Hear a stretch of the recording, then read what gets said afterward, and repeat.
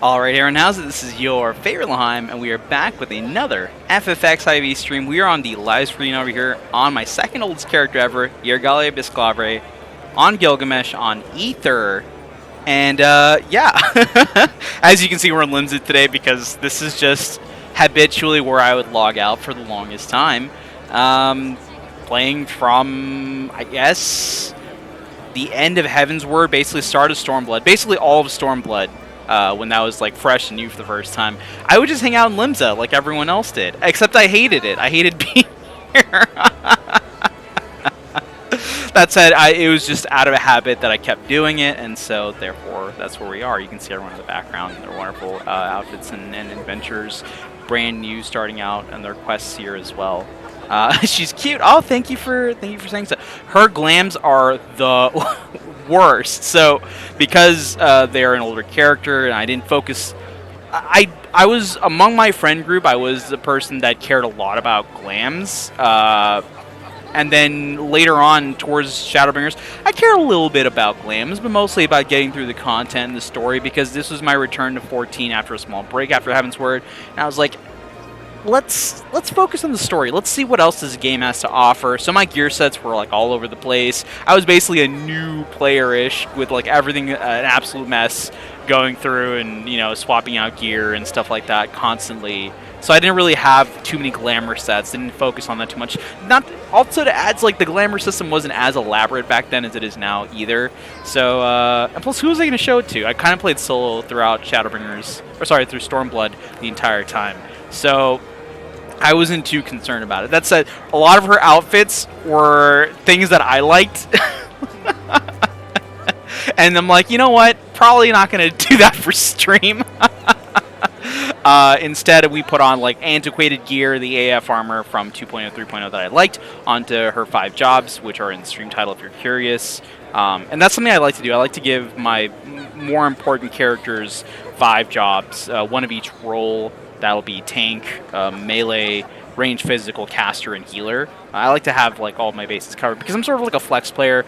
I fill slots, you know, whatever's missing, I'll play that. I don't really have a particular preference for any single job or role, so, you know, that's why I do it like that. So I don't know actually what I'm going to play as through Shadowbringers today, but enough talking about it. Let's just do it. Let's do it already. Let's get out G pose. I actually like this shot, so I don't have too many screenshots of this character. I'm just gonna start with that. But let's get out of G pose here. I have chat sensor on, right? I do. Cool. All right. Turns out it's not as bright and beautiful here. Gosh, there are so many people. Okay, let's get to where we're supposed to go here, and that is the Circus Trench. This is the first quest where you leave off. My character is so old that I have Mordona as a favored destination, because of how often they sent us there. I wanted them discounts to go to Mordona. I was always coming here, especially because I did the whatchamacallits, the relic quests, like the animal weapons and such. Like my mount bar has chocobo on it, like actual factual chocobo on it, because I really used them. That's a little wild to me now that I think about it, because now I have like a bajillion other mounts and stuff that I could use. No, just the good old chocobo, the classic. Let's gosh, there's so many people. I am impressed with how many people are playing right now, like actively. Let's go in here. Let's start the quest. There's people literally shouting about their Twitch and stuff too. Is that something I should do? Oh, I can't do this. I can't do this as a blue mage. Not as level 50 blue mage. We'll switch to our an actual job. What should we go as? We can go paladin, monk, astrologian, red mage, or bard. We also have dragoon because we're from a dragoon free company, so we have to represent, you know, the oldest and most historied dragoon free company in all of Final Fantasy 14. But yeah, I wasn't kidding about the antiquated stuff either. Like, these are just the actual pieces of gear. The astrology one is awful, by the way. I absolutely hate it. It's so gross to me personally. I don't. If you like it, that's fine. I'm so sorry for lambasting your favorite glam or whatever. The weapon looks cool. I like that. But the outfit itself, the top is nice. The skirt is fine. I don't really like the rest of it so much. The sleeves, I don't know. It's very the headpiece. I like headpieces like this. I just don't like the way this one sits. But I wear a lot of headpieces like this, so I don't know. I don't like it so much. Hey, welcome to the stream, Chicky Lee. How are you doing today? We have Red Mage, of course. The classic Red Mage. The Red Magiest of Red Mage looks. We have Bard. I went with the Aoidos because I didn't like the Stormblood one. I did like this one a lot more because it's got the boots, it's got the shorts, with the, like half shorts, half pants. It's got the turban. I like it all. It's very nice. It's very bardy, very minstrelly. I like it. I'm reading a book, so I'll mostly be lurking tonight. No worries. Enjoy the book. I am happy to be the background noise to your life. That is actually one of my goals here in the channel. Is like, if nothing else, if at the very least, I'd love to be background noise for folks. Let's do it on Paladin. What I'm thinking is queue times. That's my main focus. Queue times. As you're going through the story, you're going to want to get through queues quicker, and the fastest is healer, obviously. I kind of don't feel like healing, especially not when I look like this. Come on. I'm not going to heal looking like this. I'm only switching to this because I'm in here and no one else can see me. Except for the people in stream, of course. I'd make good money as an ASM artist. Ooh, I never heard them call that before, but I really like it, and I'd do some ASMR, maybe. Some nice, friendly ASMR, maybe like ASMR.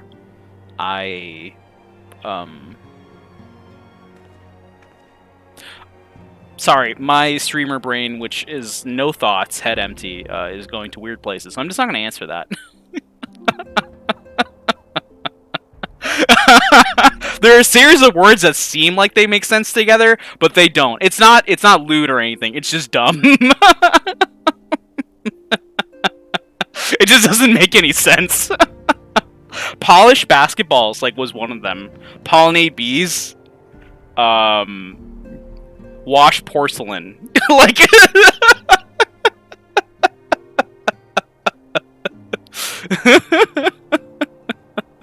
Chisel wood. Like... These are words. I don't think these are things that make sense or people want to listen to. But if you do want to hear me pollinate bees, whatever that means, let me know, I guess, and then explain to me what that means, because I won't be able to do it otherwise. We have one of my favorite couples in here, I think. Where are they? Where are they? I see one of them. Where's... Oh, there they are. Hori Boulder and Coltonet. I love them together so much. Okay, let's do this. Let's talk to Tataru. The Circus Trench. Tataru is listening to share what appears to be good news. We're going to find out what it is. You had 10-minute tank queues last night for Expert Roulette? Dang. Alright. Good news here, Galia. We've had a stroke of luck in our search for that beacon. Apparently our colleagues have stumbled across a hidden path leading down into the hollows of the base of the Crystal Tower. Oh, dang. A path I doubt we'd ever have found had the Ironworks and Sons not added their numbers to the party. Thanks to them, we have eager eyes aplenty down there, checking under rocks and peering into every nook and cranny. Still, it sounds like there's a lot of ground to cover. Then we'd better go and give them a hand, yeah.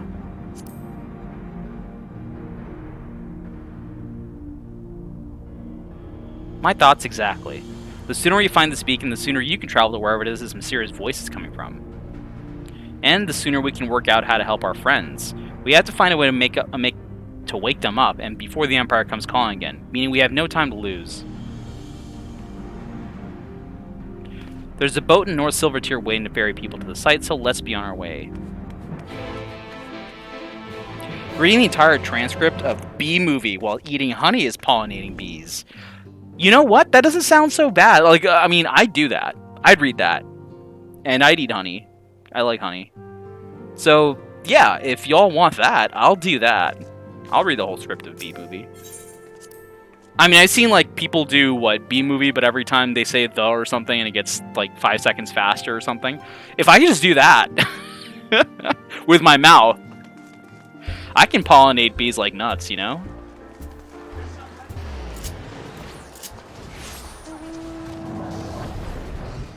It's gonna hop on my darg in here. Now, I'm wondering, do people actually want to watch me read the in-between stuff? I do that all the time, by the way. I do it every single time. I read all the in-between stuff. Maybe people are tired of it. I do it a lot on the stream because I do the story stuff a lot.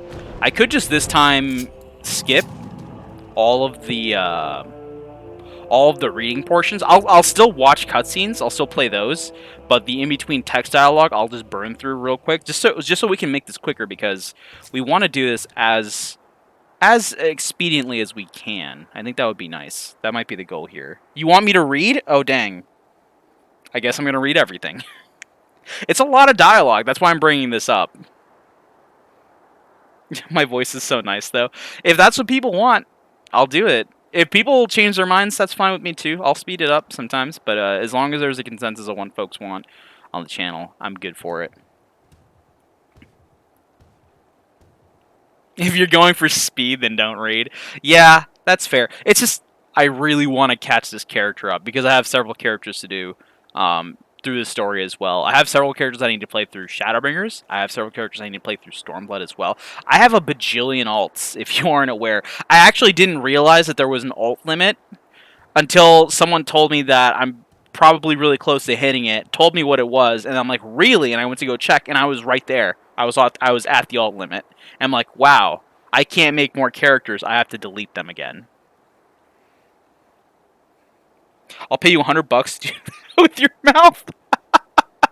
Speed up or eat honey. Yeah, I have a lot of alts, and they're not just all baby alts either. There's some that are quite far in the story. Heading to the survey site, madam. I might not do voices. I don't know. I always slip into voices. We'll see how I feel. We'll do things chill. We'll chill this time. We'll go fast, but we'll go chill. If you can speed up while eating honey, I'll pay you $200. Dang. I might be able to. Apparently, I don't know the difference between viscous and whatever the opposite of viscous is. Fluid? I don't know. So, because my lack of knowledge, I may be able to accomplish it. Heading to... Yeah, I already read this. See, I'm big dumb. I'm going to drink some more water, though. If I'm going to be reading, I'm going to drink water. Oh, Colton and Hoary Boulder are down here. Heck yeah.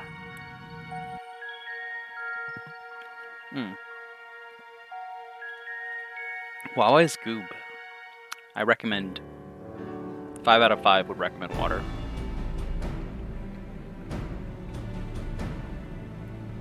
Actually 4 out of 5. I don't really like the taste. It could use a little bit more, you know, I don't know, something. Water could use a little bit more. Look how many people there are. There's so many, Tataru. There's like 8. Get to it then. Pick up anything that seems the least bit device-like. Time to be super self-deprecating. And just be like, look how many people there are, and then like the viewer count for the stream, or like number of followers on Twitter. I'm happy with the amount that I have, so it works out.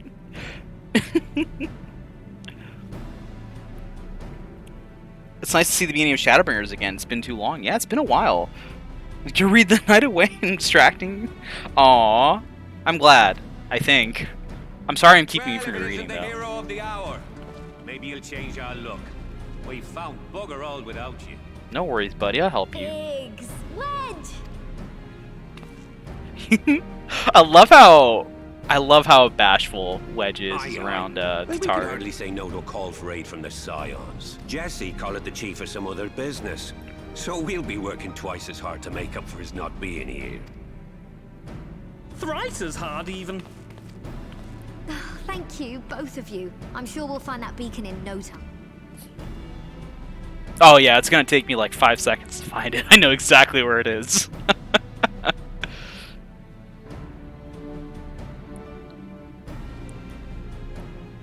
Any luck, fellas? I'm No? not seeing anything out here.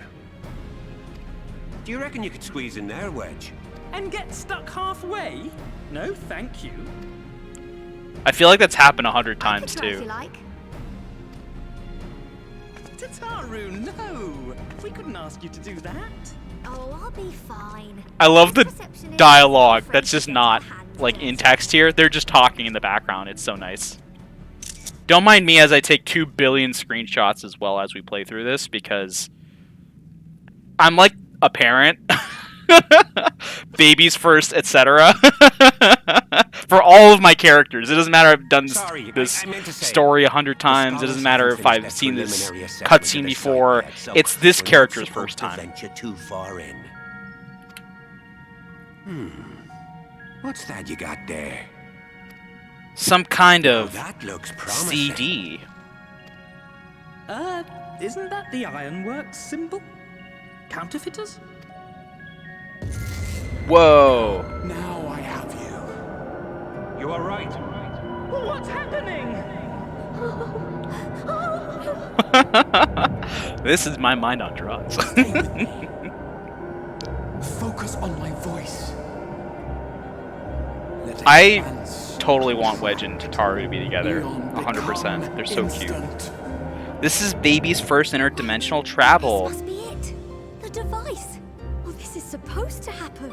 Thank you, Tataru. You're the one who Throw gets wide me. the gates that we may pass. Oh, safe journey, warrior of light. Find our friends and bring them home.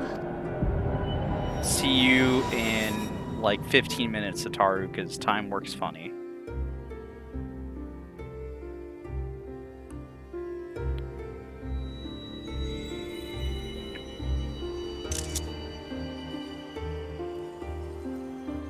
Oh, I should probably like add an AMA tag to the stream. Because honestly, I've seen all this before. You can ask me whatever during the stream.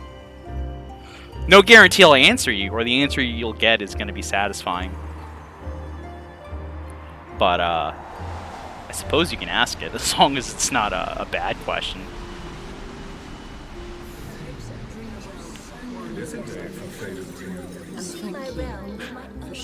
This is me in my head, replaying cutscenes I've seen so many times. Do not look at me so. That one hurts. That one hurts a lot. There's no freedom in that. This is one battle you cannot fight. Away with you. We did everything right. Everything that was asked of us, and still it came to this. Wait, come back! I'll never see them again. When I saw that happen for the first time, like the part, I'm like, that's straight up from .hack. And I started freaking out because whenever that happens in .hack, you're in trouble. This is the stream where I talk about not Yu-Gi-Oh!, not Genshin Impact, but .hack sign and .hack universe. Minfilia, please come back to me. I love you so much. I'm like your only fan. I'm your only fan.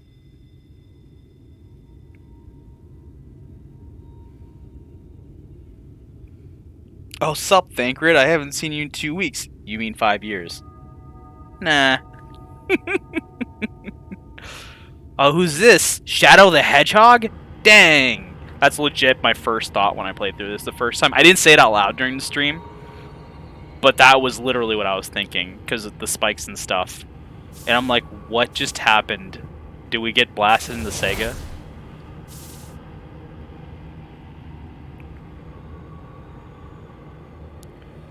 Minfilia is hardcore one of your least favorite NPCs in the whole game. I'm so... You know, that's fine. Because more Minfilia for me. I really love Minfilia. I'm one of... I really do. I really love Minfilia so much. I just wish that she wasn't handled so badly.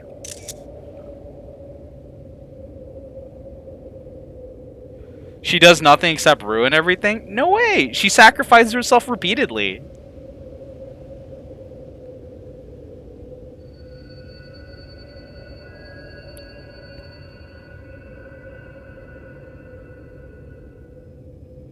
It's like endless dreams I awake.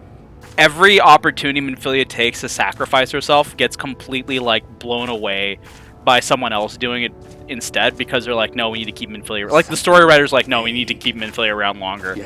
Honestly, if they had no intervention, Minfilia would have already been dead by the time our players got to the Waking Sands, because that's how she is. She's ready to go. She's ready to give herself for the noble cause. And they just don't let her.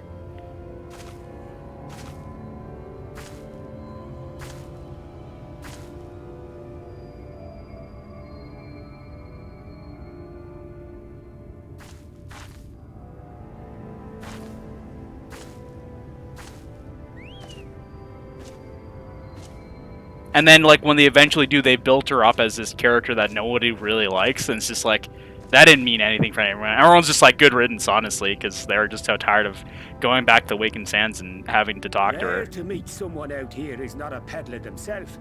What brings you into the wilds this time of night? Haha, night? That's really funny, dude. What are you smoking? Can I have some?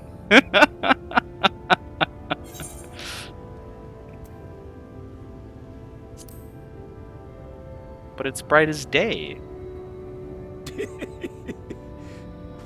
Well, if it ain't the oldest joke in the book. Me granddad, God's rest his soul, used to tell that one to the barman at kicking out time. What? Like, that's just my favorite reaction. Like, what? And when, pray tell, did we last have a dark night? You rotten old drunk, yet he'd reply.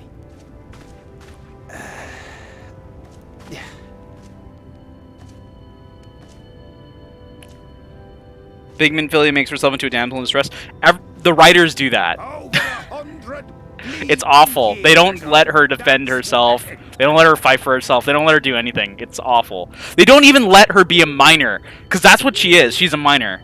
She mines things. She goes out, she gets minerals. They don't even let her do that. It's awful. I hate it so much. You got that look down to a T. I'd almost think you meant it. Ah, got to you, did they? Poor beggar. That explains it then. I like his big ring. It's such a huge ring.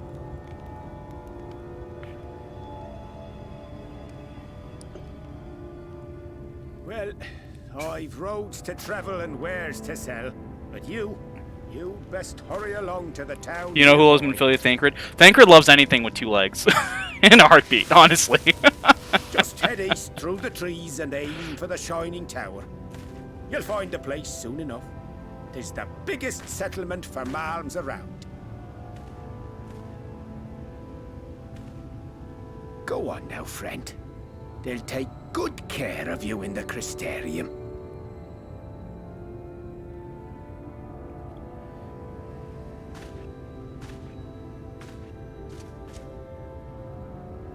This is hands down one of my top 3 video game openings I ever played. Yeah, this is an incredible opening. Honestly. The song starts playing, and it's just like, my god.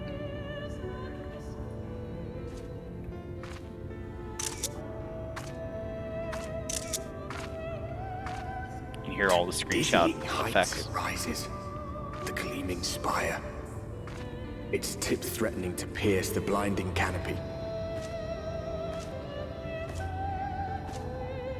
There, it will all begin anew. Between dark and light. The pure and the corrupt. The one true struggle. Yeah, I tremendously dislike Thancred as well. Until he redeems himself in Shadowbringers. I don't like him. And he doesn't redeem himself, for me at least, until his bout with Ranjit to the death.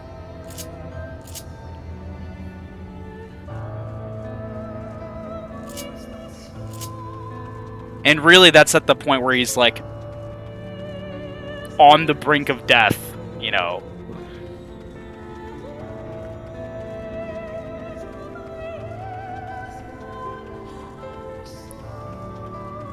Like, it takes that much for him to get anywhere.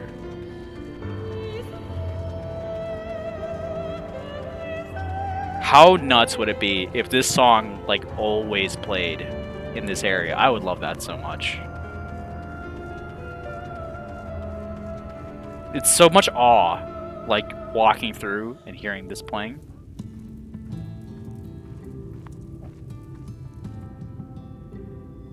Halt!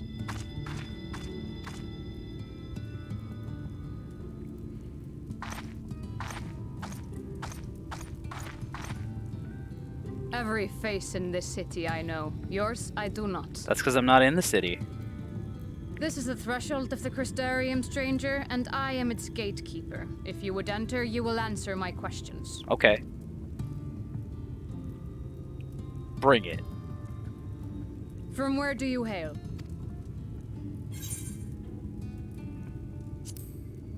I'm gonna say Ul'dah. Do you take me for a fool? No such place exists. Had you given me an honest answer, I would not have barred your way. We care little here for a person's place of origin, but instead, you chose concealment. And I will not suffer you to pop. So you're gonna kill JK.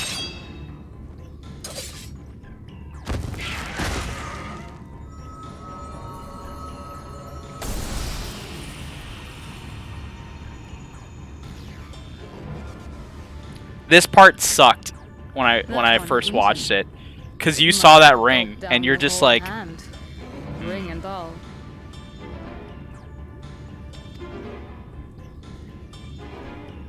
you just saw this ring. Poor buddy. Poor buddy. Oh gosh. Now I'm hoping when they said the whole hand, it just means the hand. I hope they got away. Here he comes. Everything all right, Captain? He's got his little sandals on. Quite all right, my lord. Just a stray sin eater, and a weak one at that. I see. Weak or not, we should be on the lookout for more.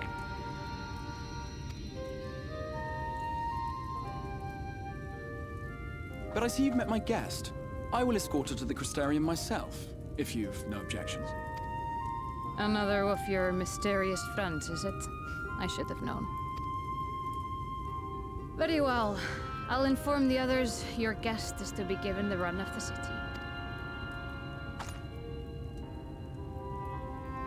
Pray forgive my less than cordial welcome. May the rest of your stay with us be a pleasant one. No worries, thanks.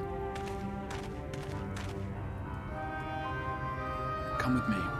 I will answer whatever questions you have when we are somewhere more private. Okay. First things first, where's the nearest KFC? That's what I want to know, because I'm hungry.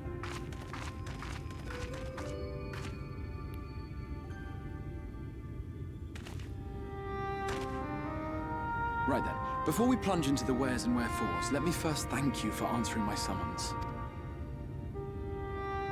Oh, yeah, you're welcome. I had intended to bring you directly to my personal quarters, but I fear my aim was slightly off. That you are still able to make the crossing unharmed is a great relief. And so, we come to the question of where. The realm in which you now find yourself belongs to one of the 13 reflections, or shards. The first, to be precise, even if its inhabitants are largely oblivious to the fact. As to wherefore, having been awarded the rather grandiose title of Crystal Exarch, I, in my capacity as caretaker of the Crystarium, thought to seek the aid of you and your companions.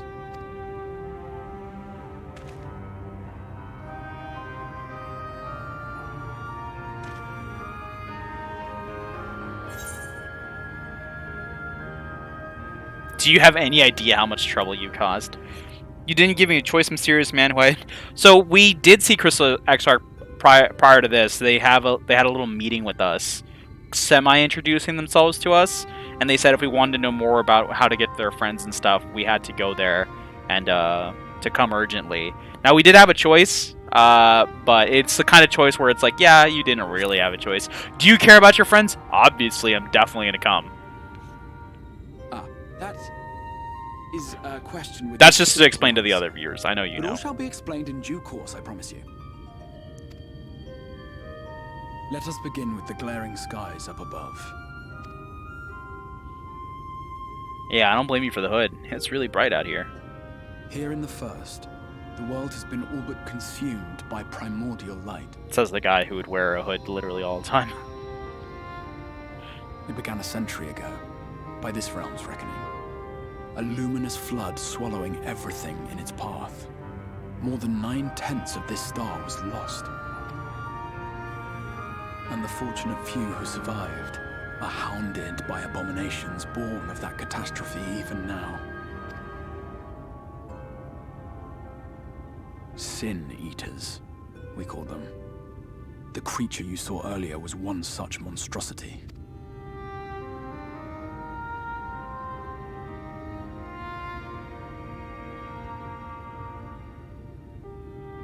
It was to save the first from this menace that I learned to bridge the rift between worlds. That I might call upon the aid of the...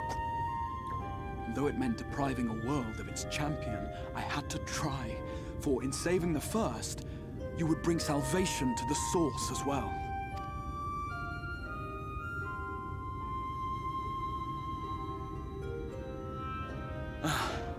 But what manner of host harangues his guests in the middle of the road? Let us continue our talk within the Crystarium. Yeah. Buy me lunch first. I'm still hungry.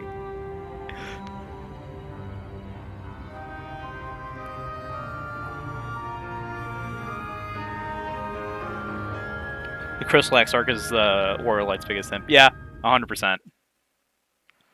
When you're done with the stream, can we talk about hating Thancred? I have a feeling that you might hate Thancred even more than I do, which is a lot. I hate a very specific Thancred, which is a very large portion of his life.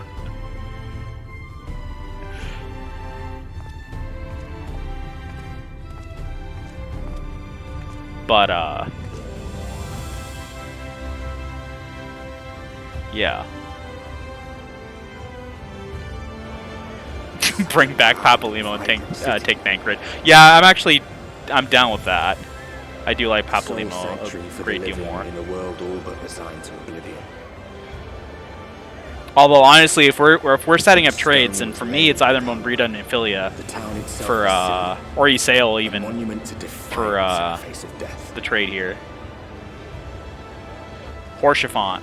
No would-be hero could fail to answer its There's a lot of characters. There's a lot of Who characters. among us does not yearn for salvation?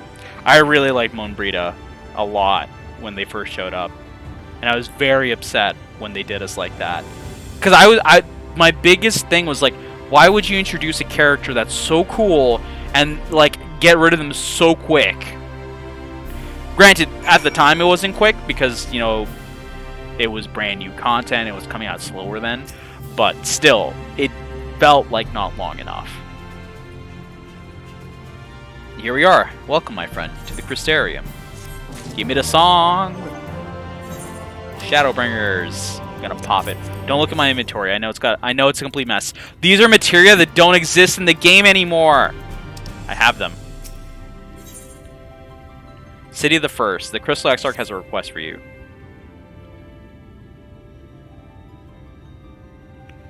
Now, a full and frank discussion in the privacy of my study would seem to be in order. But I think our conversation would be more meaningful were you to gain a firmer grasp of the situation here. To that end, I would like you to visit a few of the Crystarium civic leaders and glean something of this world from its predicament. I'm trying to, like, out of the corner of my eye, look at chat. It's just everyone going, what? As you can see, this path will take you directly to the Aetheryte, a convenience with which I am sure you are only too familiar.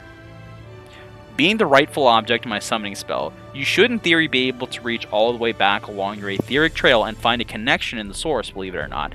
If I was a rich boy... No. Okay, so, if I were, right, if I had all the money in the world, I would get one of these, like an Aetheryte like this, and put it in my house. Like, this is the foyer. This is the Aetheryte. Why do I have one? I don't know. It's cool. It creates lighting. I don't know. It's sick. It's a big old rock. It's a huge crystal. Why wouldn't I want that? It's so dumb. Being the rightful object of my summoning spell, you should in theory be calling me an object, bro. You should be able to reach all the way back along your etheric trail and find out. Yeah, I already read this. I strongly suggest you complete this tomb before venturing any further. After you have done so, walk up the steps next to the Aetheryte and head out to the left to arrive in the Crystalline Mean. This is where you'll find our collective crafters and gatherers, I don't care about those, as well as the spokeswoman Catelys, one of the people I would like you to meet. Down there is Morin. To reach him in his Cabinet of Curiosity, you'll want to avoid the aforementioned steps, take the exit on the left and simply continue straight along and down until you come to the large doors at the end of the path.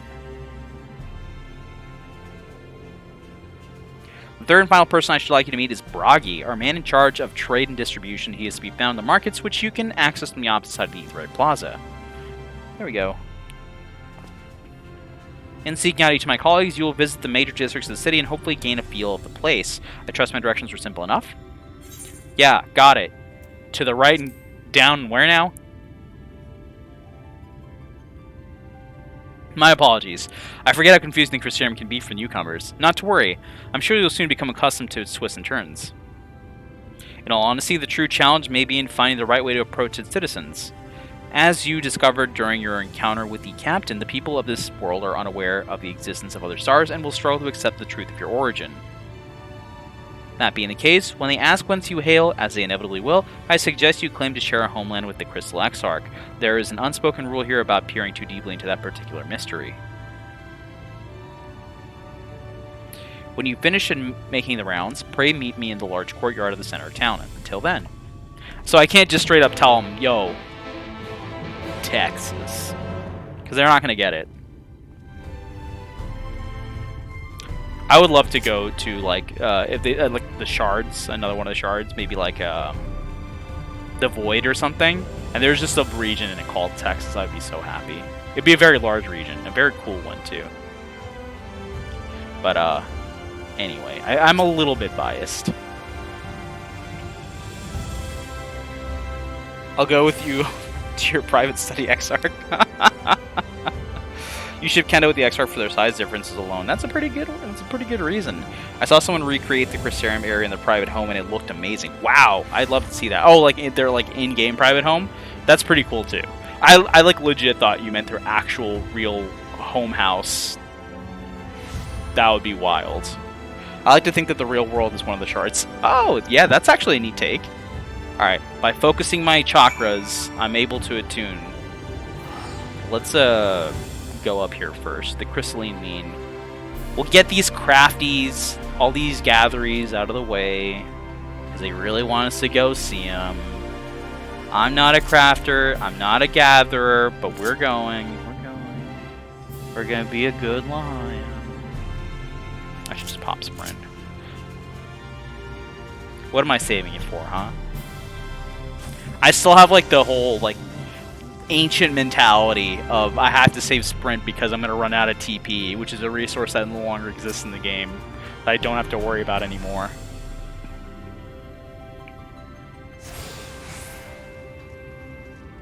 Alright, let's go talk to Catelys over here. Hey Catelys. Teach me. Each time I go back to my book, you say something I want to respond to. Perfect. I love these purple trees. Why can't IRL trees be this purple? Rare to see a place so well stocked with goods, isn't it? Catelys has such pretty eyes. I'm going to guess you're new to our fair city. You bet I am. Well, for what it's worth, you've chosen to find sanctuary. The Exarch can throw up a barrier if the Signatures come knocking, so it's a damn sight safer here than it is out there. Safer and more civilized, too, thanks to us in the Mean. We work together to procure materials and resources and craft the goods which make city life possible. This is a place you want to visit if you need a coat mended or a kettle forged. I gotta say, though, to be honest, as much as I'm, like, dumping on them, the folks of the Crystalline Mean are wild. Like, they're going out there where the Sin Eaters are to get logs and stuff, to get sticks, to, like, get rocks, clay. Like, what are they? They're getting all this stuff out there. There's monsters out there.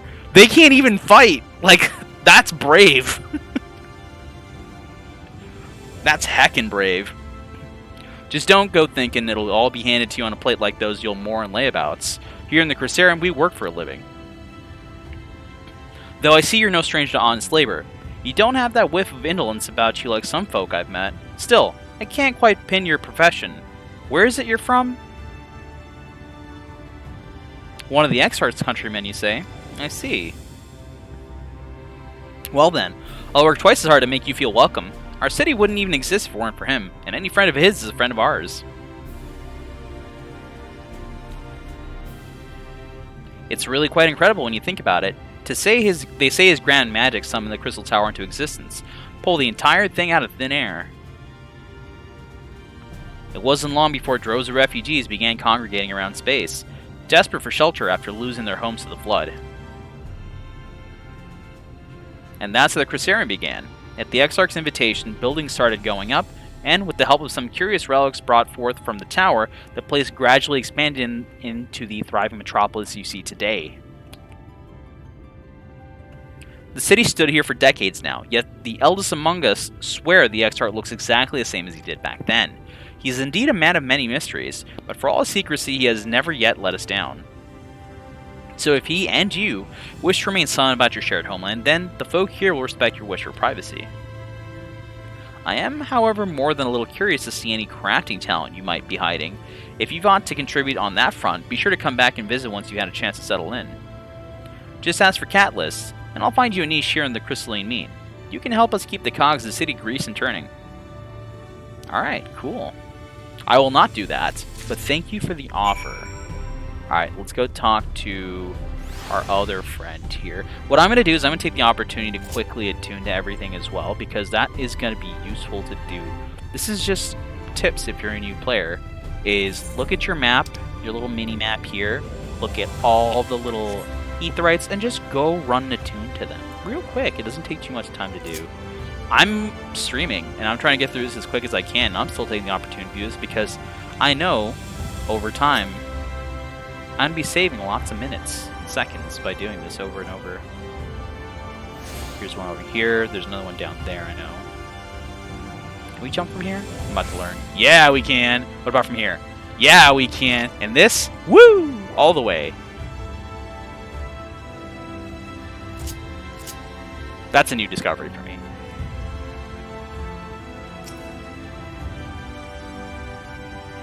Gonna do this. Since I'm going this direction, I don't know why I said this twice. Since I'm going this direction, I might as well talk to Bragi first, because there's two aetherytes over here in this direction. We have the pendants and the Musica Universalis markets. Sprint.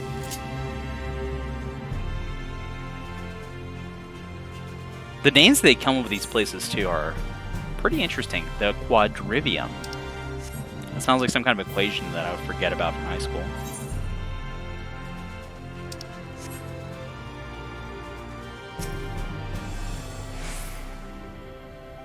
Which is to say, I have done that to all of them. I don't remember any equations. All I remember is PEMDAS, and that's it. Which, I feel like that's all I need, right? When else they're gonna need me to, like, do geometrics and trigonometrics, right? Algebraics. I don't need that stuff. What am I doing? Landscaping? I'm not that good. Texas Jack, yo! Friend.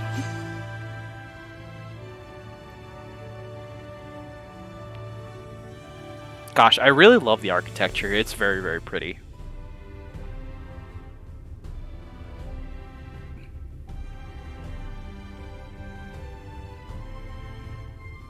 New to the city, friend. The spinning head and wide eyes gives you away. Oh, hello. Welcome, my name is Bragi, and I'm the master of these markets. They gave the district another official title, but I'm not in the habit of using it. Too florid by half. In any case, our merchants stock a range of equipment for humans such as yourself, so finding something in your size shouldn't be a problem. I'm sorry, did you just say Humes? Actually, I'm a here? Yeah, did you say Humes? Might have misheard you. Is something wrong? No, it's cool. I just ain't used to it. Oh, I see. Let's see if we can straighten this out. See those two in front of us? The shorter one is a Hume, like you. And the taller one is an elf. Elf. That sturdy individual over there is a Galgant. Whilst the one with horns is a Drawn. And then you have the large scaly champs with long tails and a knack for raising livestock. Those would be the Zun.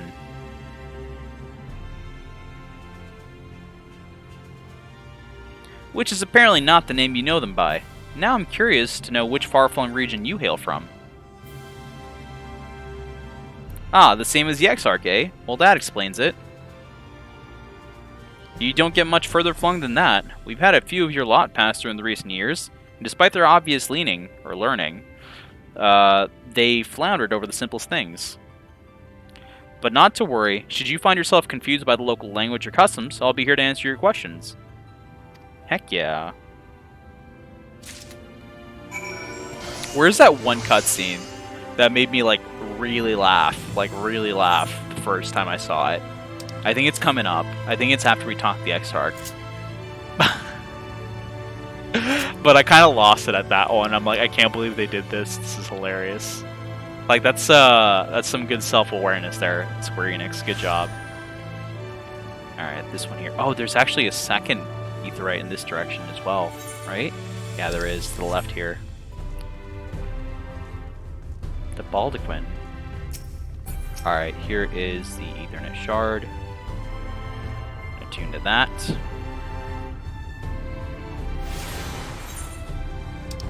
And this way. For the, one for the, what is it called again? The library? The Cabinet of Curiosity. Right here in the Trivium. The Trivium is really pretty too. This is like a whole botanical area they have. Kind of like a greenhouse. It's very nice to see. Very pretty. Everything here is so pretty. Whispering Gallery. Look at all those papers. It'd be a shame if someone bumped on that table and knocked him over.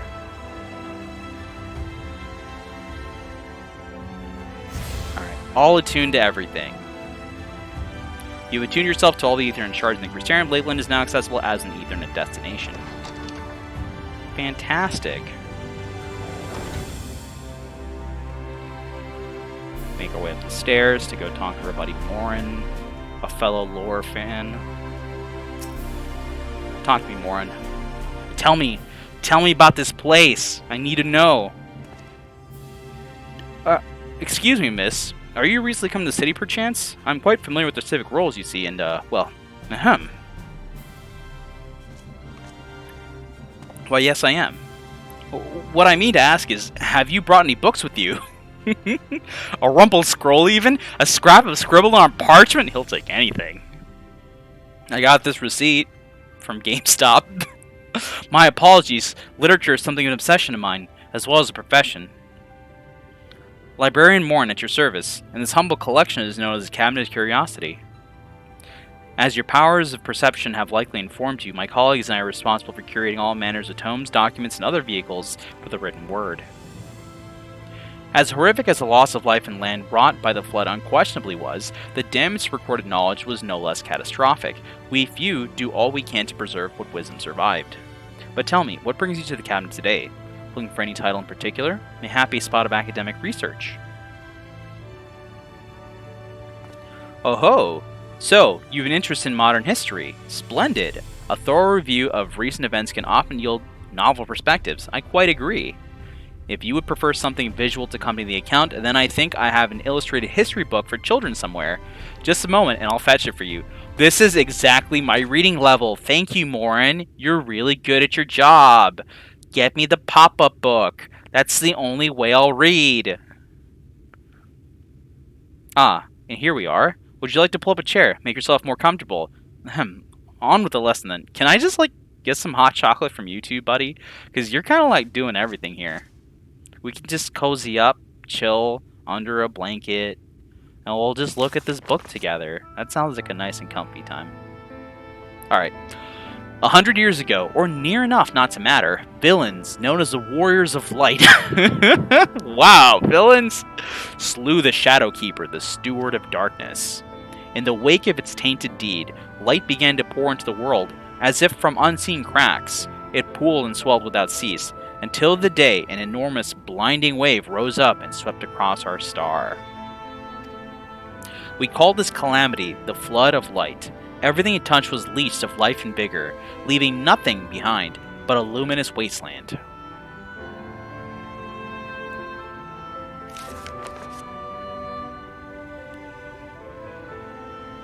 Yet just when it seemed that all would be lost, Best Girl appeared before us, the Oracle of Light. She stood twixt us and approaching doom, and by her power did she stay the flood. Thus was Norvrent, and Norvrent alone spared the fate of erasure.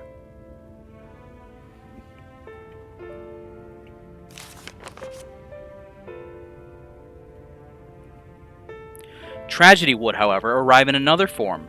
From the blasted emptiness descended horrors of strange and terrible aspect to bedevil the few folk who survived. These Sin-Eaters were light incarnate, and their fulgent presence stole the night from Northern sky. Fulgent? Fulgent? Even now, they circle the remaining bastions of civilization, ever on the hunt for us, ever hungering for our flesh.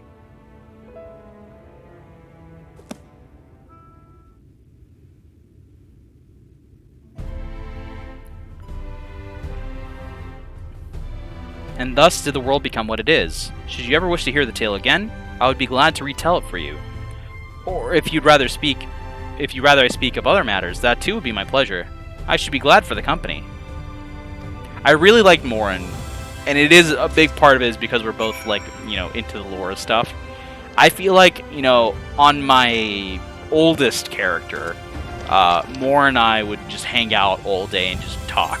Like, we'd meet up in the morning and be like, hey buddy, you busy today? And he's like, no, not really, it's the usual. And I'd be like, cool, let's meet up and let's talk about stories. And we'd just be there for hours, and it would be very nice. I like Morin. Anyway, Crystal X Heart. But don't think I like books. I don't. That's where you're wrong. Well, how did you fare? Did my colleagues help you form a clearer picture of this world and its people? Yeah, I got these. These are the notes I took. I made little pictures because I didn't really know what they were saying. Yes, it seems you were treated to most thorough introduction. I understand it was something of a chore, but 'twas necessary that you grasp these things before you proceed. As for the Crystal Tower's origin, you may have noted that details were sparse. The structure is, in fact, the selfsame one you know from the source, transported to the first in its entirety. It was my first attempt at breaching the boundaries between worlds, something of a trial run for your eventual crossing, and although I do not know which era I tore it from, I do know that its arrival served to set the wheels of fate in motion. So that's pretty interesting, because he summoned it. It could be from any point in time. That's wild. Alright. The Travelers of Norbrent. The Crystal Exarch is finally ready to discuss the matters of your comrades' whereabouts. I'd like to know where my friends are, please. That's why I'm here. You've done as I requested and learned something of the world in which you find yourself. Now it's time I fulfilled my half of the bargain and explained what has befallen your comrades. Yes, that would be very nice, thank you. That is a conversation I would rather have in the privacy of my quarters, however. I must go on ahead to the tower and organize a few things, but I shall see that the guard knows to admit you. He's going to put away all his loot stuff, so I don't see it. He's going to put it under the bed. You think I don't... You don't think I'm going to check there? I know it's there down there, buddy. You're hiding it. I know. Tower's gate lies open then, just like that. Then Grahatia is... I'm going to say this, but I'm always disappointed by this answer. Always disappointed. I'm not familiar with the name. Is there something is there something I should know? Like, you're gonna lie to me straight up to my face, buddy? Come on. Come on. I would just go ahead, like, if I knew this, and it's pretty, like, easy to tell, but if I knew then, I would just be like, G'raha Tia is, like, the coolest, most swellest, most hippest fella I ever did meet, and then I get them all blushy and stuff, and I would be like, yeah, that's right. Compliment your friends. Anyway, an extraordinary tale, but I'm afraid I found no such individual residing in the tower when it passed into my care. Mayhap we can revisit that mystery another time. For now, I think it best that we focus on the present. Big stinky liar face. And yet I'm here giving you compliments. Oh, you don't know, G'raha? I pine for him daily, but alas, since he's gone...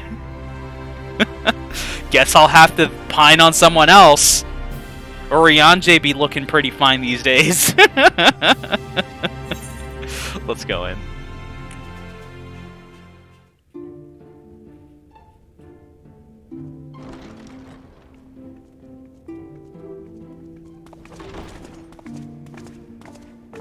Dang, dude. Sick pad.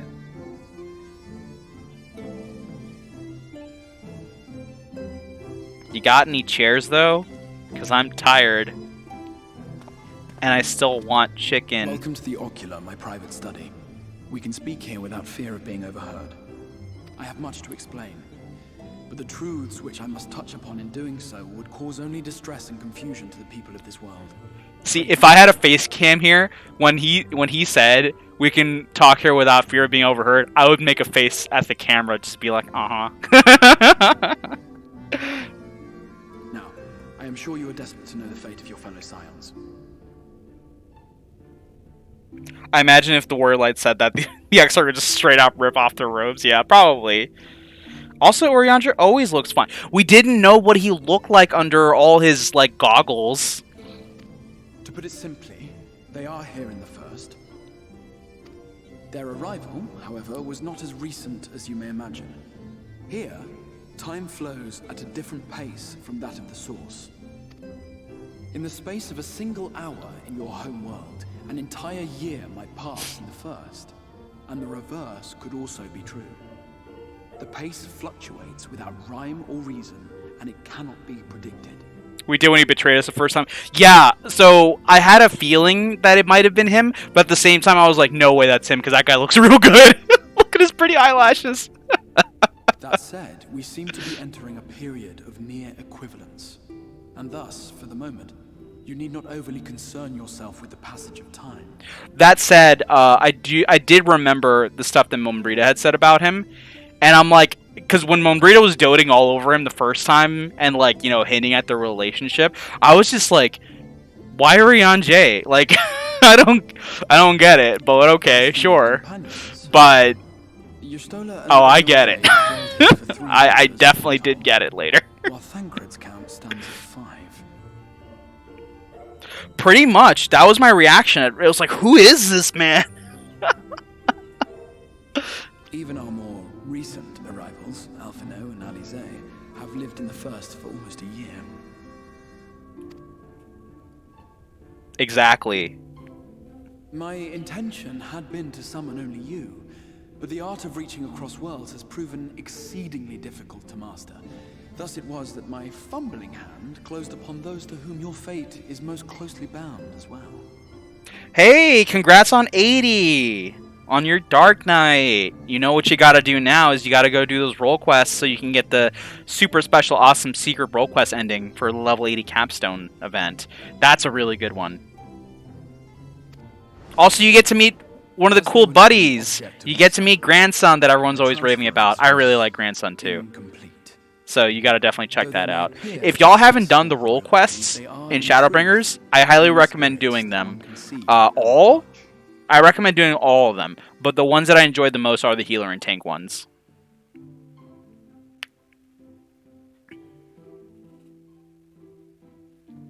The tank one was really good for the partner that you get for that one. The story itself was fine. The focus of it was fine. It wasn't super amazing to me, but the character that accompanies you on it was great.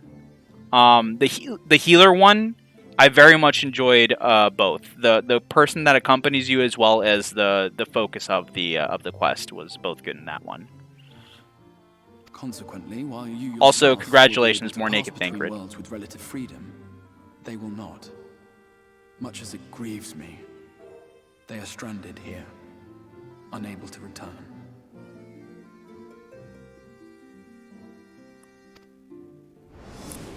The tank one is excellent, and yeah, you mean my husbando Granson? Yeah, that's who I mean.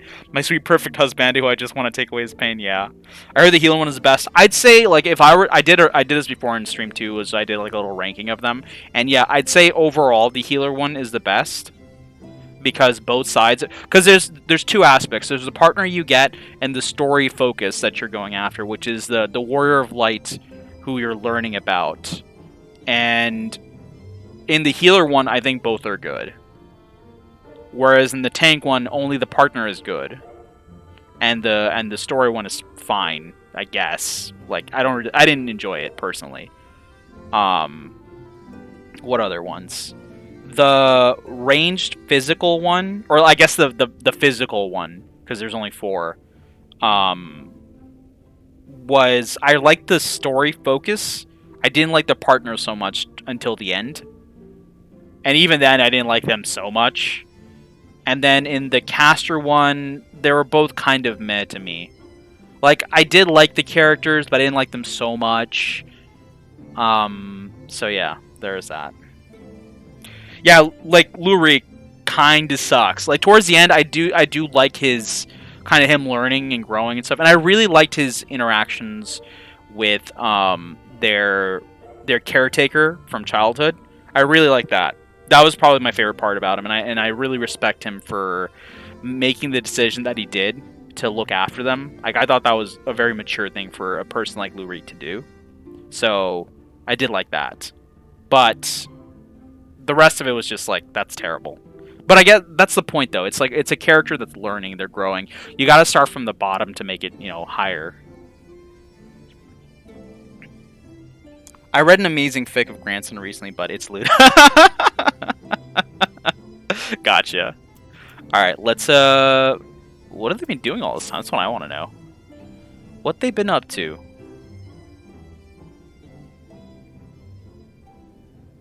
We spent every waking hour searching for a way to reverse the summoning. In the beginning, at least. As you may have surmised, however, our efforts met with little success. And then we all but abandoned the endeavor once Urianger shared with us the vision he had witnessed during his journey through the rift. In that chaotic no man's land between realms, time and space warp and blend in unexpected ways. What Urianger saw was the future. That which would one day come to pass. Of course he did. In his vision of tomorrow, the first was rejoined with the source. This collision of worlds brought about the 8th umbral calamity and the deaths of countless multitudes. Amongst those who perished, Urianger clearly saw the fall of the Scion's mightiest champion. He watched you die. Me? Impossible. And thus did the Scions embrace their exile, and began searching this world for a means to forestall the coming catastrophe in yours. Their souls are stranded in the first, yes, but they have fought on, desperate to save their home and you from destruction. Nor have their efforts been in vain, for it was they who finally established that the elimination of the Sin Eaters will indeed serve to prevent the calamity. Considering these circumstances of our meeting, you would be forgiven for doubting my version of events. And so, before all else, I would suggest you track down your comrades and hear the tale from their lips. I shall of course be happy to assist in these reunions, and you need not make any decisions regarding your involvement until you are certain of where you stand. Meanwhile, I promise I will not rest until I have found a way to help your friends return home. What say you? Have I earned your trust for the moment, at least? No. Fool. Why? How could I just say, yeah, you earned my trust? But I'm gonna say it anyway. But I'll see you keep that promise.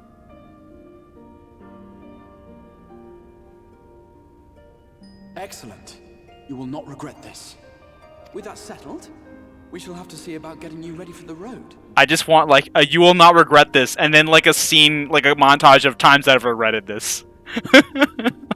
Traveling across the rift has no doubt left you weary. I will arrange for a room where you might rest in comfort. While it's being prepared, perhaps I can show you around. And trust me, there are several.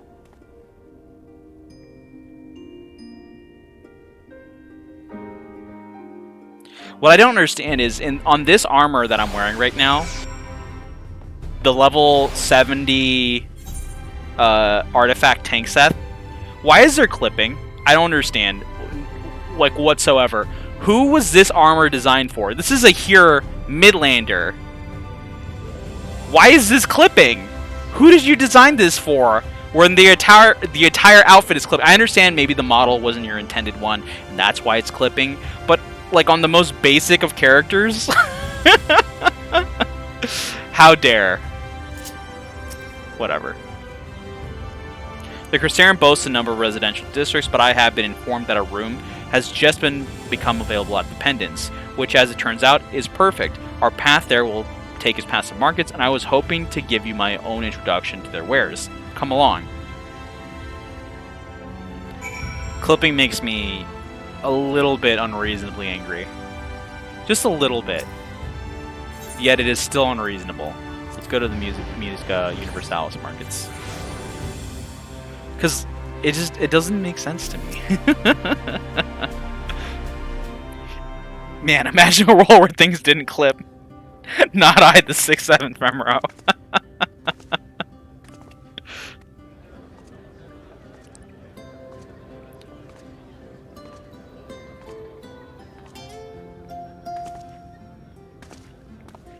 Cries in Vieira, exactly. This is the Musica Universalis, the commercial heart of the Crystarium.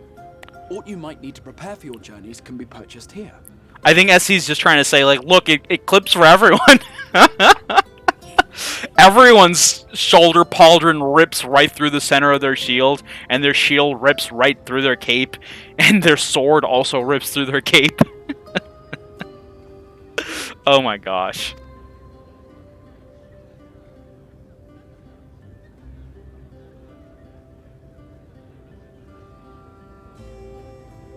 Ah, yes. You must be curious about the currency.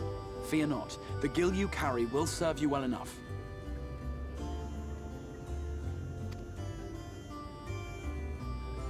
Each nation once minted its own coins, but 'twas all a jumbled mess following the flood. After much debate, the local merchants eventually elected to revert to the old ways, wherein a coin's value was decided by the worth of its metal. As for a unit of measurement, we agreed upon the term gil, a word borrowed from coins uncovered within the Crystal Tower here. And as our traders peddled their wares across the land, so too did our usage of gil become common practice. From what your stola tells me, a standard coin from the source equates to exactly 1 gil here, or near enough not to matter.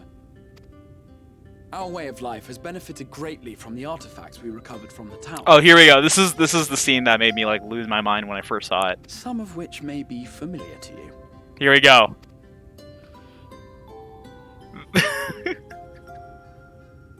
Tombstones. And then the reaction. And then this. Oh gods, no.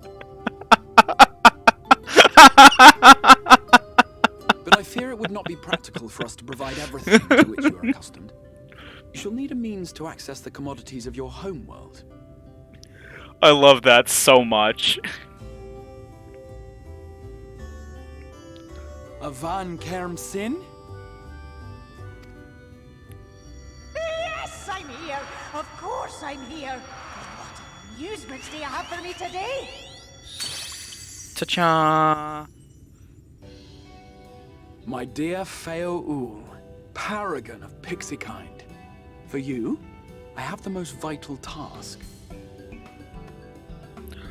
I was somewhat upset at this scene, first being introduced to the fairies of this realm and Feaul, because look at how detailed their character is. And I love Eos, I love Celine.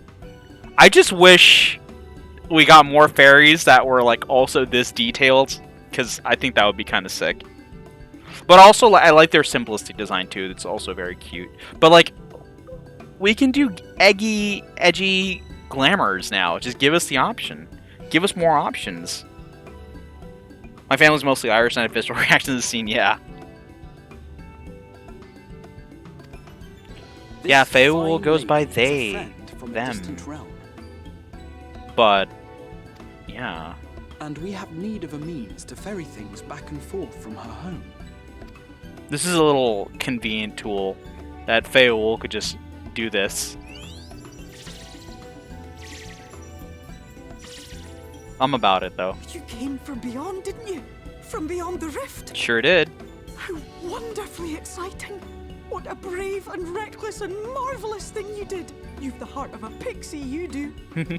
After careful consideration, I have decided to grant you my assistance. Make a pact with me and the fun can begin. Me having heard stories about the folk from birth. Yeah, don't do it. This will lead to a life of regret. That was my exact thought too. Was when I was going through the first time, I was just like, can I not? Can I opt not to do this? Because this sounds like a bad idea. Do you come with all your teeth and nails?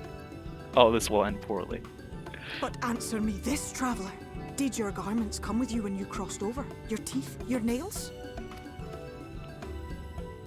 Probably. Hopefully. Just as I thought! Then you've a good stout connection with your home through which all your belongings, great and small, may easily pass. From this moment forth I will be your Isne Fis, and you my Sne Yak. Like the branch which sprouts from the sapling, our bond will flow unbroken from one to the other. Raise your hand.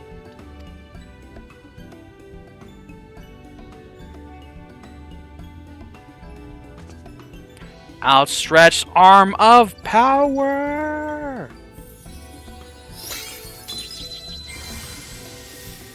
I really wish that they would change the animation for this to something else 'Tis done. by now. We are bound now, dearest sapling. I'm tired of like everything just being us sticking our arm out, and that'll be like, that's it. Come then. Make your request. Tell me your desire.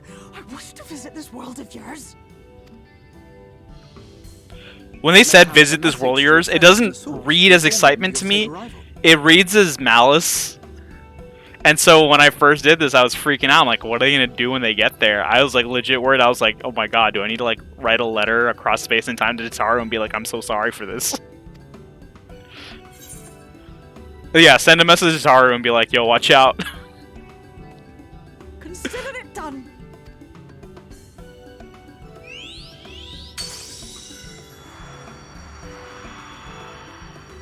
And thus As you heard, did the Eighth it was Umbral Calamity Feaul of begin. The pixies.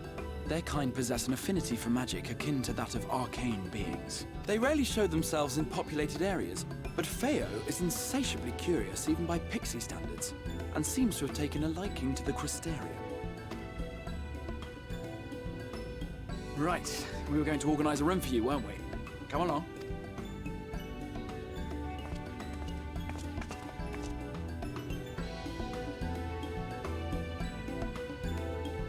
I think it would be so sweet to live in a place like a complex, like the Crystarium. It's very, very gorgeous here.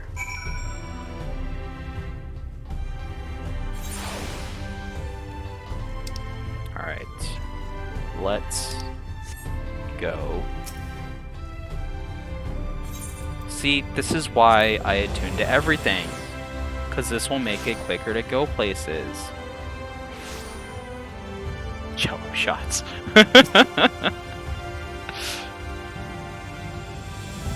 Ah, there you are. I was just finalizing the matter of your accommodation. You'll have a private room here at the Pendants for the duration of your stay, to make use of as you see fit. When you are ready to retire, the manager will show you your lodgings. Pray rest and recuperate, and we shall reconvene in the Ocular Anon. I believe that covers all the practical concerns. I want food! Thank you for answering my call, Galia. We are denied the comforting blanket at night, but may peaceful dreams attend you nonetheless. Alright, buddy. Manager of Sweets, let me in. Pleasure to meet you, miss. Yeah. My room's ready. I'ma go. Wow, check out this place. 5 stars.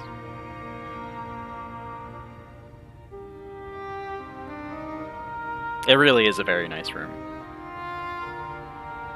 Very big, too. The only thing I'd say it's missing is like a bathing area, like a bathroom, but I guess.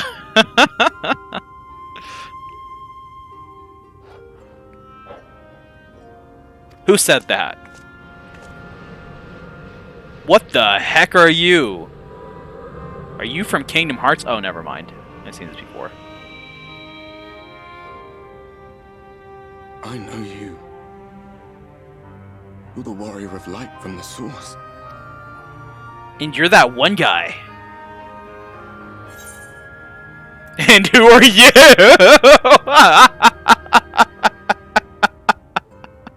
I love this. Oh, I love this so much. I'm gonna go with that. But I do like the second option so much. One day we'll play with our evil character. Did you just... You can hear me? Yeah. Oh, gods, how long has it been?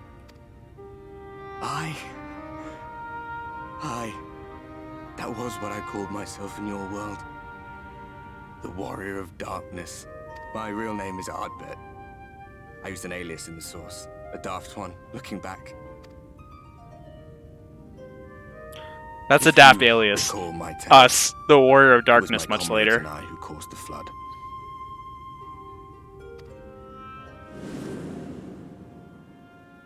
We thought our home doomed.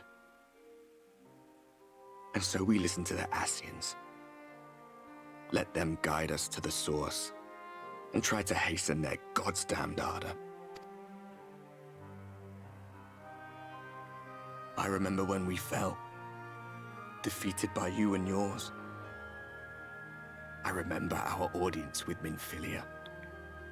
How she listened to our pleas.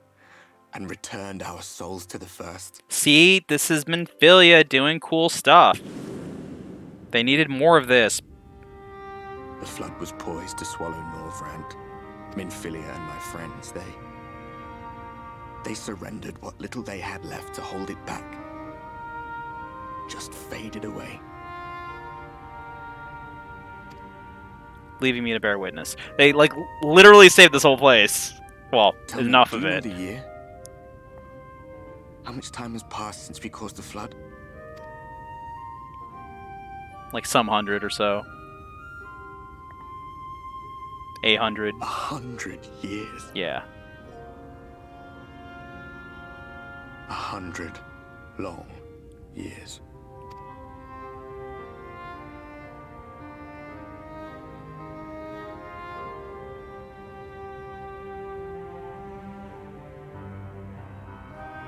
Whoa, dude, how'd you do that?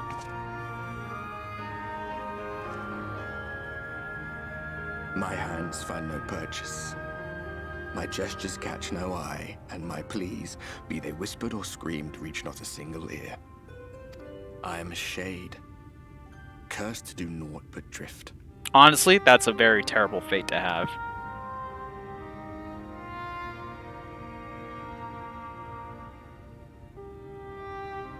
I feel as if I've been walking forever.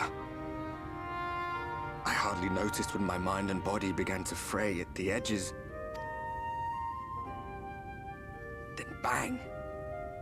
My senses were sharp again. I felt like a fish being reeled in, and before I knew it, I found myself in this room. Why is it that you can see me? What are you even doing here, come to that? I came to look for my friends. And that's about it.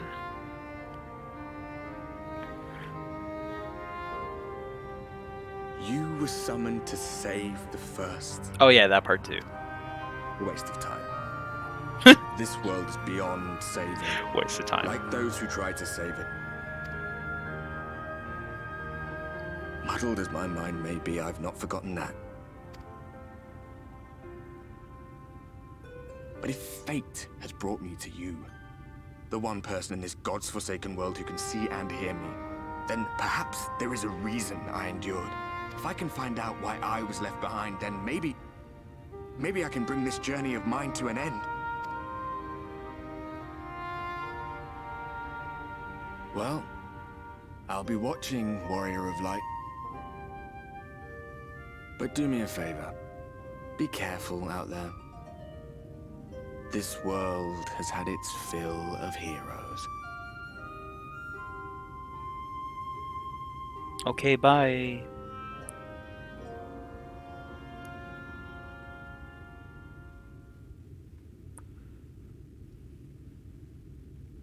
This is how I sleep, flat on my back with all of my armor on.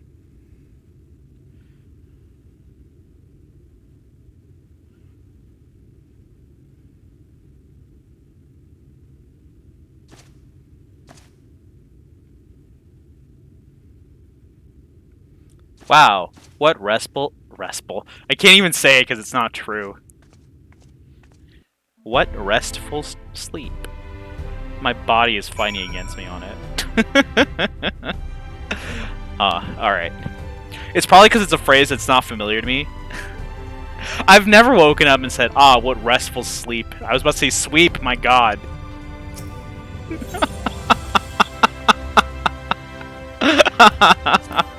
Oh, that's painful. That hurts.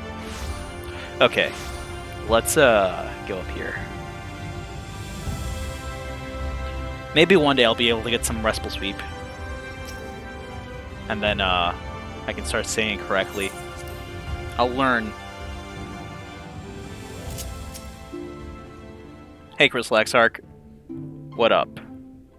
It's me. Ya boy. How did you find your new quarters? I trust you were able to rest? Yeah, I was able to rest so much. I had a guilty visitor. You got hauntings going on here. You gotta do something about it. I was not aware the room was haunted. And you were rather tired. Well, should you receive another visitation, be sure to let me know. Wow, now you're telling me I'm seeing things? Jeez. Now, let us return to the subject of the Scion's whereabouts. I don't trust this man. See, he could have just pulled out a gun right there, and I wouldn't have known. Oh, that's a cool map. Looks kind of familiar. The only area to be spared the flood of light.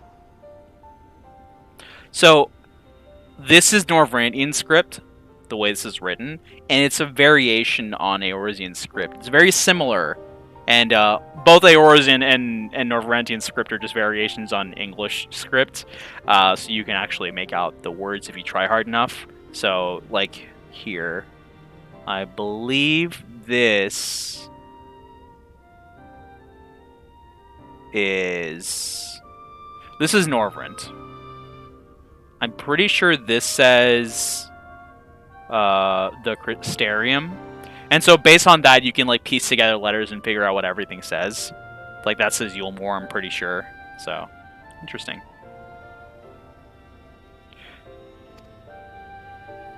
I also just know these places, so it's kind of unfair. In the region known as Lakeland.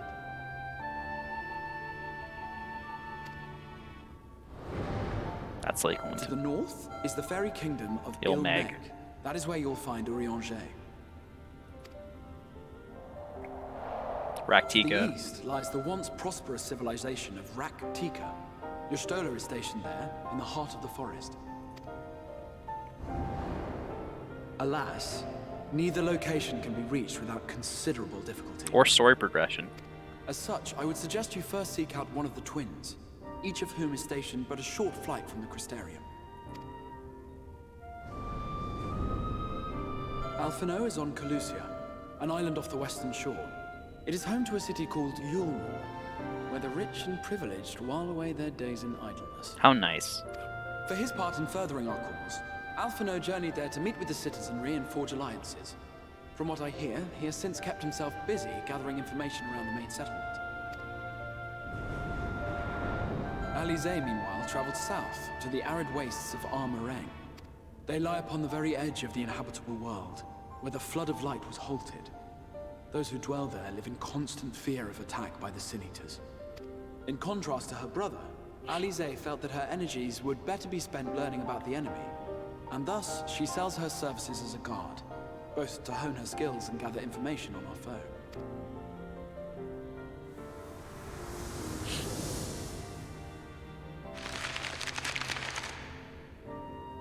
I really like that they have two different Will it be approaches to Calicia things. or They're Armorang? contrasting. It matters not which you choose to visit first. Simply inform me once you have made your decision, and I will see to it that you are provided with a suitable mount. What's wrong with my company, Chocobo? Ah, but you must be wondering about Thancred. No. He has taken up with a new companion. Of course he has. And is presently engaged as a wandering hunter of Sin Eaters. Being ever on the move, his whereabouts are often difficult to ascertain, but I am certain your paths will cross ere long.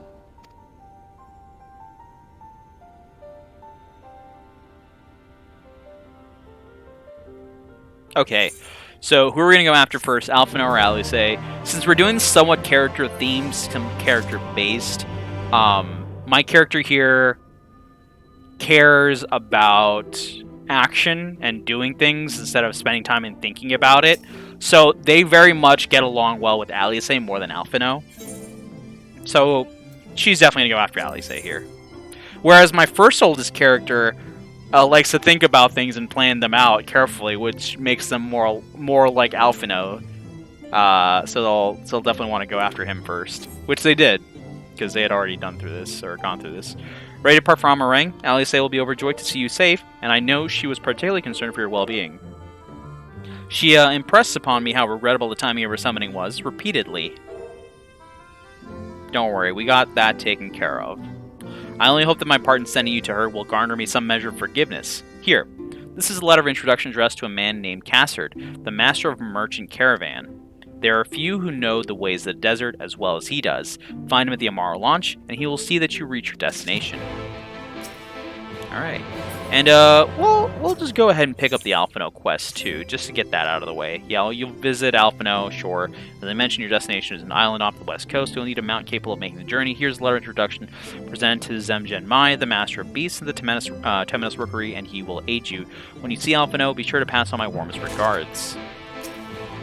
His, relationship with Alphino is, significantly better than it is with, Alice. Which is to say, like, Alphino actually got here first, so I suppose they had more time to, like... Alphino's like, this was most inappropriate, and he was like, yeah, I know, I'm so sorry. Okay, fine. What do I do? Whereas Alice shows up, and she's like, how? Like, grabs his collar. How dare you? Do you have any idea what I was about to? Alright, so we're going to the Amaro launch. This is to go to Armorang.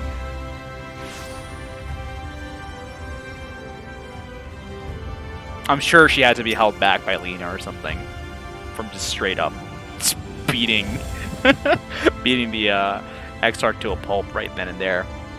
If you come looking for work, I might have a spot for another guard. Oh, no, I got a letter. I mean, I'll do that, but, like, here, check it. Oh, a friend of the Exarch. Hoping to meet someone in Armorang, are you? Then I shall be your guide. I was about to set off for our outpost there, as a matter of fact, so we can leave right away, assuming you have everything you need. Yeah, buddy, let's go. I'm ready now. Take me.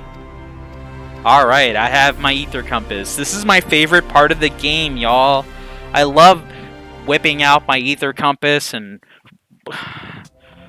fumbling across the map, looking for wind currents that I can poke. From this So past that one day I could fly. once rose.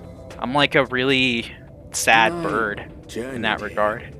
Long ago, I spoke with a sun-weathered elder.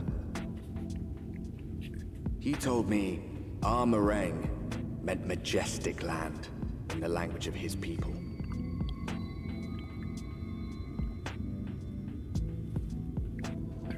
It's still kind of majestic. So it might still be. Yeah. Were it not for the light's unrelenting onslaught. Right.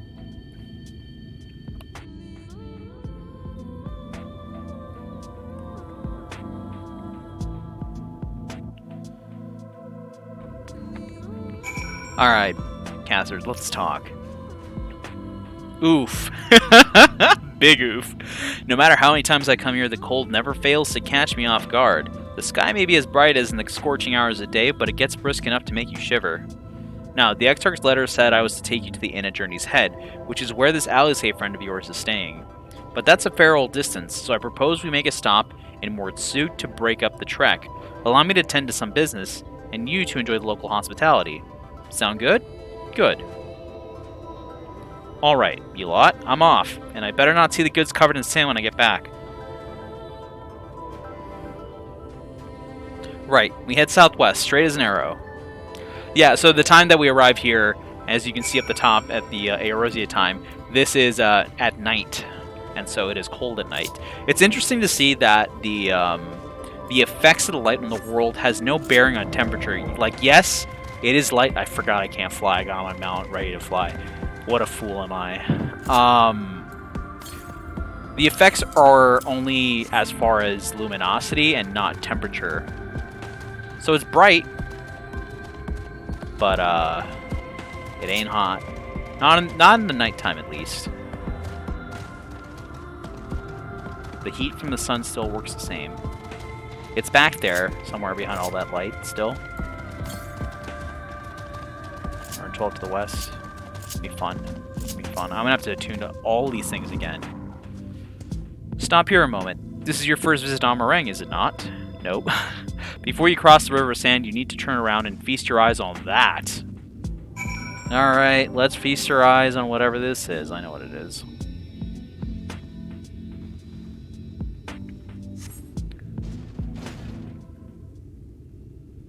I have to say, though, it is quite an amazing sight to see how far this place has sunken into the sand. They built them big, didn't they? That's Qasr Sharl, a fortress meant to protect the northern reaches of Nabatharang. Seeing what was left behind, I believe it was when they say that it was once one of the Norvryn's... I believe it when they say it was one of the Norvryn's mightiest nations. At least until the flood came along. Great chunks of Nabatharang's lands were lost to the light, its great city included. The few who survived didn't see much point in staying. Most of them, anyway. No, not many choose to come here these days. Not with everything in ruins. Even that hulking great fortress has become little more than a Namara roost for me and my caravan. But not everywhere is as deserted as this place. Just wait until you see Mortsut. Let's press on, shall we?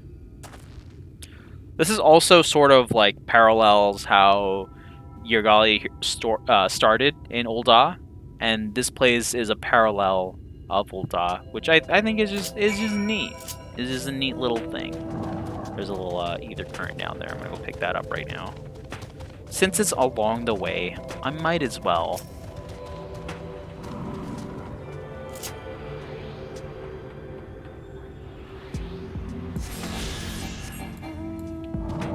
Gosh, when I push buttons too fast.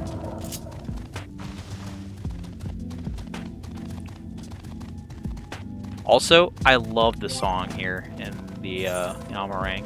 It's a nice one. Let's see. I do have squadron battle manuals, so that's good.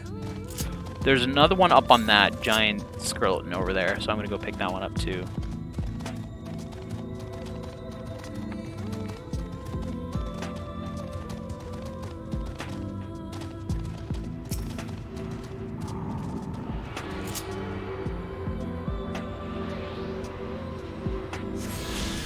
Also, I suppose I could flex a little bit and just whip this out.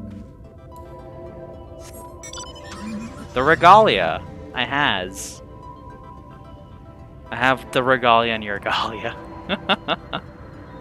You'll be able to get this come September when they bring the event back. But pretty neat. Being an old character, I was able to do the event the first time on this. Kind of missed where I was supposed to go to. Hey, Cassard. Here we are, Mordsuk. By the blessed shadow, I love this town. City of the Mord. Cassard stands at the entrance of Mordsuk, an eager smile on his face. Mordsuk, not just full of Mord, but Humes and all manner of others too.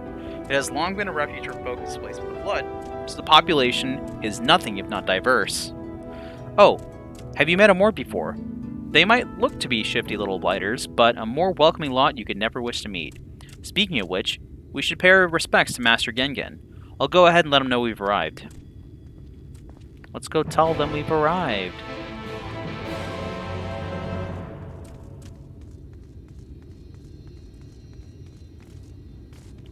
I really like the garb that they wear here in Amarang too.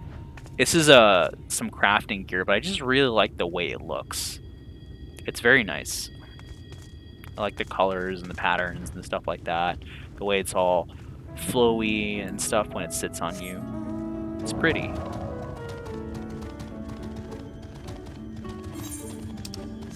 I should probably attune to this thing, shouldn't I? But if you haven't realized it yet, the Mord here are the first equivalents to the kobolds. And they're very nice here.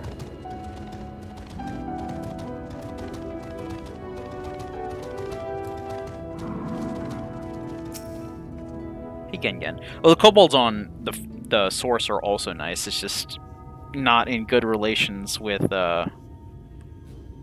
you know, the neighboring folks.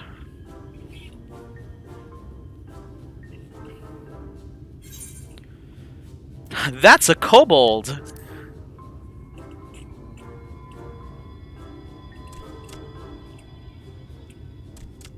Master Gengen, this is the friend of the Exarch I was telling you about. Very good, very good. Though friend or no, all are welcome in Mordsuk. Souk is Mordish for city. As things stand, this souk boasts the largest and busiest marketplace in all Amarang. You'll find ore from the mines here, of course, but all manner of other things too. As I told you before, not many visit Amarang by choice, but Mordsouk's a different story. Merchants come from miles around to purchase the relics the Mord dig up. Aye, that they do. For Mords do not dismiss the spoils of the earth. We clean them and polish them and reveal to the world their true value. That is why they come here, come from far away, come with much money. And so our souk is always busy, busy, busy. No such thing as a thing no one needs. You say that every time, Master Gengen. Some sort of family motto, wasn't it? Or perhaps a Mord philosophy, for which we should all be very grateful. Would that everyone was so willing to take in refugees regardless of race or creed. Now then, if you intend to spend any time here, you'll want to gain the trust of the locals. Okay, that makes sense. How do I do that? And there's a little custom all newcomers are expected to observe. Oh, I'll do it. What is it? Cracking of the coin purse. You buy one thing from the market. Price can be low or high, just as long as you buy. As the good Mord says. In fact, the Exarch sent a little something to cover this very expense. Sweet. A Verbert gold piece, no less. The first I've held in years. Verbert gold? Real Verbert gold? Everyone clamoring over to see it. Here, newcomer, crack your coin purse with me. Oh no, you want my goods, newcomer. I have jars and pots all smooth and shiny. Over here! Come and look.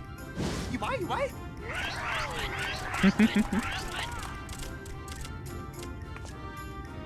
It's a lot of options to choose from. Enough of that! Calm, I say! This one must still journey through the barrens. Nothing bulky, nothing heavy, no pots. Nothing better for the road than a full belly. Spend that piece at Ronron's place, yes? Eat for 3 before you leave. At Ronron's place, you say? Hey, that's Ronron. Everyone's so upset. Alright, Ron. Let's see what meats you got. Or whatever you got. I don't know what you're serving. I do know what they serving. Welcome to Ron's Traveler. I have wares to empty your purse and fill your belly. Take your time. Stare and sniff before you choose. But no drooling on the merchandise, yes? Browse between Ron's wares. Sure, we're going to play this little mini game where we look at all the stuff here. So let's get this out of the way. We got worms on the plate. Everyone's favorite, plump white worms slathered in honey. Once you eat a glazed wriggler, you'll never want any other treat. This reminds me of the scene like from Lion King where they eat bugs. As a kid, that looked actually appetizing to me that I thought like, yeah, I'll eat bugs. And then I developed insectophobia. Unrelated to that. But yeah. If I could go back in time and tell little me something, it'd probably be like, you ain't gonna like bugs. I used to really like bugs. Skewers. We got frogs on them. Oh, you'll like those. Chewy skewers. Find small frogs hiding under rocks. Spear with stick, then roast over fire. Crackling on the outside, gooing on the inside. Perfect for snacking. I don't think so. We got some bread. We got bread. Toasted, roasted. I call that mush loaf. The middle is stuffed with bittersweet cactus fruits, so even if the bread dries out, it's still moist inside. Keeps you going in the heat. That's something I would actually try. We got meat.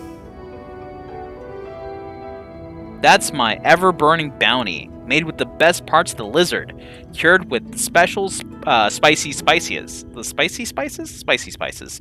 Some find the smell challenging, but it'll warm you up on a chilly desert night. Honestly, I'm still leaning towards the bread. Oh, welcome to the stream. Is Ron verified by the health inspector?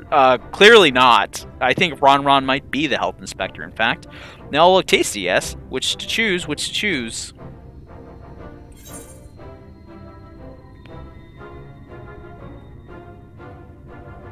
Bugs is a shrimp of the earth.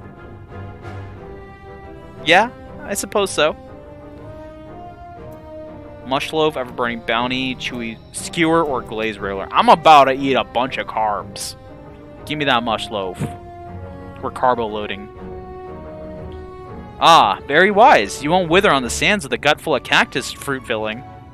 You have the gold? Check it. Vobert gold piece. And done. One Vobertite honor buys you 40 loaves of bread. I'm about to eat 40 loaves of bread that this man's just happened to have on him. He woke up this morning. Actually, I'm giving them way too much credit. They made 40 loaves today. These have probably been sitting around for months. Everyone shows up to cheer us on. I think I'll share the rest. No, we're gonna have it all. Let's go. No backing down. We're gonna set a world record here. Nathan's Hot Dogs, here we come. Also sponsors. What an appetite, what a belly. A new legend is born in Mordsuk. Consider your coin purse cracked. I am pleased to accept your custom, and Gengen will be pleased that you honored ours. Welcome to the stream, Mirakumi. Thank you for the bits. We got 40 bread. Keep the merchandise down. Yes, no returns. Yeah, I won't be returning this. All this bread inside me. Let's go speak to Master Gengen with our tummy. I can't run on a tummy like this. We're RP walking. That's it. This is the best you get out of us. I'm feeling bloated. Y'all got a bathroom? I'm gonna occupy that thing for like 2 hours. Gengen. I was watching from here, Yergalia. You honor our custom with great relish. No, there wasn't any relish, and I'm kind of thankful for that.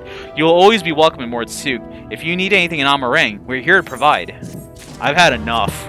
Take me out of here, Cassard. Get me out of here. Working off the meal, yeah. You have courage, my friend. Ron's wares are more exotic than harmful, but I don't envy you the bellyache that you'll have tomorrow. Right. Now that you've eaten, I expect you're eager to get back on the road. No, I want to take a big nap. Would you mind if we delayed our departure a touch? I have a few deals left to close before I can conclude my business here in Mordsuk. Sure, buddy. You do that. I'm gonna have a siesta. Oh, offering your services, are you? No, I wasn't. Stop, you're Gallia. Stop. We gotta rest. An assistant would certainly help hurry things along. I have a receipt here for some goods that need picking up from the market. All properly paid for. You just need to do the lifting and carrying. I'll do it. RP walk for the win. I love it.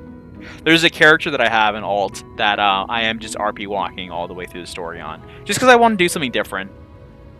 I don't stream it because it would take forever. And honestly, I don't think I can fill that much dead air. I'll go and take care of some last-minute haggling then. See you in a bit. Alright, bye. Alright, we have to go look for things. I'm going to look at my key items. We're looking for the market receipt. Pop it. We're looking for a table cactus from Tauntaun, an iron ore from Toltol, and Namatharang antiques from Milmil. To be collected, though, from Mulmul. Okay, cool. So we're looking for Tauntaun, Toltol, and Mulmul. So, if I remember correctly, one of them is this way here. I see Zinzin. There's Milmil, but not Milmil. Could name yourself AOL dial-up and RP walk stream. That's actually not a bad idea. I might consider that. Here's Toltol, but I would also RP walk in fights, just to like fully lean into it. Because on this character, I don't RP walk in fights. I mean, I do at the start because I forget to turn it off, but when I remember, which is fine because they're a black mage anyway, so it's not like they're gonna be moving a ton as it is. They're conserving their energy, is what it is. Iron ore, yeah, that's why I got these 3 boxes. That makes a lot of sense. Otherwise, it'd be nuts if I just picked these up for no reason. It sure would be, buddy. It sure would be. Now, there's one more over here, I think. There's Tauntaun. Where's Mulmul? Oh, they're back there. I see them. Hey, Tauntaun. Lift with your legs. Alright. Good advice. I think we're here for some cactus. You came with Castard, yes? Good, good. I can finally stop thinking about that sack. Please, take your prickly purchase. Got it. And, let's talk to... Well, let's look at these box of antiquities. Take them with us. Hey, no touching. That merchandise is spoken for. You can possibly change my mind with a better offer. Which is to say, we could? What? Castard sent you. Why did you say so? I wouldn't dream of selling his goods to a higher bidder. Oh, no, no. Nabatharang relics, wasn't it? All packed in that box there. Handle with care. They're like thinking, darn. I could have sold that for much more. Let's come on down this way. And go speak to Castard again. I am afraid to hit that sprint button because I feel like everything's going to come back up. And ruin this nice stonework on the floor. Alright, there's Castard. I see him. Hey, buddy. Got all your stuff. Don't tell me you've been around the entire market already. Yeah, you bet. I got all this energy inside me. I gotta burn it off somehow. On my way home, have a good day. You too. Get home safe. Aye, that's a lot, alright. Good work. Thanks. And quick work, too, considering you've not set foot in the place before. Fool. I thought you'd want to sit in the city like the Exarch, but something tells me you're not a stranger to visiting strange lands. Unfortunately, your efficiency presents something of a problem. I'd hoped to conclude all my business before you return, but it seems that there has been some confusion over one of the orders I placed. I'll have to drag in my middleman to sort this mess out. I'm sorry to make you sit around and twiddle your thumbs. Castard? It feels like an age since I last saw you. And here is where things start going downhill. Well, if it isn't the lovely Tesleen. It has been a while, but your timing couldn't be better. I hate this so much. I hate that I have to do this again. Oh, I hate that I make myself do this again. Have to see this stuff again. Anyway, this lady was on her way to meet with Alice. I'm supposed to be taking her to your corner of the desert, but a misplaced order has commandeered my attention. Wait, I know who you are. I know who you are too. Alice has told me so much about you. You're Yergali, aren't you? Dang, she described my entire look. I changed it this morning at the esthetician. I knew it! How wonderful to meet you in the flesh after hearing all those stories. I'm Tisleen. I work as a carer at the inn, and I've gotten to know Alice quite well since she took up guard duties there. Do you want me to take over as Yergalia's guide, Cassard? My shopping's all done and packed for the road, so it'd be no trouble. That would be a great help, thank you.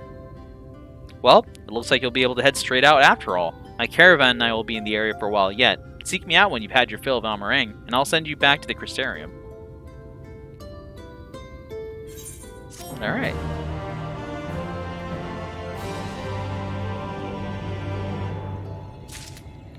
Let's head out with Tasleen and let the tears roll. A desert crossing. Tasleen is eager to set off. Alice has been desperate to see you, Yergalia, so let's get you to her sooner rather than later. The inn isn't too hard to find, really. You can actually see the top of the rock spires from here. We just need to swing around the ridge, then head south. Come on, I'll get my supplies together and meet you outside. Ugh. Let's do it, let's do it, let's do it.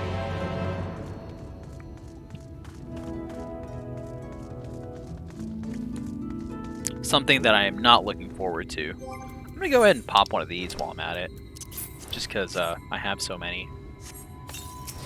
Alright, let's talk to Tisleen. All set? Oh, I should probably mention the wildlife. While most of them will leave you be if you keep your distance, the local coyotes have learned to prey on folk heading home from the markets. I can usually swing a sword well enough to fend them off, but I may have loaded myself down with too many bargains today. Do you think you can handle any beasts that try to make a meal of us? Oh, you got it. I'll take care of it. I thought you might. Alice was always saying how much... I mean, let's get going, shall we? Yeah, let's go. What was Alice saying? Hold on. Come back. What did Alice say about me? I want to know. Leave me alone, Sandmole. This isn't your time. I'll tell you when it is. I like to see all these folks out here fighting. Alright, Tisleen. Tell me about it. Alright. You gotta deal with this wandering coyote here. I haven't played Paladin forever, so this is wonderful. I don't know if I'm doing this correct or incorrect. All I know is that I took Provoke and Stun and put him over here so it looks like a little man. That was the extent of me trying. I honestly don't know where like half my skills are on this hotbar too. Like I see Sheltron now. I didn't know where it was earlier. Sorry there wasn't much time to shout a warning. Were you bitten? Those things can be nasty. And yet hardly a match for you, it seems. I'd always thought Alice was strong, but in her mind, she was never... Now it makes sense. Well, we should push on. It might be best if you scout the area ahead and clear out any coyotes that have our scent.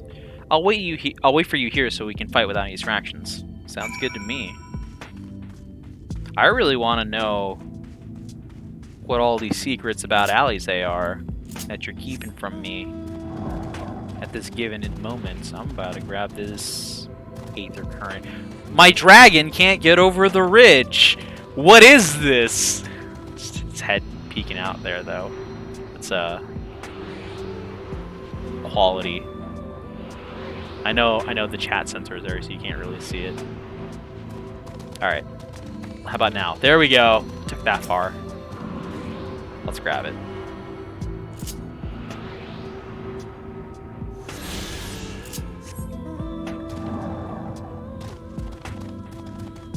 Okay, where's that quest location? There it is. I just have to look for the other people in the area. I'm here. Oh, there's the destination thing. I should have realized.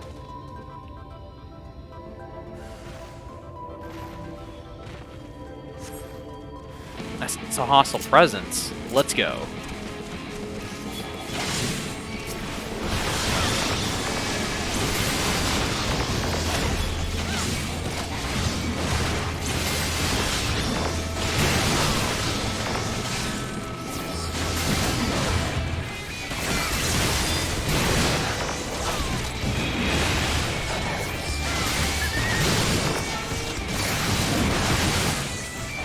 Alright, this person wants us to help them out, so we're gonna help them out.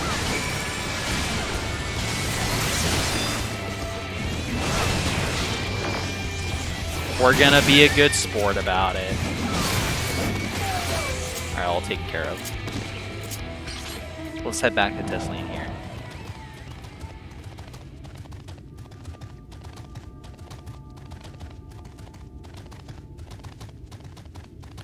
Sand mole, no! Don't turn around. Please don't turn around. Okay, cool. Alright, Tesleen, we're back. Oh, thank goodness, you're back. I can hear the howling and snarling from here. Frightful creatures. Let's hope the rest have seen your handiwork and know to avoid us now. I need to get these supplies back to the inn. I'm gonna help this person out again. Because that's what we do.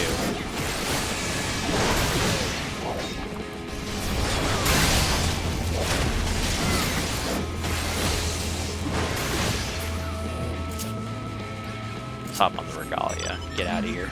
Before we run into more enemies. Just, you know, nothing but... nothing but ears of helping sprouts. That's all it is, really. The compulsion lies there. They're in trouble, gotta help.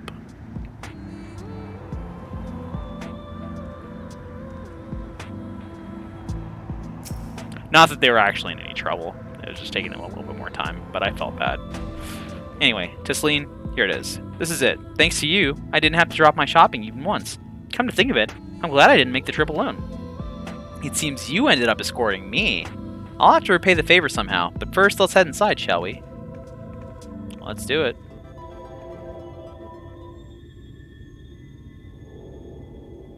It's also nice for me to like do that and like find my buttons on the screen or on the hotbar because I have no idea again where they are or what's where.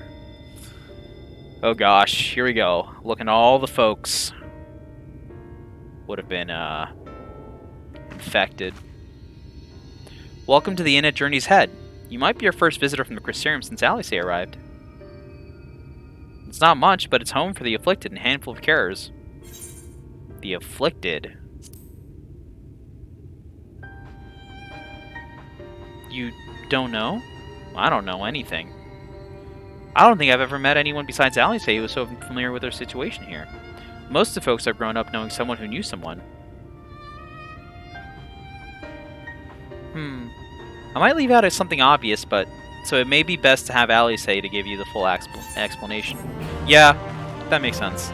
Alice, having been here first, knows what the important bits are to include in the story. Which is say, we gotta find them. And soon. Alright, Tesleen. Following in her footprints. Tesleen casts her gaze around the inn, hoping to spot Alice. Now, where is she?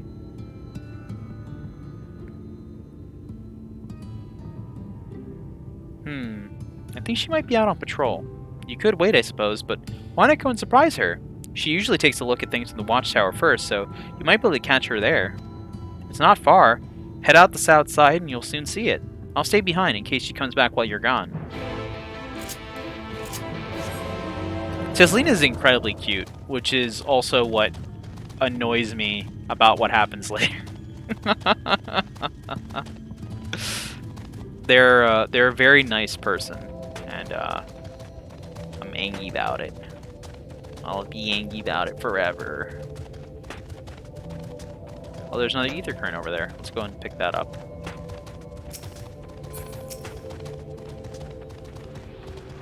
Get this out of the way. I dare not use my ether compass here because there's another ether current down there that we can't reach right now that'll be like, hey, there's one over there, but I can't go. Stop tricking me. Let's talk to nothing here. It's a destination point. Let's look around. Alice is nowhere to be seen, but you spot fresh footprints on the ground. They look to be about the right size. Small footprints. Heading off to northwest area.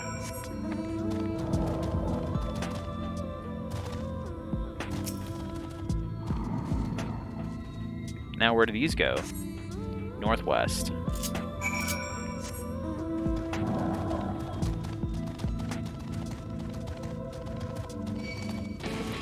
Don't attack me, please. Don't attack me, please, also. I'm gonna go over here.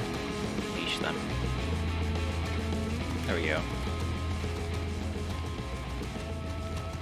Now I can look at these undisturbed. Footprints curve around to the west. Didn't mean to use that skill. The muscle memory is all messed up here. I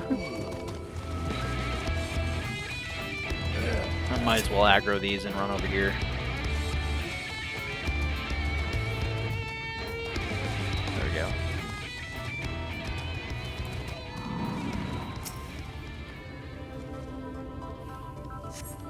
There are more tracks here, but they end in a mess of disturbed sand. Yo, what happened?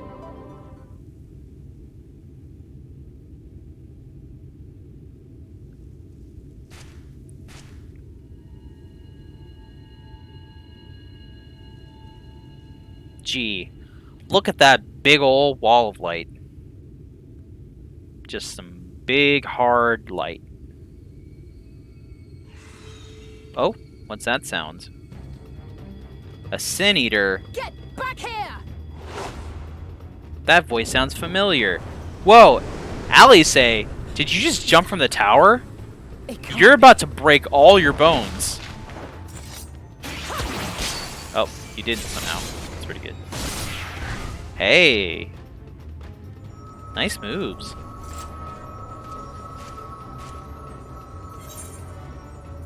You almost lost that one. Impressive. Just a lesser Sin Eater. Nothing to write home about. I knew you'd turn up sooner or later, but I had been hoping for sooner. It's good to see you too.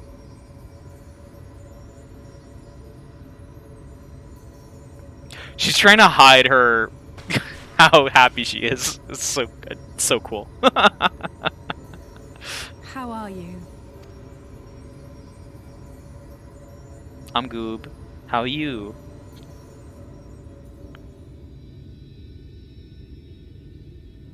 Fighting the urge to just be like, you know, all over us, like, you made it.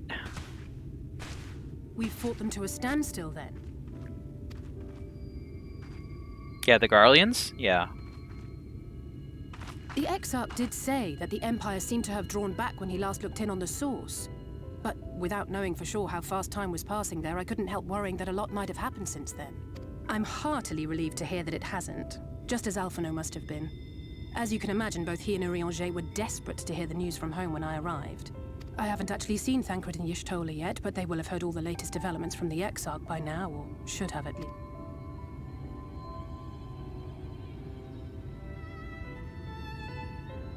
When I think of how frantic Tataru and the others must be, I want nothing more than to rush back and reassure them. But we still haven't found a way to reverse the summoning. And even if we had, we couldn't just ignore Urianger's vision. He may use 10 words where one would suffice, and they may often obscure as much as they reveal. But on this matter, he was as clear as day. I do not doubt for one moment that he saw what he claims. You just finished the level 80 Dark Knight job quest. The capstone one? Oh, I didn't know you had finished your tank roll quest. That's awesome. I hope you enjoyed it.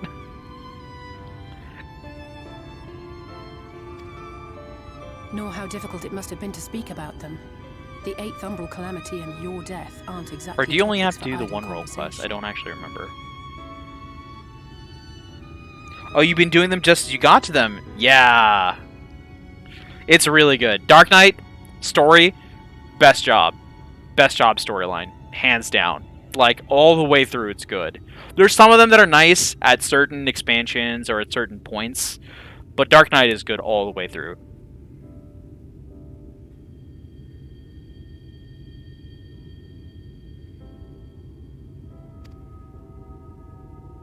As much as I might want to go home, I don't want to go home to that. We can't allow the rejoining to happen, which means we have to save the first from the Sin Eaters.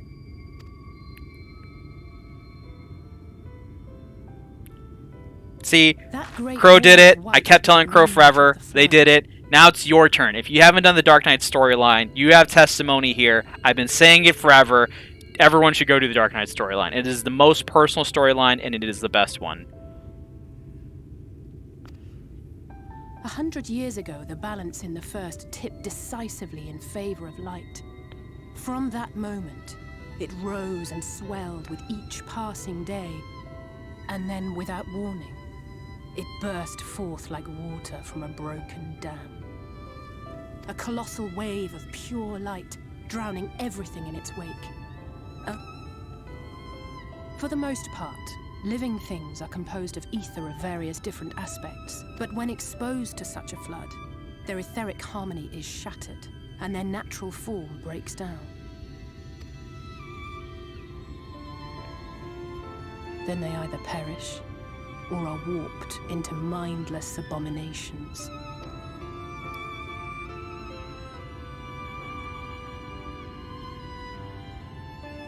Yes, that's how the Sin Eaters came to be. They were once living creatures, or people, that were caught in the path of the flood. Once the change is wrought, there is no going back. In that instant, they are gripped by an insatiable appetite for ether, and will happily gorge themselves on any living thing within reach. But even that is not the worst of it. The stronger Sin Eaters can plant light in us, like seeds in soil, corrupting our ether and triggering the birth of new monstrosities. They are creatures of base instinct that exist only to feed and to multiply. They feel no pity, know no remorse, and are utterly deaf to reason, which is why they must be destroyed. Every last one of them. I'm in. The Let's do it. infirmary is full of the Sin Eaters' victims, left here to spend their final hours waiting for the change to overtake them.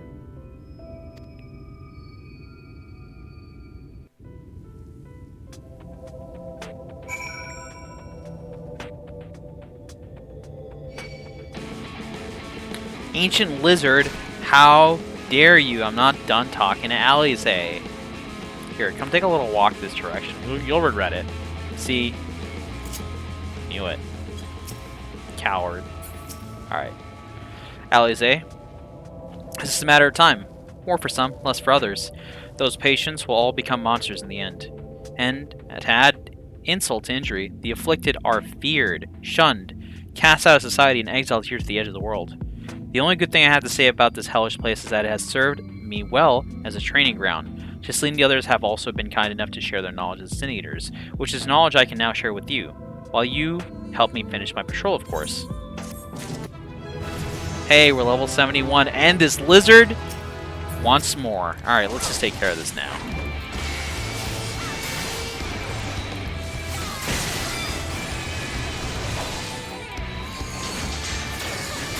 Oh wait, that's not what.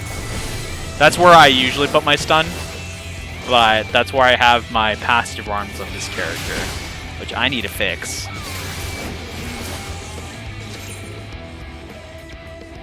Alright, there we go. Culling their ranks. Alice would have you help her finish her patrol. Let's do it. Hey, there's a hunt train happening. Here's what we'll do. I'll take the east side of the inn, and you clear the west. That way you can have an undiluted experience with the resident terrors. Thanks. These marks on your map are where the usual trouble spots are. You can assume that any beast with a white hide or carapace is a Sin Eater, but you'll know for sure soon enough when they come slavering after your ether. Remember, it's kill or be killed with these monsters. Once you've slain whatever's prowling out there, you can rendezvous with me back at the north entrance. Good hunting. Just like aggro everything. Alright, so let's go to the first patrol spot over there. Oh, I missed a reading with Alice. You got sucked into your book. Oh, dang. Well, I kept you away from it long enough, so that's alright. And we still have our reunion with Alfino left. Unless you don't like Alfino, in which case, never mind. Alright, let's get back at it. You love Alfino? That's good. I love Alfino too.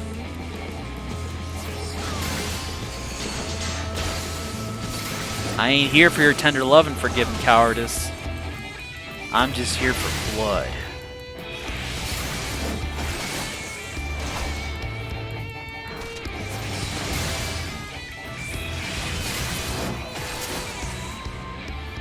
All done. No. No. At least it isn't as bad as back in the day where enemies, if they hit you, they would put a heavy on you, like they do in frontline PvP. That's the worst, especially when you're fighting up against enemies that can suck you in, like those nasty frogs in Mordona. Just a conveyor belt of hell. Conveyor belt from hell. It was the worst. How could anyone not like my sweet son? Proportional. Yeah. Papa Levier is not happy. But that's fine, because nobody likes him.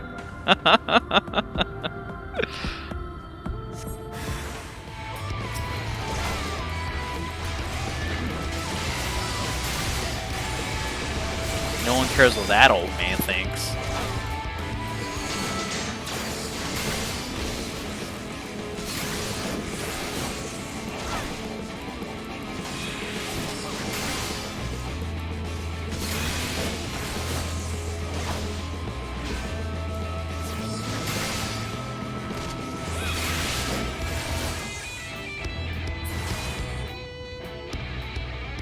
My phone does this thing where sometimes it assumes that I want to type the same word twice in a row, and when I try to fix it, it only deletes half the word. Oh, that's kind of really annoying. Dang. That's very annoying. Sorry.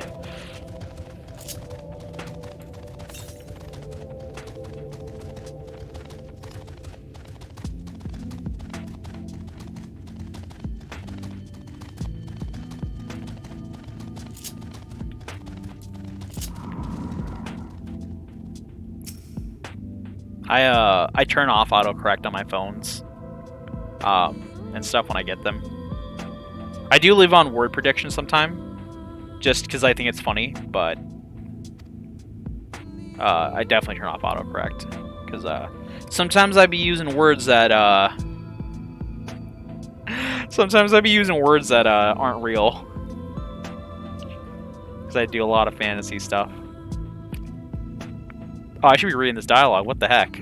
I expect you noticed it yourself, but individually these lesser sneakers are no more deadly than any natural predator you might encounter in the desert. It's when they appear in numbers that they pose a threat, much like the void scent. They have an unfortunate tendency to flock to the strongest of their kind. Thus, when a powerful sin eater goes on the hunt, it might be attended by a veritable swarm of weaker kin. Imagine an army of such creatures descending on a village or hamlet. That's the basic idea behind my patrols, to call their ranks off enough that their numbers won't be overwhelming when the big ones come out to play. And you've certainly helped on that front. Let's report our victories to Tasleen, shall we? Also, the second worst cutscene of the game is coming up, yeah. Here we go. We're looking forward to this, I say, lying. Because I wasn't. Never am. Alice tells me you helped out on our patrol. You have our thanks, and my apologies for leading you from one battle to another ever since the moment we met. In any case, I'm glad to see the two of you found each other. You have no idea how badly Alice has missed your company. Everything is always, if your Galia were here, she would. That's an exaggeration, and I don't like this. I don't sound like that either. I was simply trying to view matters from another perspective, and I respect your Galia's methods, which is go ham. Honestly, after seeing her in action, I can understand why. The way she leaps into the fray without hesitation, it really is something to behold. I might be a little smitten myself. I'm only teasing, though I have no doubt she deserves all the admiration she gets, just as you do. Why are you so nice, Tasleen? If you were a terrible person, I'd feel much less bad. A purchase of fruit. Tasleen has the air of a woman being pulled in 10 directions at once. And they had to say it like that. I'd love to lay out a welcome meal, but the duties I put off when I went to the market are still waiting on me. There are 101 things that need doing. I'm sorry, but would you mind waiting here with Alice? What, and twiddle our thumbs while you work yourself to death? Surely there's something we can help you with. Yeah, leave it to us. I could do with a hand, it's true. Thank you. You can start by helping me sort out the larder, Alice. While we do that, could you tend to a few patients, perhaps? There are 3 in particular I meant to visit. It's just a matter of saying a few words to them and seeing that their skin isn't caked in sand. Their names are Ponil, Todden, and Halric. They may not give much in the way of response, but I promise, they'll be pleased to meet someone new. Okay, let's go meet him. Hey, Ponil. Hope you're doing okay, buddy. Hope you're still feeling. Thank you. You're welcome. Hey, Todden. How you feeling, buddy? Are you alright? Do you need anything? I can get you some water. Todden glances up at you blankly, but you notice the tension in his face ease slightly. I'm glad I can help him even a little bit. This is not a fate I would wish on anyone. Halric?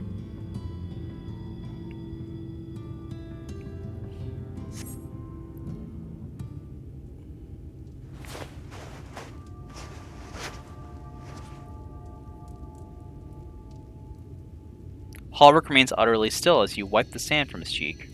The texture of his skin has hardened into something akin to plaster.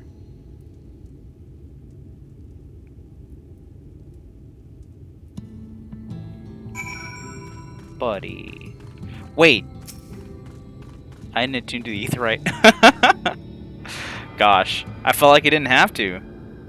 It's like I've been here 100 times. Alright, let's go back. Now talk to Tesleen.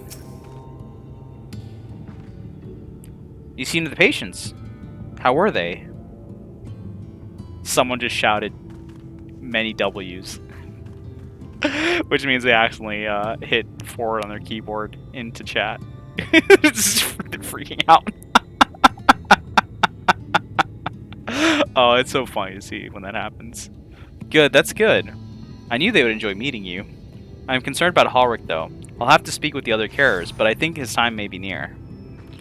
Poor Halric. We shall leave you to that, to have that discussion then. I was going to take your galley to Mordsuk if you have any other errands that need doing there. Well, I suppose there is one thing. Would you pick up a nectarine from the markets, please? Caster's caravan just passed through, so Ron should have some fresh fruit. Come then, Urgalia. There's something I want you to see. Right after we stop at Ronron's stall, of course. Alright, let's head back there. And, I'm not walking there. We're teleporting. Alright. Let's find Ronron. Again.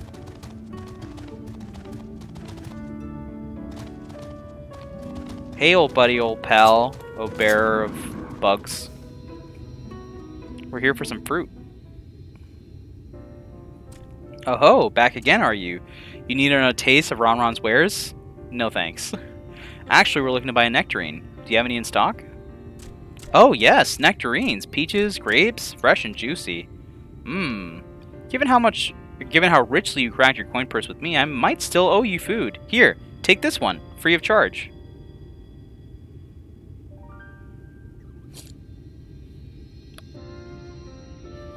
Gods, I've never seen a moored merchant give away something for nothing before. How much coin did you spend here? One. One very good coin. Oh, yes, I'll take a jar of honeyed worms as well. Worms? Oh, no, they're not for me. It's an offering of sorts. If you say so. If you eat bugs on your free time, that's fine with me. The worms, if you please. Only the best wrigglers for you. Come again, my friends.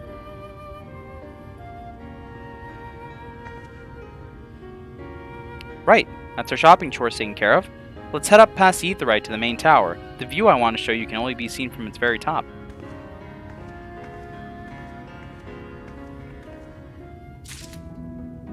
Alright, let's go. I can't stand the fact that we're doing all this and then the bad stuff that I know is going to happen is happening in the background. I'm not excited for it. Not.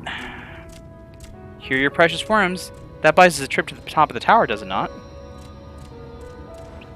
Glazed wrigglers, you actually brought them.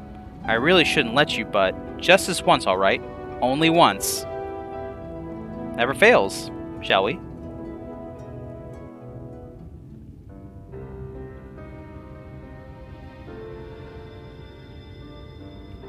It really is a fantastic view from up here, though.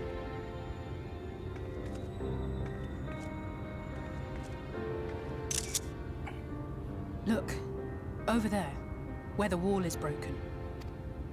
Oh? Do you see what lies beyond? It That's looks what like the land became after the light salt. flooded in. An empty white nothingness. Life cannot exist in such conditions. The primordial light would wreak havoc on the body's etheric balance. BB's first view of the empty, yeah.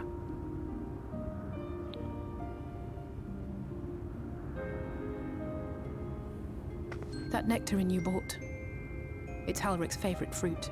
Aww.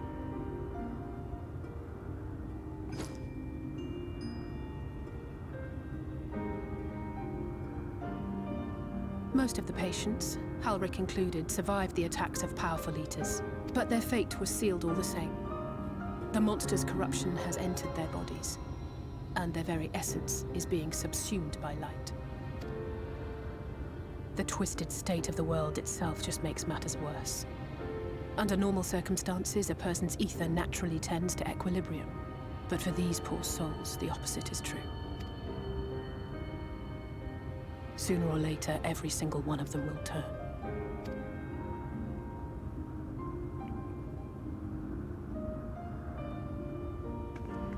Tesleen and the patients, they all know this.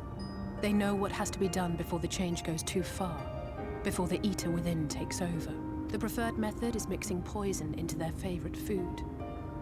In my time here, I've borne witness to a lot of last meals. It's so terrible. They have to do that. I feel just as helpless as before. No matter how hard I fight, it's never enough.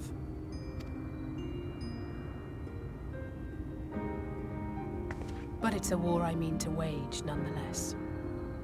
Speaking of wars, do you remember how I made you promise not to leave me and then promptly collapsed? Yeah, that was you, not me. Don't blame me for that. Well, let's just say I had a few choice words for the Exarch concerning the timing of his summons.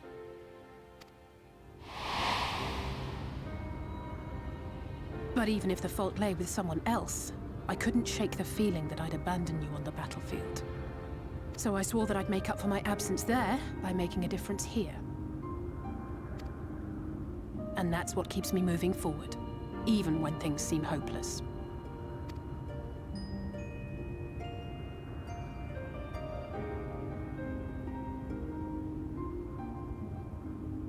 On which note, it's time we headed back. The longer we keep Tesleen waiting, the harder this will be for her.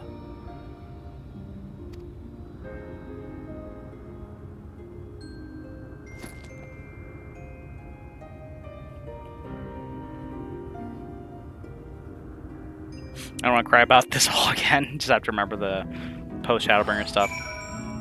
Yeah, it does feel weird to me to see this plays under light again too. It's just like, wait, what happened? Did I mess up?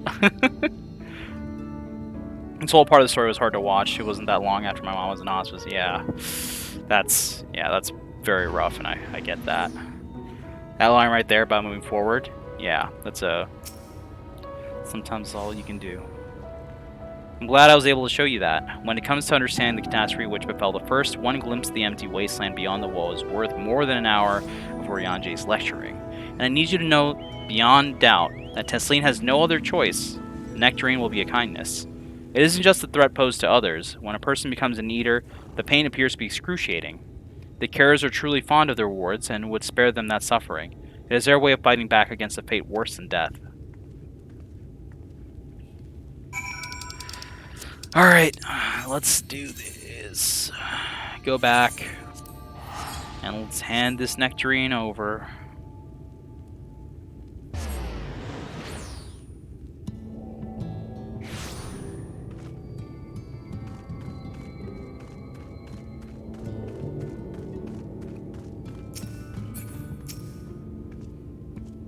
You're back. I hope you had a nice time. Did you manage to find a nectarine? Yep, here it is. Thank you. Alice has explained why I wanted this, Hashi. I can see it in your eyes. But we may not need it just yet. I spoke with the others and we decided to keep an eye on Halric for now. Thanks to you, though, if his time does come suddenly, we'll be ready to send him on his way with a taste of happier days. The time left to us. Tesleen makes an effort to smile brightly. Well, nothing is going to happen for a little while yet, so let's see if we can't lighten the mood. We don't want our gloomy faces worrying the patients. I think it's time for that welcome meal, don't you? Take a seat, and I'll make us a nice stew.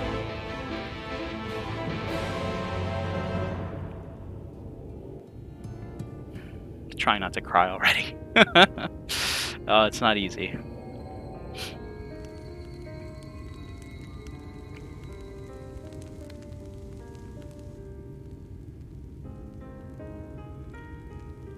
Speak up if you'd like another helping. I made a little bit more than usual today. And you've added something special to the broth, if I'm not mistaken. Aye, well, it's not often we have visitors from the Crystarium, so I may have thrown in a few extra bits and bobs. I'll have another bowl then.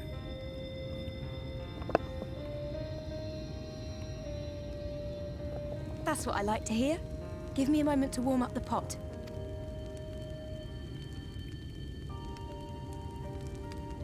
In a place like this, you learn to take what moments of happiness you can get. I remember when I first came here with my mother. She was showing the early signs.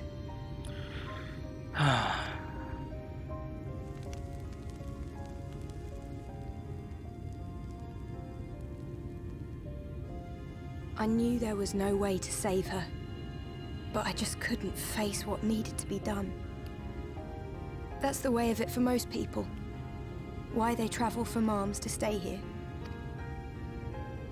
Beaten, broken souls come to wait out the inevitable, to receive the mercy of a painless death.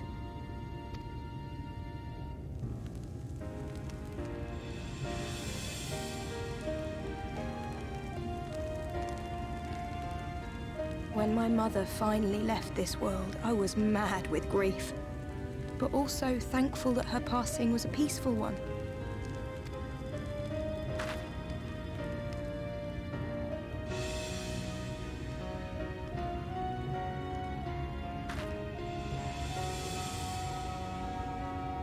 It's never easy, ending a life you've cared for, even when you believe they go on to a better place. I often find myself wishing the Warrior of Darkness would come and do that part for me. Oh, be careful what you wish for, Tesleen. The Warrior of Darkness? You've never heard the tale? I'm not sure where it began, but every child in Norvrent could tell you a version of it. Warrior of Darkness, servant of death, take care of our souls at our dying breath.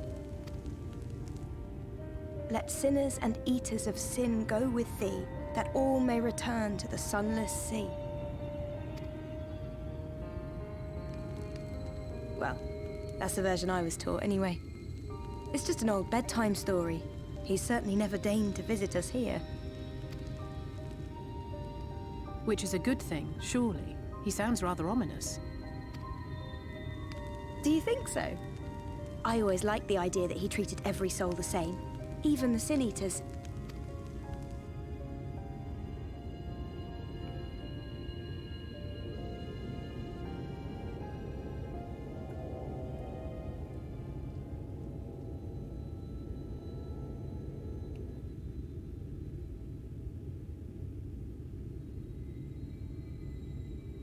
They're coming. They can sense it. They can sense the coming of a powerful eater as they're infused with the same light. Tesleen!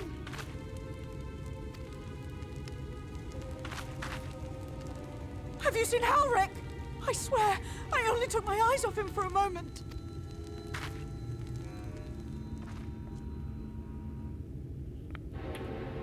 Oh gosh.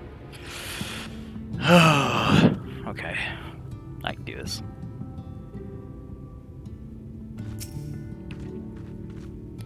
Your golly, Allie say, we have to go look for Halric. I don't know what's gotten into him, but he was wandering out there alone. We'll assign search areas and split up. Any idea where he might be headed? No. He's never done anything like this before. But it can't be a coincidence the other patients are suddenly so agitated. They can sense something. In any case, let's keep the search close to the inn. Halric isn't very sure on his feet, so he won't have gone far. I'll search the east side. Please be alright. Throws is getting all scratchy already, too. I'll cover the north and west then. You take everything here from the south.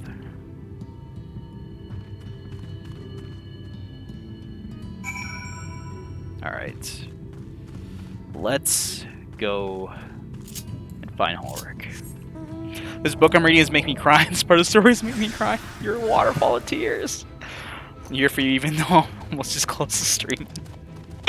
If you need to, then yes, please do close the stream. I'd rather you do that than have to sit through this again. When I play through this portion, I do personally tend to skip it myself, just so I don't have to see all this happening again.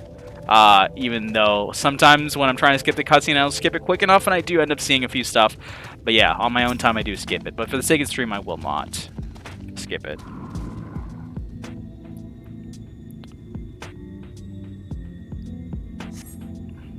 You see no sign of Halric. Maybe he went further west. You're gonna mute yourself, that's fair. Again, if anyone needs to close it, I have literally no problem with that at all.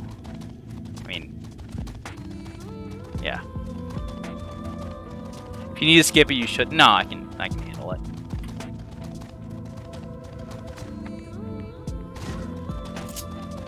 I'll be fine.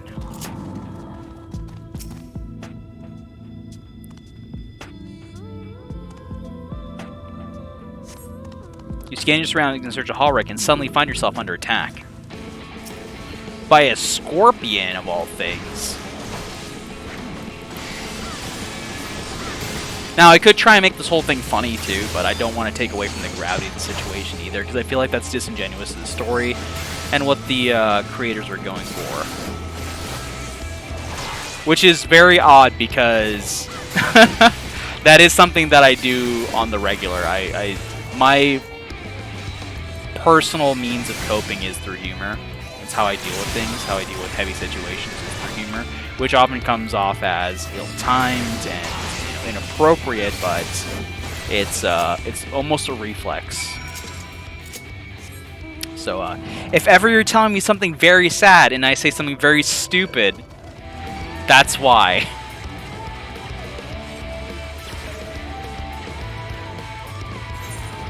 It's a defense mechanism.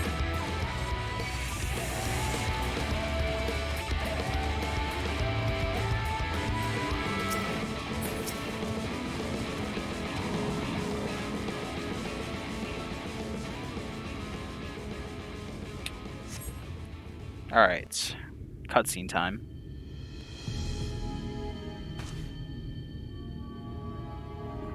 Any sign of him? Alice. No, not yet. No luck then. But he surely can't have gone far. We should keep looking.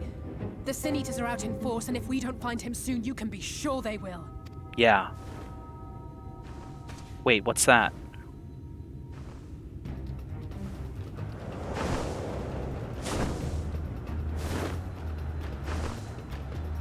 Is that a Sin Eater? Did you see the size of that thing?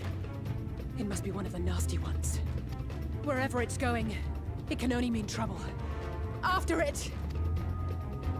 Let's go.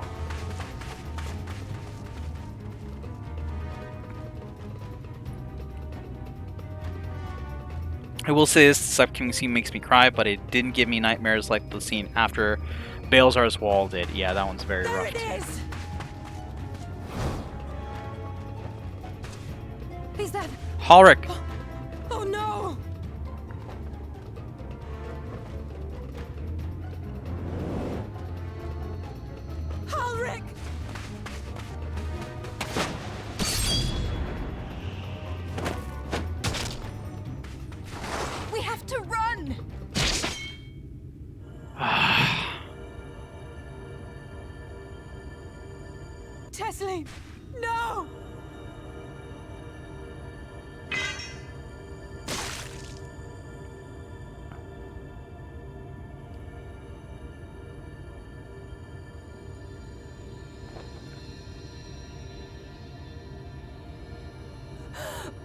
We all deserve happiness, wherever we can find it.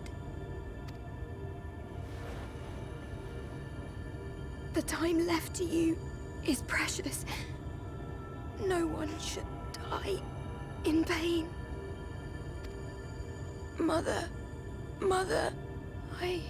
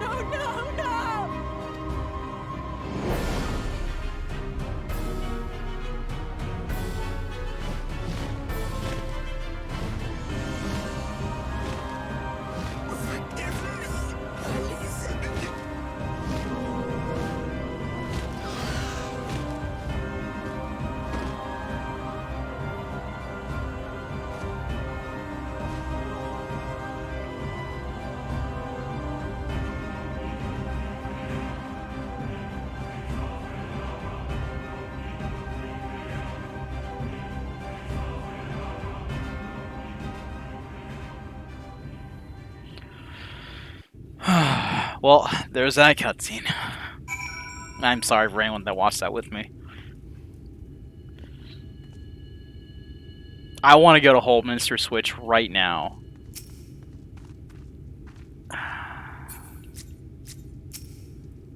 And settle this with that Light Warden. Okay. My face is wet, yeah. I'm sorry, Yergalia. I tried to tell the carers what happened, but I can't be the shoulder they lean on. Not like this. Don't worry, I'll do it.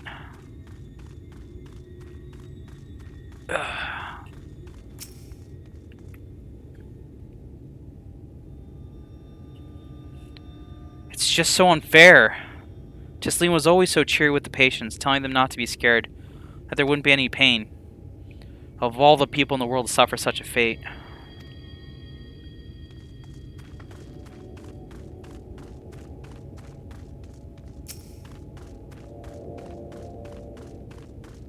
This is just me, there's just no music playing at the moment. I imagine you're just as shocked as the rest of us, so I appreciate what you're doing here. Me? I don't have the words. Without a body, we can't even give her a proper burial. And she cared about that sort of thing. About giving people the chance to say their goodbyes.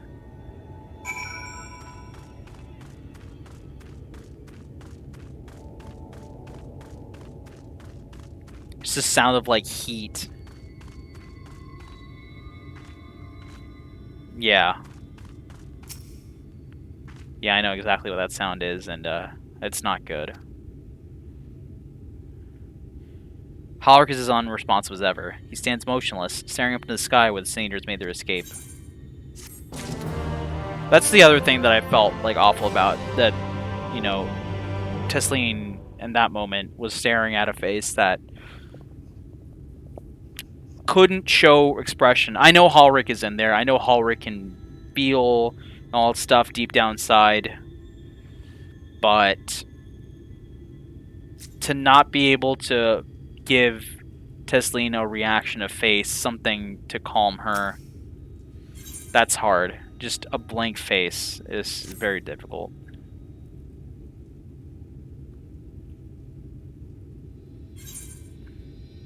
Alice.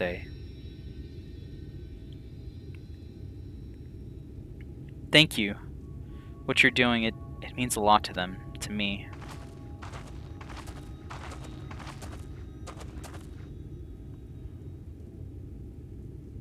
Sorry to interrupt. We realized we hadn't thanked you for rescuing Ulrich. You weren't hurt at all, were you? Hurt? There wasn't even a fight. It was too late, too slow. I thought I could protect you. You can't blame yourself for things beyond your control. You brought Ulrich back safe and sound. No one could have done any more. I'm sorry, but I've come to a decision. I won't be continuing my role here. And I hope you will forgive me for leaving you, and that you will delay Ulrich's last meal for as long as you possibly can. Not until it's too late, of course. Just give him what time you can. We always do. Of course. She would have done the same. Farewell, Ulrich. Keep Desline's words close to your heart.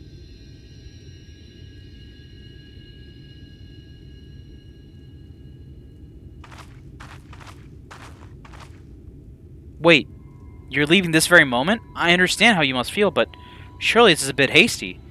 Do you even have anywhere to go? I have a destination in mind, yes. And a purpose. This damn light. Building without cease. It's the reason we can't save those corrupted by the Eaters. But what if we corrected the balance? Even if we're only little by little. Even if it took years. It'd surely make things better. Now hold on there. Everyone knows there's too much light, but how could you ever hope to get rid of it? You'd have to change the whole world. That's right.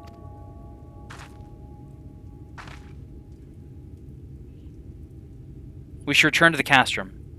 I may not be able to repel the Eaters on my own, but I can still use the skills I've gained here to hunt them.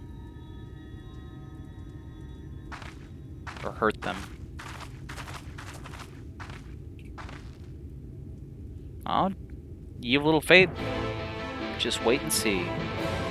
Just wait and see what we do. Alright. We're gonna go meet Alice back at the Red Sarai.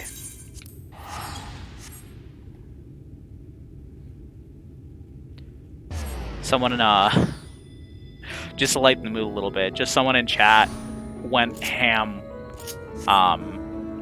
with the WASD, with their directional controls, right into chat, and everyone's like commenting on it. They're like, yeah, me too.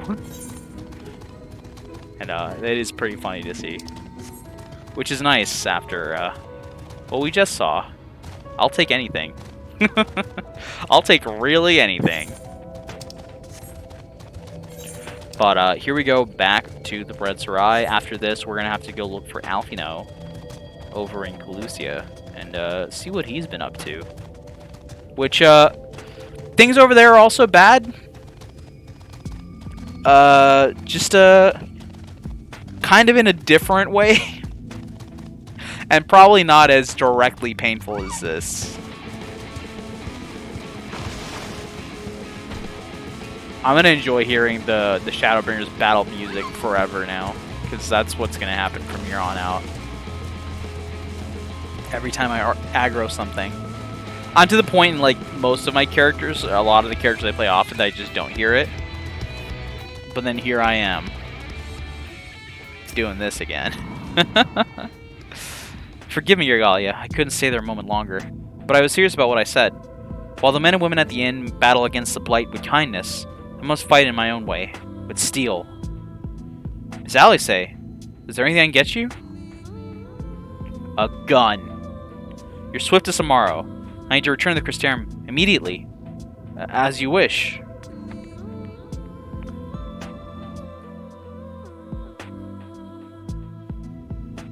Alright.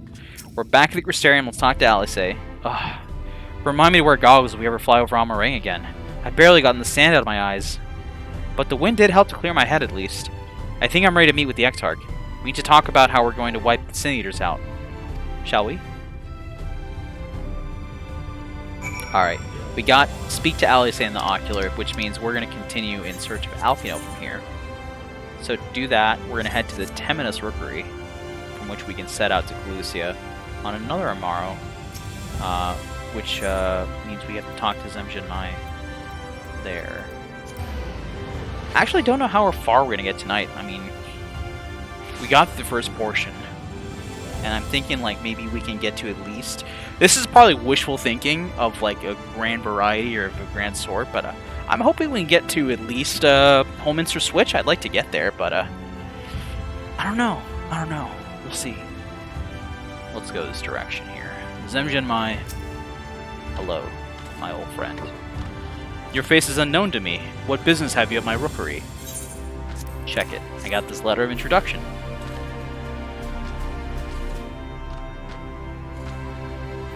Signed by the Exarch, no less. Yes, I can provide you with an Amaro for passage to Calusia. I'll pick you out a friendly whelp. Amaro often used to travel then, huh? There I was expecting a chocobo. Me too. A chocobo. Do you hail from one of Norman's more isolated settlements, perchance? I hear there are a few places where they ride little else. But here in the Crystarium, mounts like that Grey Fellow there are far more commonly used.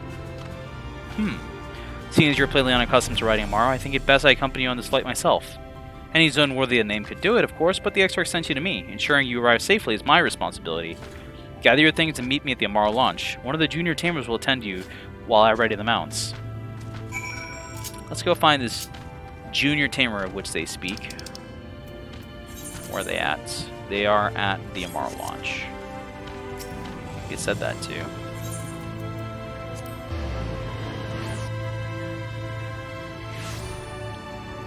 Here we go.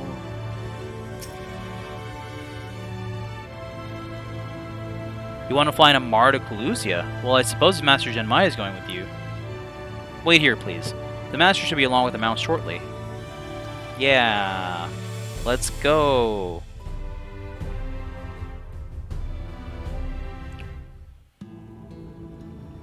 The whistling breeze, mute. The pounding surf, frozen. Time itself takes a breath. At light's edge, all is perfectly still. The world captured in a painting, locked in a moment. Music, faint and fleeting, drifts coastward on the lifeless air. And in the distance, beyond the broken earth, a city beckons. I really like the little snippets that they do that Ardbert reads every time you go to a new area. It carries the trend from the previous locations, or previous expansions, Stormblood and Heavensward.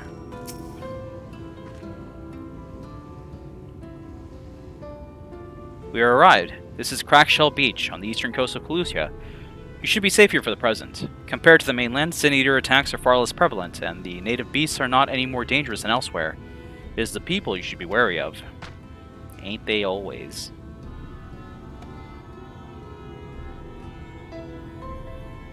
Spy you that city in the distance. That is Yulmore, the island's main settlement. It rivals the Crystarium in scale, but was once an ally in our battle against the abominations. For years, the Yulmoran elite have fancied themselves the masters of what remains of our broken world. They have gone as far as to offer the leaders of other settlements their protection, if we bend the knee. But to say their ideals are questionable would be putting it mildly. The Crystarium is one among many who resist their heavy-handed authority, and while we are not at war, our relationship with Yulmore is strained at best. It may be wise to conceal your ties with the Exarch during your stay here, especially in the vicinity of the city. I am glad we understand each other. Now, the Exarch has instructed me to divulge a secret that should make finding your friend a good deal easier. Listen closely. I'm all ears. Tell me your secrets, friend. So that I may find mine more swiftly. A still tide. Whatever Zemjin has to tell you, he plainly deems it worthy of your undivided attention. So he says, if you head south along the coast, you will eventually come to a fisherman's shack. A friend of the Crystarium lives there, a man who goes by the name of Iber. Iber keeps an eye on everything that happens in Calusia and will be able to point you in the right direction. Just hand him a sprig of thyme. That will tell him that you can be trusted. Here, this should be enough. Find your friend. I will stay here with you tomorrow until you're ready to return. And again, as I wander through here, I could be using my little ether device, my little ether compass, to find ether currents. But it's more of like, if I come across it and I know it's close by, I'll go pick it up. Otherwise, I'm kind of just like ignoring it for the most part. I don't want to eat up too much time by focusing on things that aren't just the story. Like fighting every little hobgoblin I run into. There are so many of them, and I could be here forever fighting them. Actually, it probably wouldn't take me that long to wipe out this beach, but you know. Hey, Ivor. I got that time you wanted. What you after? Fish, crab? Think I've got an eel in the barrel somewhere, if you have a taste for him. I actually do like eel, so sure, let's do it. With some nice eel sauce over it. Ooh, yummy, yummy. Ooh, I do love a bit of thyme. Chuck some in the pan and it's like a bloody festival of flavor. Now, what is it I can do for you? Can't say there's been any major upsets to report these past few weeks. I'm looking for a friend of mine. Have you seen him? Alfino, eh? Yeah, I know the one. Our young champion of the downtrodden. Yulmore's richer than all of Norvern put together, but it's a different story for them as live outside the city. Most spend every waking moment just trying to find a way to stay alive, which makes your friend's dedication to helping others stand out all that more. I can hazard a guess as to where he is now. Get a message to him, but you'll need somewhere to quiet to meet them, away from prying eyes. Make for Stilltide. That's the fishing village just up the path here. You're looking for a rundown excuse for a tavern that locals call the Leaky Keel. Wait there, and I'll see that Alfino joins you. Hey, thanks, Ivor. We'll make our way there then, which is over there. I'll have to remember to tell myself to attune that aetherite. That is something I don't do, because I ain't used to doing it after so long. This being, like, I think I want to say this is like my 5th playthrough through Shadowbringers? Yeah, I'll say it's the 5th playthrough. Let's go. Aetherite, pick it up. And get a tune-in. Alright, that's out of the way. Let's go here. And talk to Teva. Teva's also a very nice person, as far as I know. This is your first time in a tavern? It's customary to buy a drink if you mean to loiter. What'll you be having? What's you're gonna have? I'll have an ale. A fine choice. And what'll you be paying with? I ain't got any money. Well now, those are exotic. Where did you come by coins like that?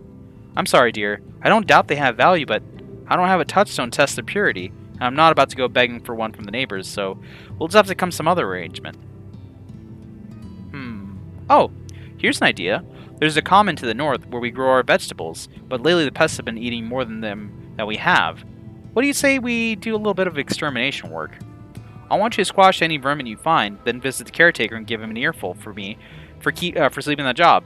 He'll be in the old silo next to the fence, snoring like it's not. Do that for me, and you can laze about here as long as you like. Fair enough, fair enough. Let's go do that. Put some pests out of the garden.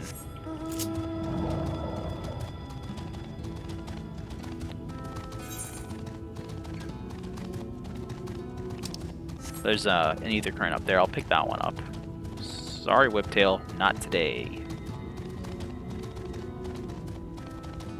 What does surprise me is the amount of non-sin eaters hanging around, like non-sin eater enemies. Here, I can understand a little bit more in Coluzia because there's a reason for that, and that's being Bot 3 has a little bit of control over the sin eaters and what they do. But over in Amarang, how are there all those enemies? Like, I don't get it. Sand moles? Those should all be sin eaters, according to me, but I'll just attribute to Alice putting in a lot of work to keeping them safe. Those sand moles should be thankful and not attacking us in that case. But anyway, let's deal with these pestilent swarms. Gross little buttons.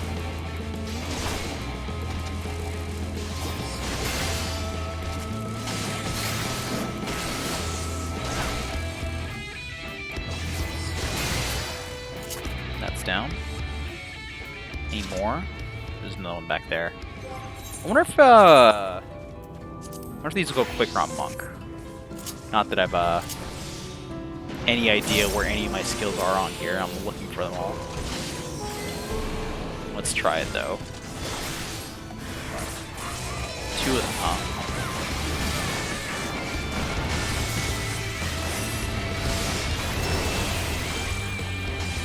Where's my, there it is. I was looking for my AoE skills. These go down much quicker on Monk. Much, much quicker. So that's good to know.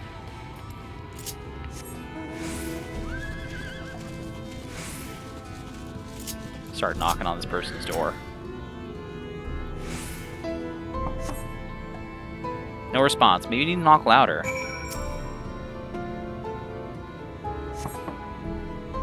No response. Perhaps the occupant is hard of hearing.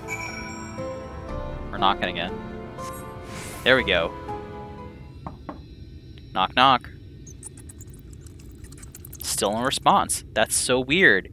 You hear faint squeaking from the room beyond. Time to burst in and save the day, brave adventurer.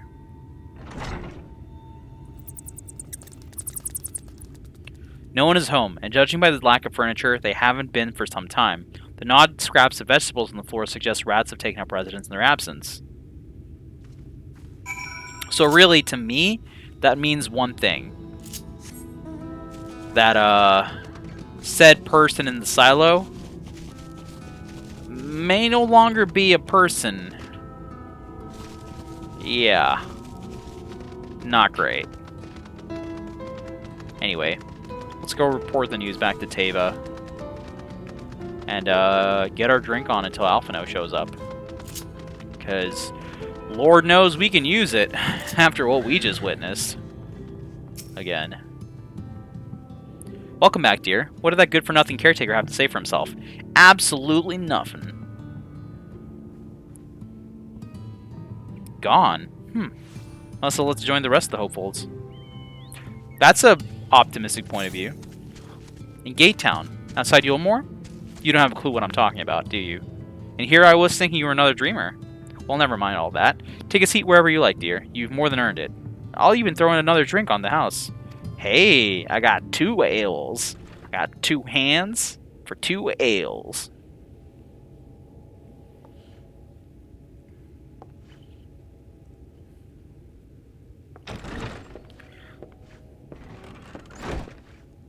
It's my boy! And how is business today, Mistress Theva?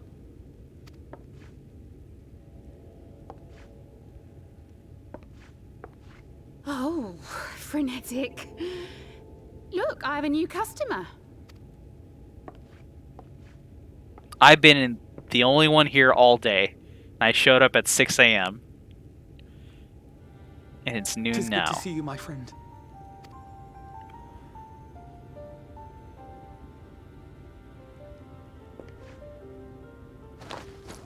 The barley seeds you wanted. They should produce a better harvest than the last. What, just like that? Oh, Alphino, you really are a dear. What I really like about this, it seems like Alphino is actually out there doing some honest-to-gosh questing. And to see this from him, so different from when we saw him growing up in A Realm Reborn and Heaven's Word. It's like, it makes me happy. I love the character development that Alphino gets. I'd best be tidying up some of those empty shacks before the pests move in. Keep an eye on the place while I'm out, eh?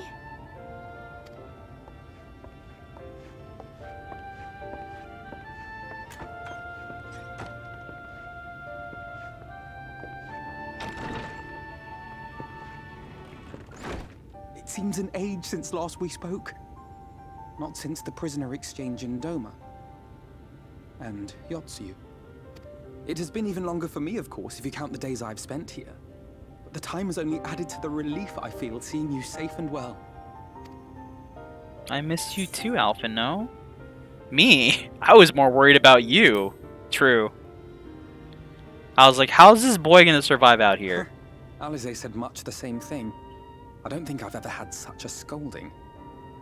But I believe an exchange of news is in order. Come. Tell me of your arrival and all that came before. Well, you see, I'll tell you about all the things that happened. just take a seat right there, and here we go. Screen fades to black, and ta-da! You know everything now. Congrats. I see. Both the Exarch and Dalize told me what they knew of events, but I had stubbornly clung on to the hope that all-out war might yet be avoidable. And poor Tataru. She must be sick with worry. We must endeavor to return as soon as we may. It would be nice to bring her good tidings for a change. True.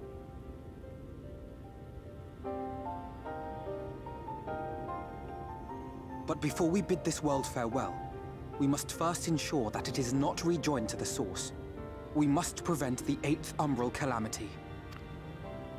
Urianger's vision of the future has, I fear, every chance of coming true. By his description, the catalyst for the calamity was a formless and deadly weapon employed by the Garlean Empire. Black Rose. Which can only mean one thing. Black Rose. Gaius was telling you the truth.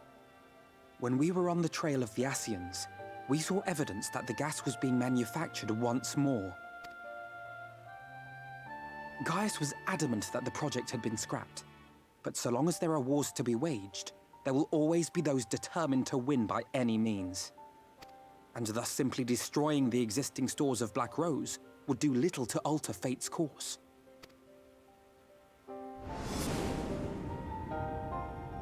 In that sense, our involuntary journey here to the First was something of a boon. Together with the Exarch, we've developed a theory as to how we believe the rejoining will be set in motion. Oh? You have? I'm sure Urianger himself will cover the subject in more detail. We just have to get to him. But I can tell you the process requires that both worlds, the Source and the First, be facing an existential threat. One being Sin Eaters, of course. They are a menace that I would dearly love to remove, and not just to avert a calamity. I may be a stranger to this world, but I will not stand idly by and let innocent people be slaughtered. That is what brought me to the gates of Yulmore. Ignoring its pretensions as a kind of capital city to what remains of the world, it is nonetheless a center of power and authority. If any solutions are to be found, I believe our search should begin there. What say you, old friend? Hungry for another adventure? You know it.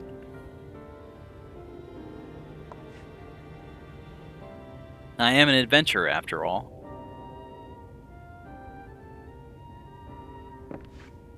And so we take to the road once more.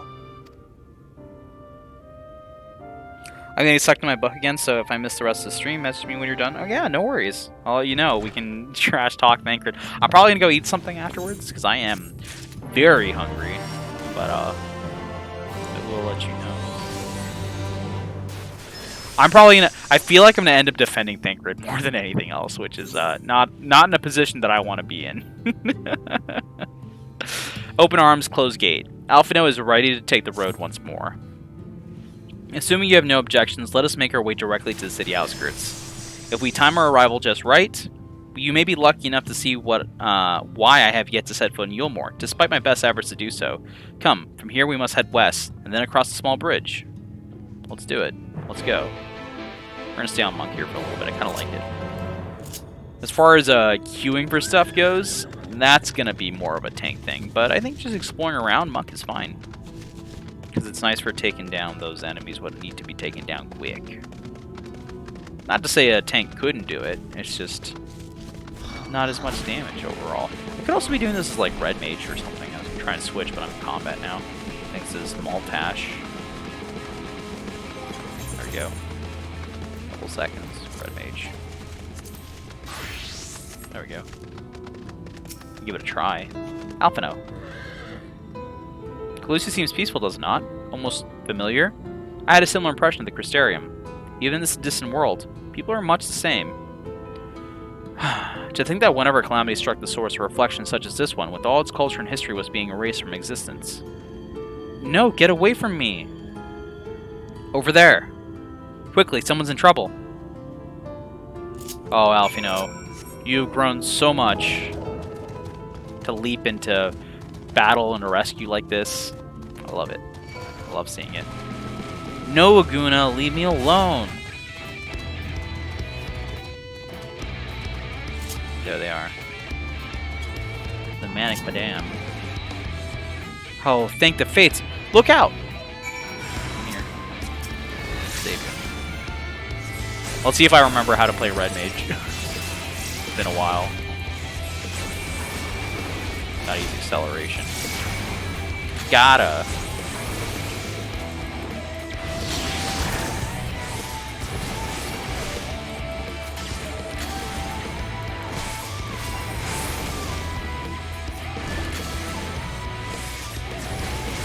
Alright, taken care of.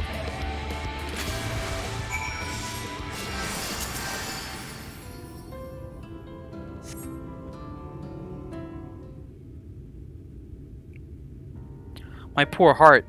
Thank you, young miss. Ah, there you are. In my haste, I lost my bearings. But I see you have the situation well in hand. Fine work. Are you all right, madame? Madam. Madame. Tip's hat. Just a few bruises from where I fell. Nothing compared to what was in store for me before this brave soul came to my rescue. I honestly thought I was done for. My feet are not as swift as they once were, and I knew there was no one left to hear me scream. Not that I let that stop me. Of course. It's a good thing you did, though.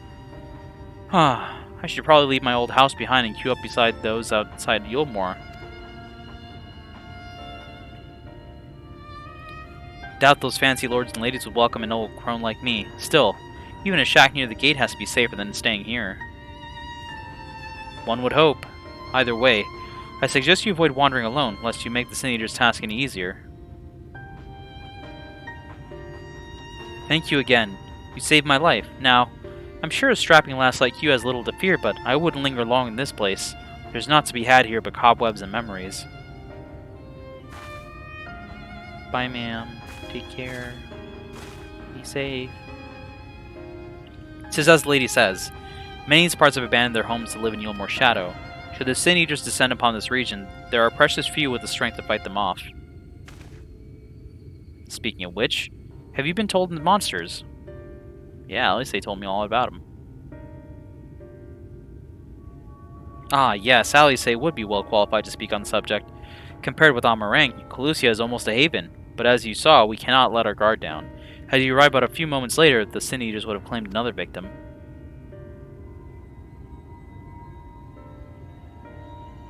Still, we have won a small victory this time at least. Now, shall we press on? We need to return to where the road forks and follow the path that leads west. Alright, let's go back and head west.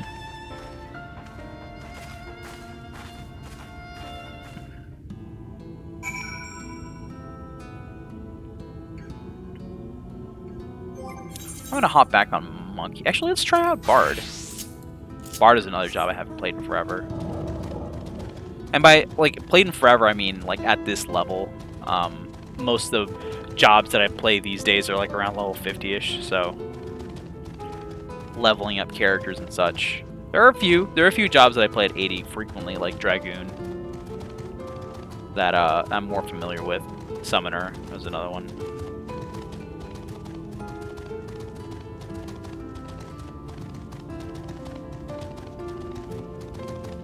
Not that those are my mains or anything, but just happen to be the ones I play more often for some reason.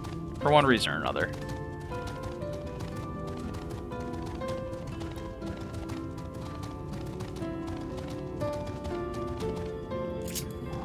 Alright, let's be at the destination here.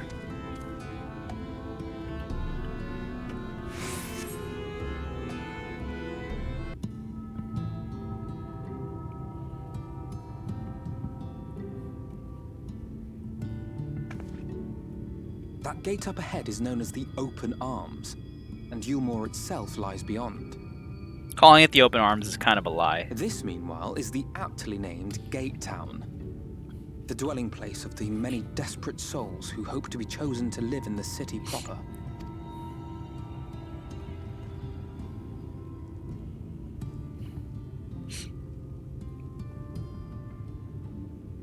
Ah, I thought I recognized you. Brought a new friend, eh?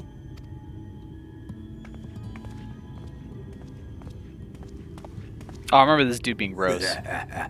I'll bet you got a trick or two up your sleeve. Maybe even 3. Care to show me? The only trick I want to show you is a punch to your dumb face. She's not here to compete. Leave her be. What? I was only making conversation. Ain't nobody asked you to do that. Ladies and gentlemen, your attention, please! Doo-doo.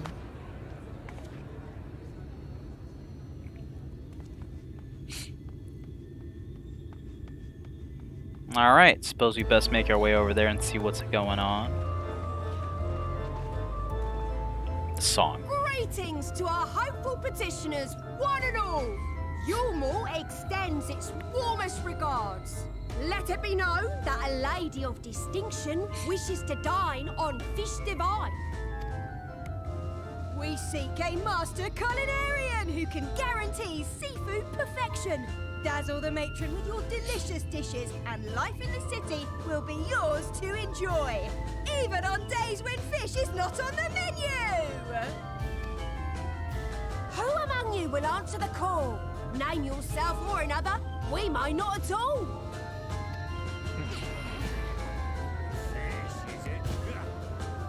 Alright.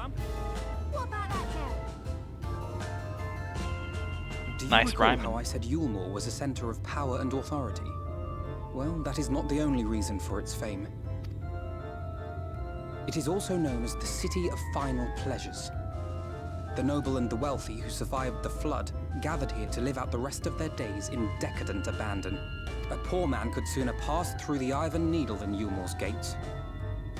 The only way the common folk can enter this perverted paradise is if they fulfill the whim of one of the privileged. And so they are picked over like market produce.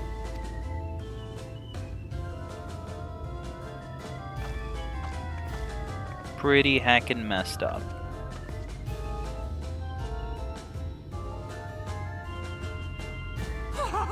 What a catch! We'll not be throwing this one back. Having seen your all too obvious charms, we welcome you with open arms.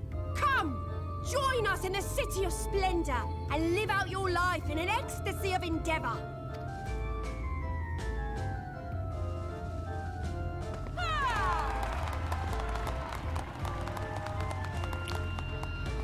I think it's weird that the other people are clapping because they're like also trying to get in.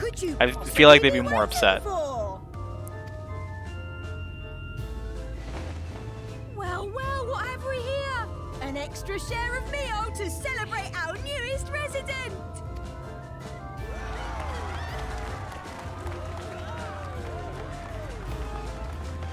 For you. Enjoy. Thank goodness.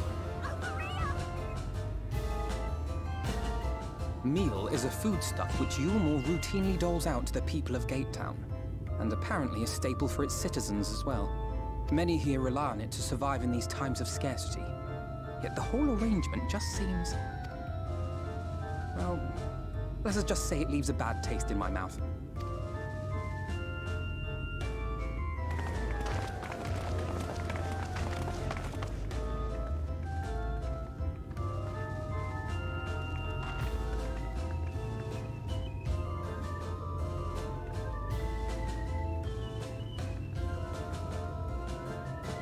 This was so ominous the first time I saw it. It's just like, why do they turn and just stare at me? That's so weird.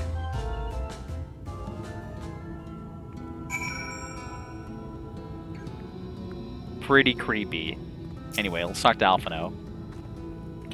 Now you understand why my attempts to enter the city have thus far come to naught.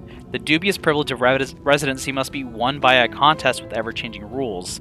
They say this policy has been in place for the past few decades, ever since Yulmore's current ruler came into power. Yet, from what I have seen, it does more harm than good. Not only does it distract people from our shared struggle against the Sing-Eaters, it robs them of their self-sufficiency. I have tried to propose ways they could improve their lot, but my words invariably fall on deaf ears. The attitude is so entrenched now. I worry that, well, mayhap you should take a turn around Gatetown and judge the situation for yourself, which we will do. let's take a little walk and see how things are. Gosh, my skills are in such an orientation that I would not organize in this way today. It's interesting to see. A large pot bubbles over the flame. Pale Chunk's mule, you realize, floats in the otherwise plain broth. After finding out what mule is, I don't like that. I especially don't like that. It's big nasty. Preoccupied petticoats. Just look at it. Can you imagine a more beautiful city?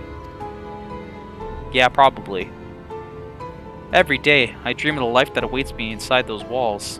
Oh, will they ever pick me?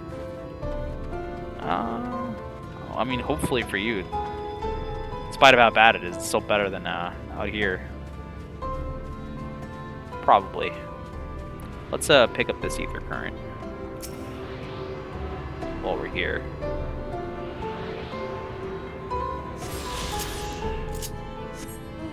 Alright, and then we go back and speak to Alphino.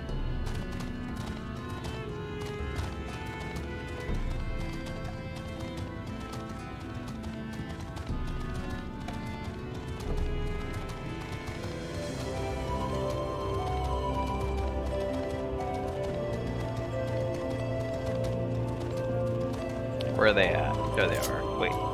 I talked Big Rhyme Bloke first. Still here, are you? Can't blame me for wanting a slice of Yulmore's pie. If you ask me, you should ditch that sour-faced brat. Make a home for yourself here. A-Town's not so much to look at, but at least it's safe. The mule is the best thing I've ever tasted. That's sad. So I can't imagine it tastes like much. It honestly looks like it just tastes like flour. And that's about it. You've seen what Gaytown has to offer. These people can no longer fend for themselves. They become dependent on handouts from Yule, and believe Yulmore is the answer to all their woes. Yet no matter how I frame my encouragements, they seem unwilling, nay, unable to conceive of any other way of life. A fickle existence. Alphino wears a look of profound disapproval. Alphino ain't having none of this.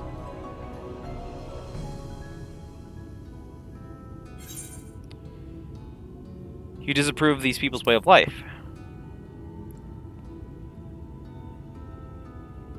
Disapprove. It frustrates me, certainly. That is only part of it, though. The whole situation makes me uneasy. Not that it matters.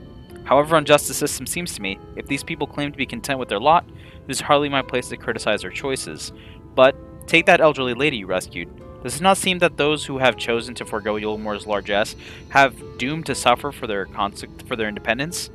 In the end, they are all but forced to seek refuge in Gatetown, and so hamlets and fields across the island are left empty and unattended, hastening the region's descent into ruin. Nay, I am not convinced that Yulmore's generosity truly serves the best interests of Clusia's people. I am not so naive as to think that there is some miraculous solution to all of this. Yet, I cannot help but frown at the sight of hard-working villagers struggling to survive, even as the chosen few rejoice at being plucked from poverty by the hand of a capricious noble. There has to be a better way. I will not know for sure, however, until I have taken those long-delayed steps towards, or through Yulmore's gates. 'Tis fortunate that you arrived when you did, your Gallia. I have been working on a scheme to insinuate myself into the city, and if all goes to plan, it should come to fruition soon. There is a beast tribe who makes its home in the seas surrounding the island. The Ondo they are called, though you and I know them as Sahagin. For the most part, they keep themselves in their ocean grottos, and rarely have dealings with land dwellers. But as Taru took such great pains to impress upon me during our stay in Kugane, business favors the bold, and so I reached out to them. I duly discovered that the Ondo are inordinately fond of land-grown produce, fresh fruits in particular, and when I offered to procure such goods for them, they promised they would pay me in pearls. An attractive business venture for any prospective investor, would you not agree? Surely even the most jaded Yulmoran lord would have time for a merchant who can make pearls from plums and pumpkins. Yes, I've come a long way since my days of buying samurai swords without first negotiating a price. Yeah, you kinda have. I'll give that one to you. But not by much. My appointment with the Ondo is due to take place in a few hours. I just need to collect the produce and meet with them on the shore. Why don't you help me make the exchange? Yeah, I've got your back, buddy. Don't worry. Excellent. I should be glad of your company. First things first, then we must pay a visit to Moshamoa, my supplier and right. Come, it's just to the northwest of here. That'll give me a nice opportunity to try and attune that ether right there, too. But who's this over here and what we're talking about?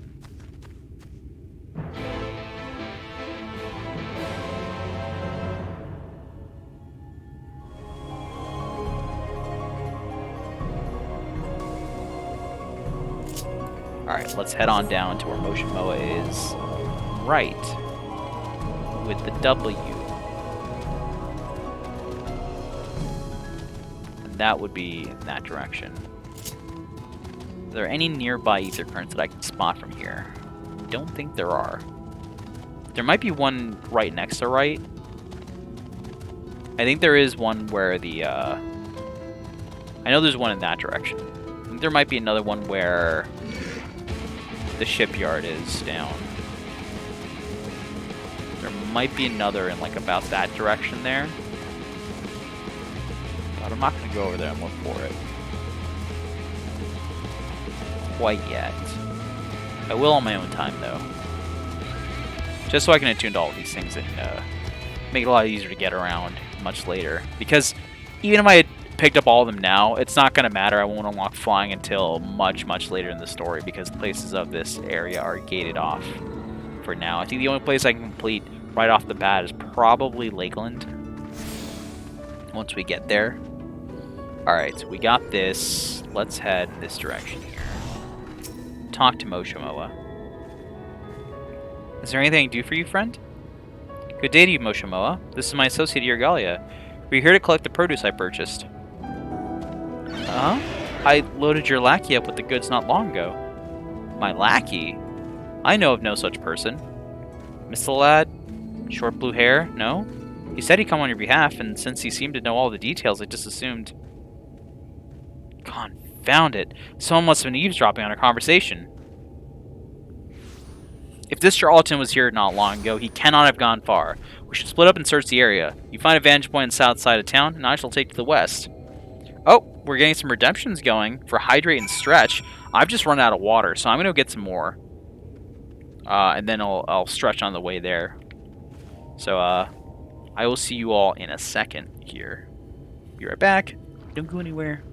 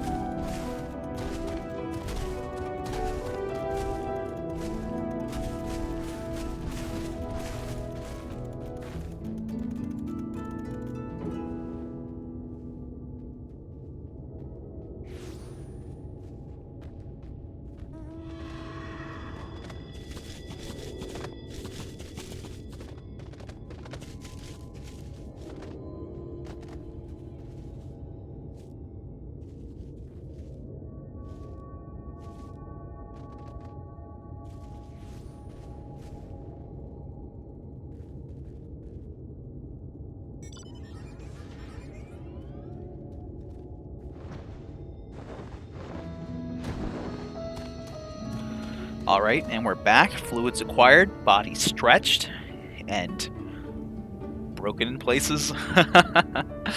Alright, now we're back. Let's get back into the story here. Find this person what stole our goods from Moshamoa, pretending to be one of Alfino's lackeys? How dare they? How dare they? Let's get our jargon here. And we're headed southwards. Did we attune to this etherite? I honestly don't even know. Yes, we did. Cool.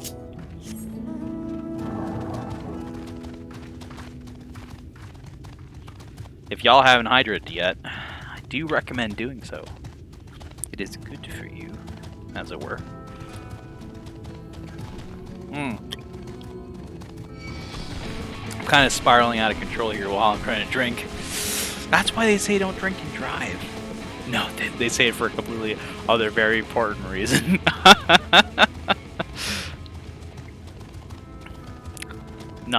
Not something a fool like me would say. Alright, we're gonna search around the surroundings. We're gonna find our thief and identify them. Actually, there's a little, there he is. You can see him here. When you zoom in real close, you can see this shoe bill looking at us. I wonder what's that about. I wonder what that's about. You run around the story and you run to the shoe bill quite a few times.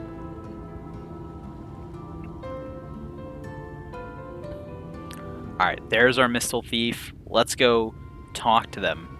They look pretty nervous. They should be. I'm coming for them. Yer, any sign of him? There he is, in the distance. You have a keen eye. Let us move, before he makes his good escape. Or makes good his escape. You can tell I'm feeling a little tired by now in the stream. I've been going for a little while. There's that wonderful battle music going again. Is there any other currents in this area? I feel like there might be one. Go around to Calibri this way? Yeah, I can. Alright, let's talk to this blue-haired Mistle. See if we can convince them to return our stuff. Or if they'll need a little bit more persuasion. Of the punching variety. The thief who claims the harvest on my behalf. Hand it over. Well, forgive me. I have to get into the city. I have no family, and all my friends have already been chosen. Instantly feel bad for them. No one here gives a damn about me. When the meal gets handed out, I'm lucky if I get a smell of it. No matter what I do, they won't call out my name. I'm so tired, I'm so bloody hungry. I thought maybe I could steal your idea. Get in that way.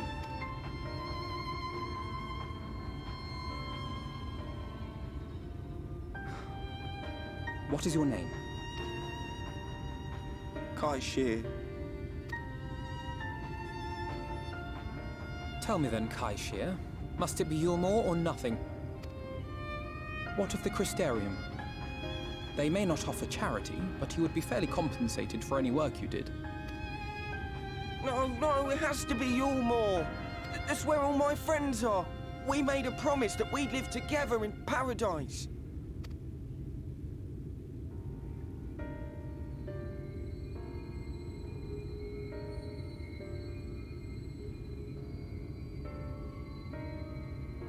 I was to make my deal with the Ondo at the Clave.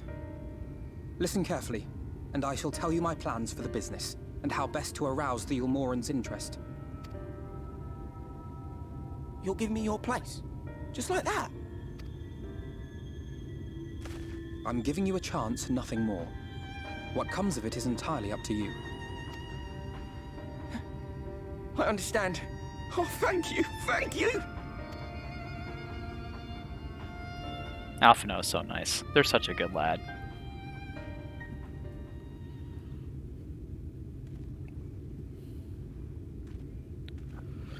Good luck, buddy. You can do this. I haven't actually done any of Kai Shear's custom delivery missions. So I don't know what those are like. Kai Shear, it was the difference between life and death. I do not regret my decision. Yet I will admit that a part of me wonders if it was for the best.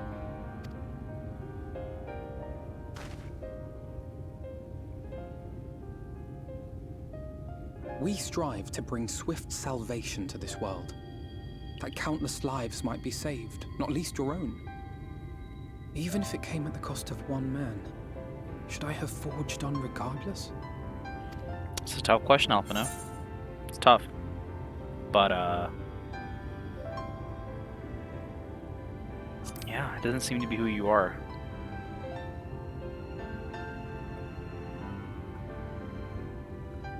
I suppose not. Were Estinian here, he would most likely scoff at my soft-heartedness. Same old Alfido, ever the slave to sentiment. I love that he does a voice for Estinian. But I thank you for your kind words nonetheless. Let us see to it that both these stories have a happy ending. Yeah, let's do it. Shall we return to Rite then? Lead the way.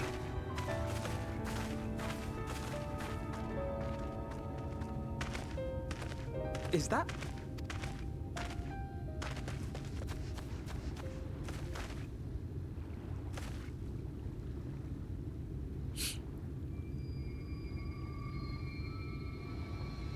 I can't be sure, but I think someone's in trouble. We have to go help him. Come on, they may need our help.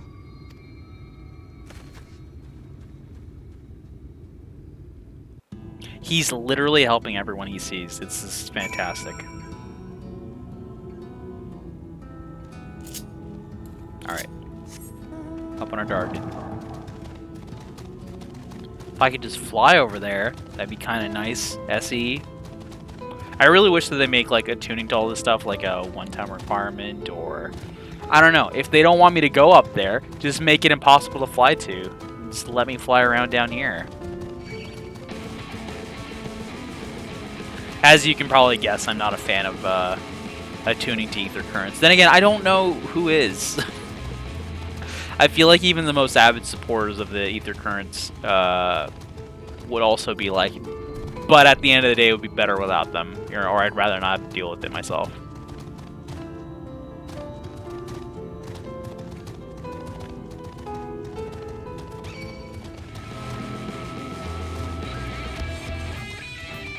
Did I miss it? Did I go too far? No, I haven't. Not quite yet. This is a portion with a bunch of crabs here. Bee crabs.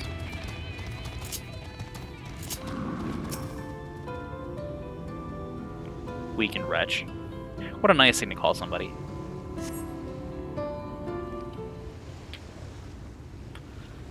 That should take care of the worst of his injuries. Mercy. Mercy, I beg you.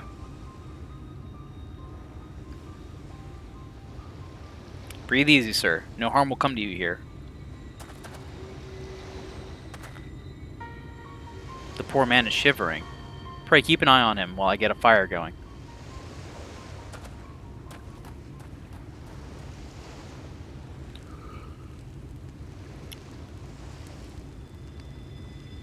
I thought for certain I was dead. How am I ever to repay this kindness? We'll settle for the tale behind your current predicament. Why don't you begin by telling us your name? Tristol. I was invited to Yulmore to work as an artist.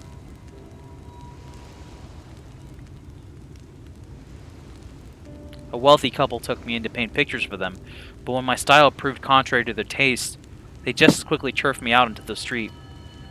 I was left penniless and patronless, a grave sin in Lord Bothrey's city. Within days, they had brought me before the man himself, and he asked me what I meant to do. Dejected as I was, I told him that I wished to leave. Little did I know how soon he would grant me my wish. They flung me over the balustrade into the God's damned ocean. Terrible. From up there? How are you not dashed to pieces? Don't ask me. Luck, I suppose. Though if you hadn't found me when you did, it wouldn't have counted for much. Monstrous.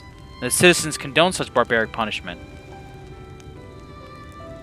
Oh, without a second thought. When Lord Bothrey passes judgment, no one so much as blinks, let alone argues. In Yulmore, his word is law.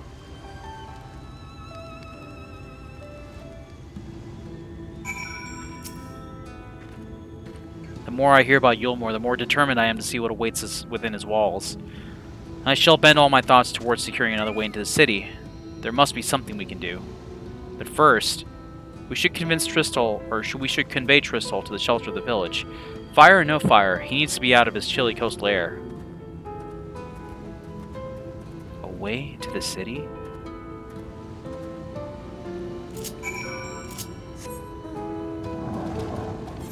That's what we're looking for, Tristol. We're gonna teleport on back to right over here.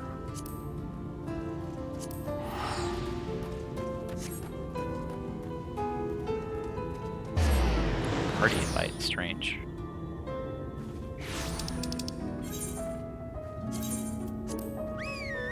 Alright, let's head over in this direction.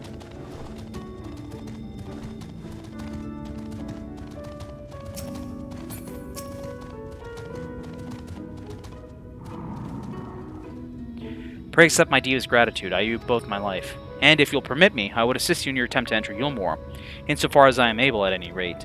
To be frank, the thought of sending my saviors into that awful place makes me sick to the stomach, but since it's plain you've set your minds on it, you should take this. It's my favorite paintbrush. The Yulmoran elite are never satisfied until they get exactly what they want, and if I'm not mistaken, the couple I mentioned will be looking for someone to replace me. If you make a show of owning such a well-used brush, you may be able to convince people you have a talent for painting. Are you certain? This is your livelihood. We cannot deprive you of such a treasured possession. I give it gladly after all you've done for me, and besides, I don't think I have the heart to paint anymore. As to what I'll do instead, I honestly haven't decided, but I shan't stay long in this place, not with that city brooding over me. Nay, I'll move on to new lands and a new profession, and I'll keep you my prayers from now until my dying day. That's nice of you, Tristal. You don't have to do that. Just live a good life, buddy, and you'll be fine. City of Final Pleasures. Alphino weighs the brush you received from Tristal, deep in thought. They say kindness is its own reward, but Tristal has repaid us with a gift as timely as it was unexpected. We will, however, need to act upon his advice before another painter steps in to fill the vacancy. Thankfully, I do have some modest skill with the paintbrush. Nothing approaching that of a true artist, of course, but enough to play the role, I would hope. As for you,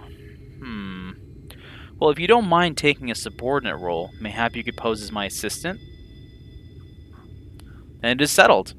All we need to do now is return to Gate Town and await the next appearance of those vile jesters.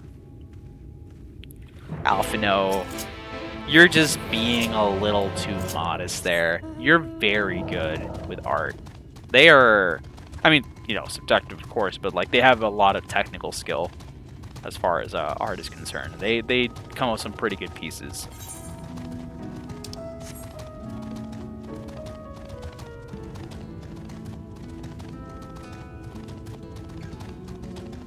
We have a nice furnishing item that is a drawing, a sketch they did of Yugiri and Gosetsu when we were looking for them back in Stormblood.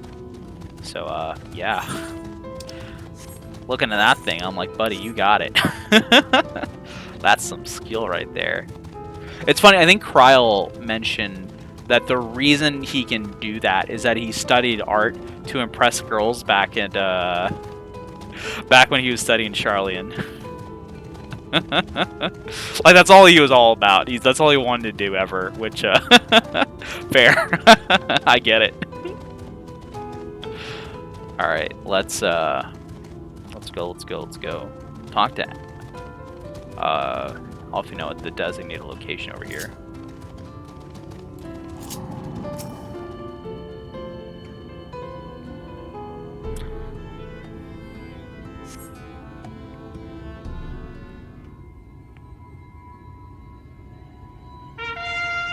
Doo-doo. That didn't take too long. Here they come.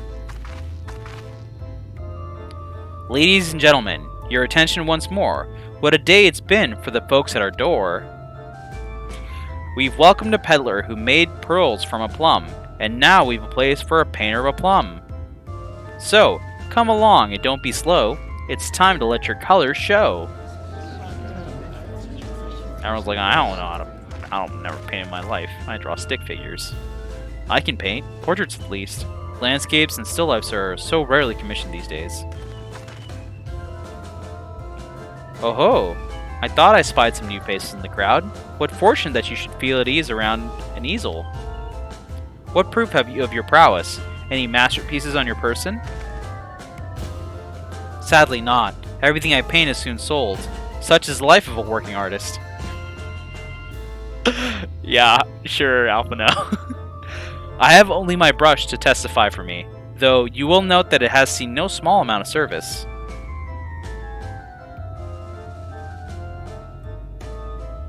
Aha! Ho ho! Flecks of paint, both old and new, a tool much loved and much used.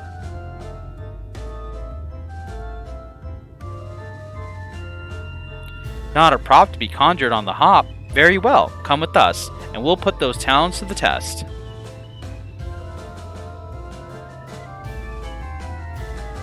And who is this hanger-on? Well-wisher or parasite? Why, this is my assistant. She whose unfailing support allows my art to flourish. I will go with her, or not at all. Parasite, then. We shall leave her fate in the hands of those of your new employer. It matters not a whit to us. And having filled our latest vacant space, we retire to Yulmore's sweet embrace.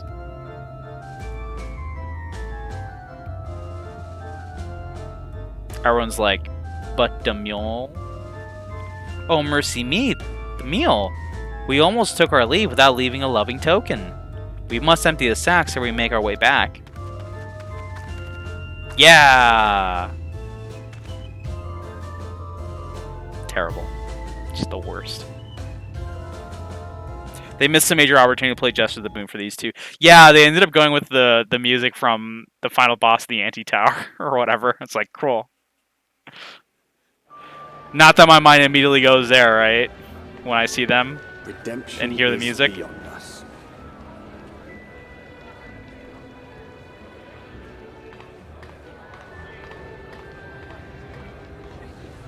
The lament of all but saints and fools, and the comfort of the lords and ladies of this accursed place.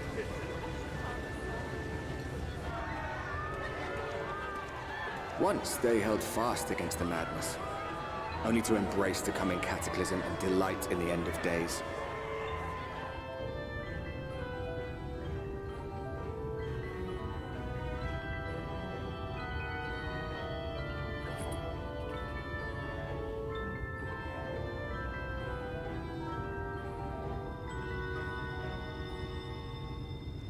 Perhaps in rapture they seek to lose themselves and the misery they share.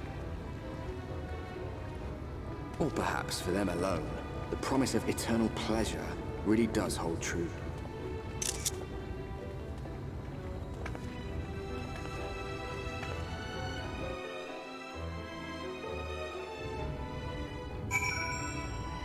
Alright, let's talk to the Red Jongleur. Welcome, welcome to the City of Final Pleasures. Feel free to weep at its magnificence. No? Not even a single tear? Moving right along then.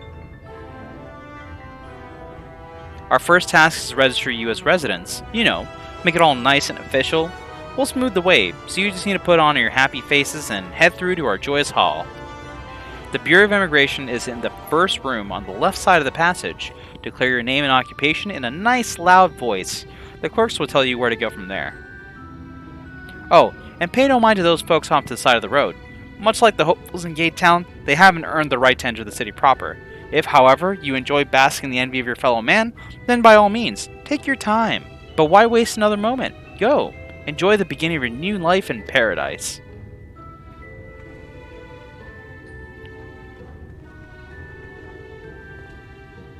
The Bureau of Immigration, was it? I suppose we had better show ourselves willing for the time being.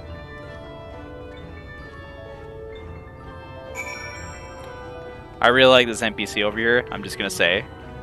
They're very sad though, but I really like them.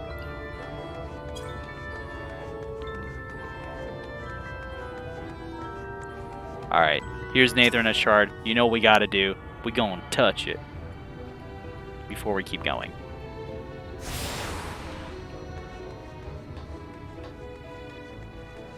Now, first things first, let's go talk to the Bureau of Immigration. I like this person's name and their FC tag, Video Games Books. It's everything they like. All in one. Welcome to Yulmore, fortunate friends. May I have your names? I am Alfino, an artist, and this is Yergalia, my assistant. Yes, I was informed of your imminent arrival. We can forego the usual interview and begin processing your registration papers forthwith. Now, the citizens of Yulmore are divided into two classes. There are the free, who are blessed with the favor of Lord Vothry, and the bonded, who work in the employ of the free. You will be joining the ranks of the bonded. Your duties are to serve a patron in the capacity for which you were chosen, In your case, painting pretty pictures. Should your patron dismiss you for any reason, you must find another sponsor among the free, or accept work as a general laborer. I see. And might you tell us something of the patron we are to serve? The two patrons, actually, Chinos and Dulia Chai, a mistel couple upon whom most refer to as the Chais. They are both gentle souls, but I would ask that you conduct yourself with respect and humility, for your own sake as much as theirs. Now, a moment please, while I complete the relevant paperwork. We're gonna meet the Chais. All in order. These are your registration documents. Oh, thank you. Take those papers next door and submit them to the clerk. Once they've been stamped, you will officially be a Yulmoran citizen.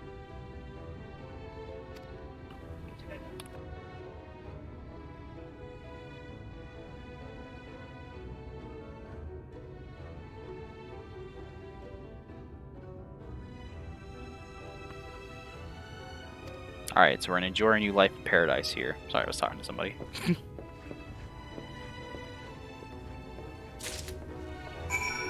Alright, let's head this direction. And let's talk to the registration officer. Hello, we're here to register. Welcome to the Bureau of Registration. Papers, please. Here you go.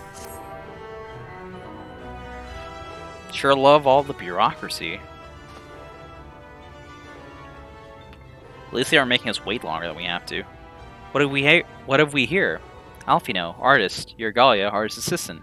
To be employed in the service of Lord Chinos and Lady Dulia Chai. Yes, everything seems to be in order. Your registration is hereby approved. I think it best we deliver you to the Chai residence before... Oh dear. You smell hideous! What a nice compliment to give somebody. Did you crawl here through the ditch? It's like an unholy miasma of dust and sweat and the musk of some unwashed beast. Wow. Colorful. Proceed directly to the delousery next door and scrub yourselves clean. Use whichever showers are free. After you've rinsed away that stench, you'll want to splash yourselves with this perfume. Liberally. Once you've made yourself presentable, then you may proceed to the Chai residence. Cornine, the guard by the stairs, will give you directions. Jeez, do we smell that bad? I hadn't realized we were so aromatic. What a word. Alfino, you have such a way with words.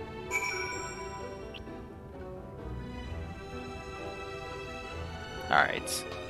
Over to this direction here, Alfino. Alfino, what are you looking at? Just take a shower already, my guy. Let's do it. Oh, someone's in there. Don't look at that. Not on stream. Let's go to this one. Outstretched arm of bathing. You rinse yourself clean in the stream of water.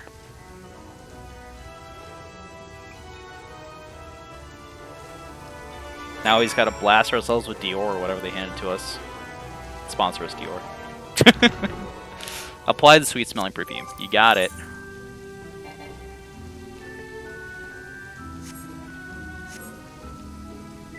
Wonderful. You apply the perfume as directed, and the delicate scent of roses fills the air. Oh, you showered and dressed already, have you? Is it not... That is to say... It seems rather exposed for one's ablutions, does it not? Hurry up and shower, Stinky! It's my favorite answer to give him. Fine, just a quick rinse then. Oh, the dialogue lines are so good here in Shadowbringers.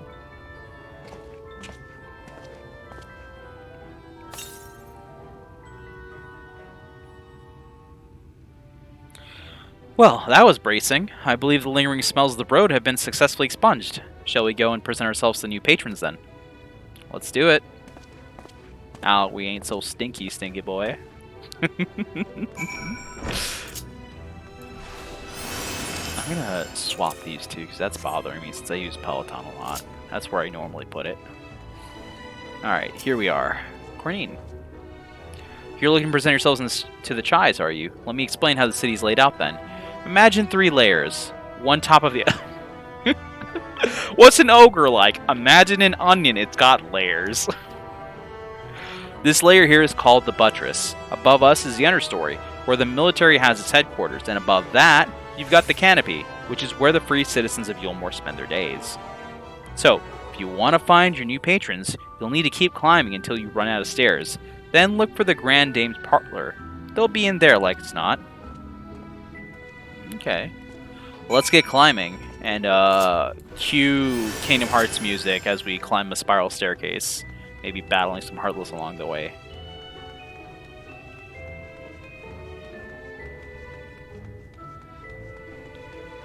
Since we're going up here in this direction anyway, I'm going to plop on... You know what? It's going to send me down there anyway. I know there's a quest that's going to send me down there, so I'm just going to keep going this direction.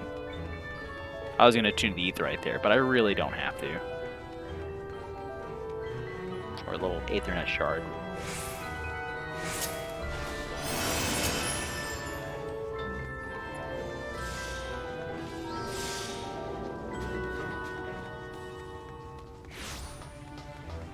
Alright. Hi, Dooley Chai. Nice to meet you for the first time on this character.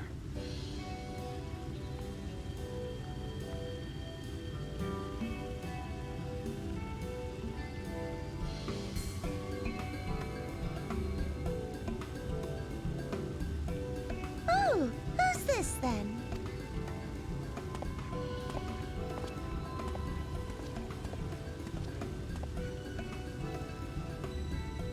Lord and Lady Chai, pray forgive our intrusion.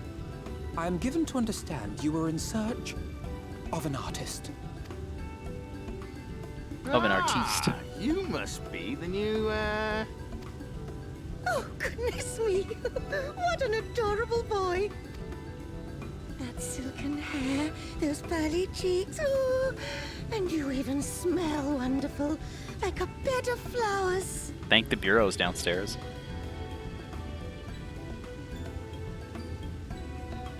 I approve of this one, dearest. I am positive he will paint us the most delightful pictures. Yes. Well, I mean, as long as he paints better than that talentless wretch we sent packing last week. Don't like that. Wonderful, wonderful. Welcome to Yulmore. Alphino, if it please you, my lady. And this is my assistant. Hi, that's me. Your assistant?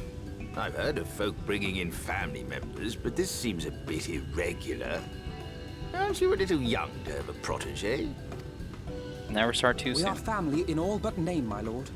Though we share no blood, we have stood by each other through life's many challenges, resolved to prevail together or not at all. Of all people, 'tis she who best understands my work. With her unique insight guiding my hand, the art I create is sure to satisfy your expectations. That's like... That's so much affection there.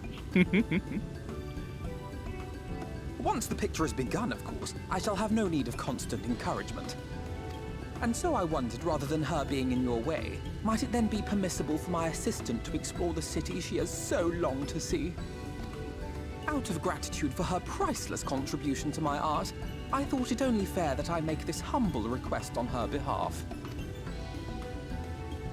Wow, thanks so much, buddy. Did you ever hear of such devotion? Of course your assistant must have her wish. She shall be free to roam to our heart's content. Yeah. Isn't that right, darling? Yeah, isn't that right? Oh, yes. Yes, of course, dearest. Quite right. Heck yeah.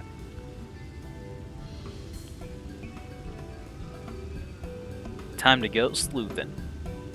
Figure things out. My power couple! Yeah! Alright, let's go... Wait till Alphino loads in, and then talk to him. Free to sightsee. Alphino would send you into the city to explore.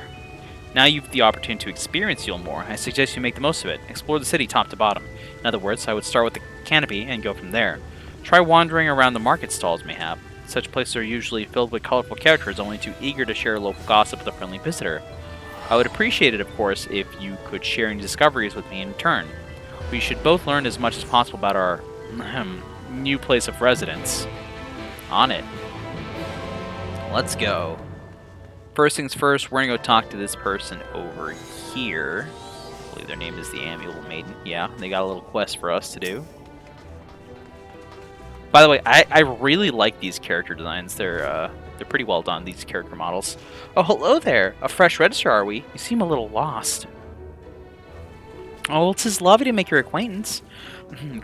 Speaking of acquaintances, you wouldn't happen to have run into my attendant on your wanderings, would you? Big, strong lad, long hair, tied back. He was escorting me on a shopping errand when I realized I dropped my handkerchief, and now I've been waiting here all alone while he's been off searching for it. I'm not terribly fond of being alone. If you do see him, I would be obliged if you could pass on this message. Forget the silly little handkerchief and return to my side at once. Alright, let's go find their missing pal, and I know exactly where they are. Poor buddy over here, hanging off in a perilous situation. Let's help him back up. I got you, friend. You're safe now. Wicked White, that was too close. Thank you, friend. I don't know what I would have done if you hadn't come along. I was trying to rescue my lady's handkerchief, you see. The wind must have blown it over the edge, but luckily it caught on something. I thought if I could just stretch out far enough. Have you seen these railings? You risked your life for a scrap of cloth. You must think highly of you, mister. You risked your life for a scrap of cloth? It's not just a scrap of cloth, not if it belongs to her. I would risk my life and more to spare my mistress but a single moment of sadness. When I first came to Yulmore, I thought only of improving my lot in life. But there was so much more to the city than wealth and plenty. There's no war here, no conflict. The residents all treat each other with warmth and respect. My mistress has been ever so kind to me, and I can think of no other place in Ecclesia where I could possibly be happier. Sorry, I might have gotten a bit carried away. I find it hard to stop when I start counting my blessings these days. Please, you should come with me to meet my lady. Once she hears of your deed, you'll be witness to her generosity firsthand. I just did. She's kind of lonely right now. What? Lonely, you say? Curse my clumsy feet! I must return to her immediately!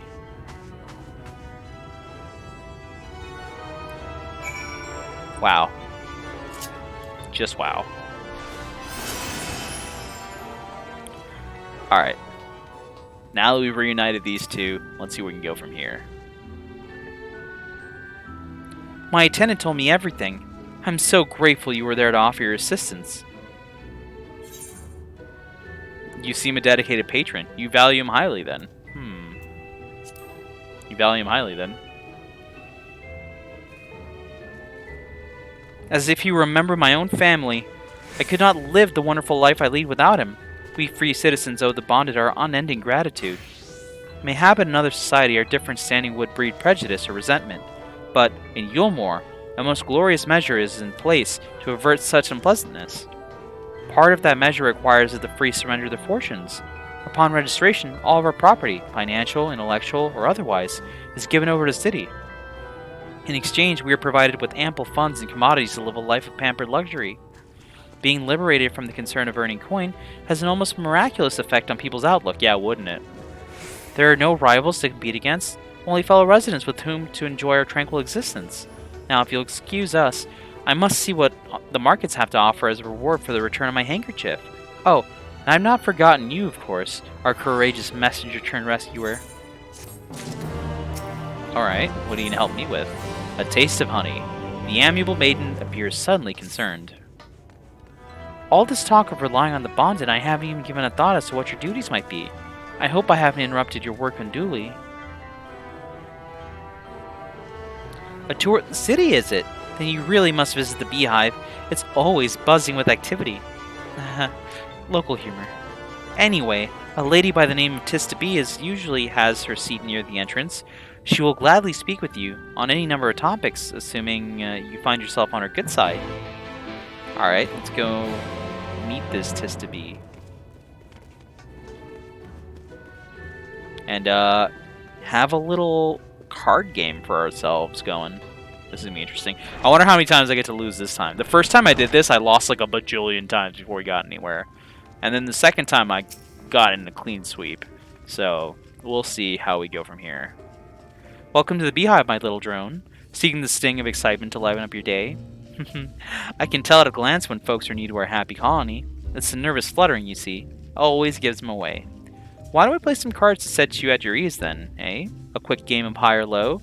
It's simply a matter of guessing who has the bigger hand. If you win, I'll grant you a single favor. Within reason, of course. Interested? Oh, you bet. Let's do it. It's time to duel. Good for you. No time like the present, I say.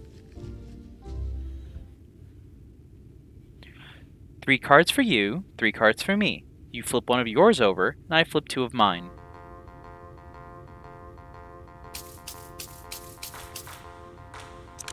Got that triple triad music going. So they got a 9. Now, what's your call? Will your total be higher or lower than mine? So they've got 9 right now, and I've got 4. Let's say on average, right? If we go by an average increase. So these cards go from 1 to 9. So average would be 1 plus 9, 10 divided by 2, 5. So 5 is the average, obviously. I guess I should have realized that sooner. But, so if we add 5 to this 10, we end up with 14. If they add 5 to that, they end up with 14. So it's the same. So it's actually a legitimate 50-50 here.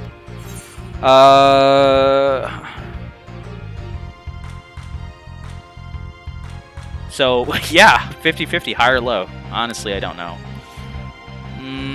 I'm going to reckon our cards are going to be worse than whatever they have. I'm going to go low. You're going low then. Right. Let's see what we've got. 3. That's low. Yeah, that's a full 9. Yep. My cards add up to 18, and you have... Good call on my end. A total of 8. We win.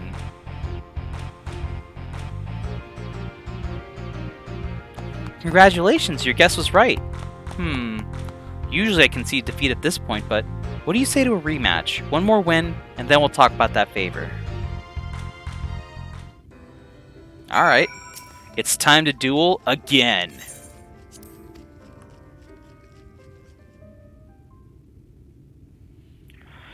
Three cards for you, 3 for me. You flip one of yours over, and I flip 2 of mine.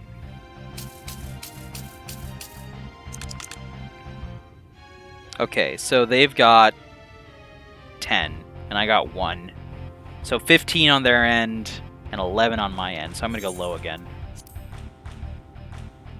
You're going with low then. Right, let's see what we've got. Yeah, got it. We're so good at this! My card's out to 19, and you have a total of 11.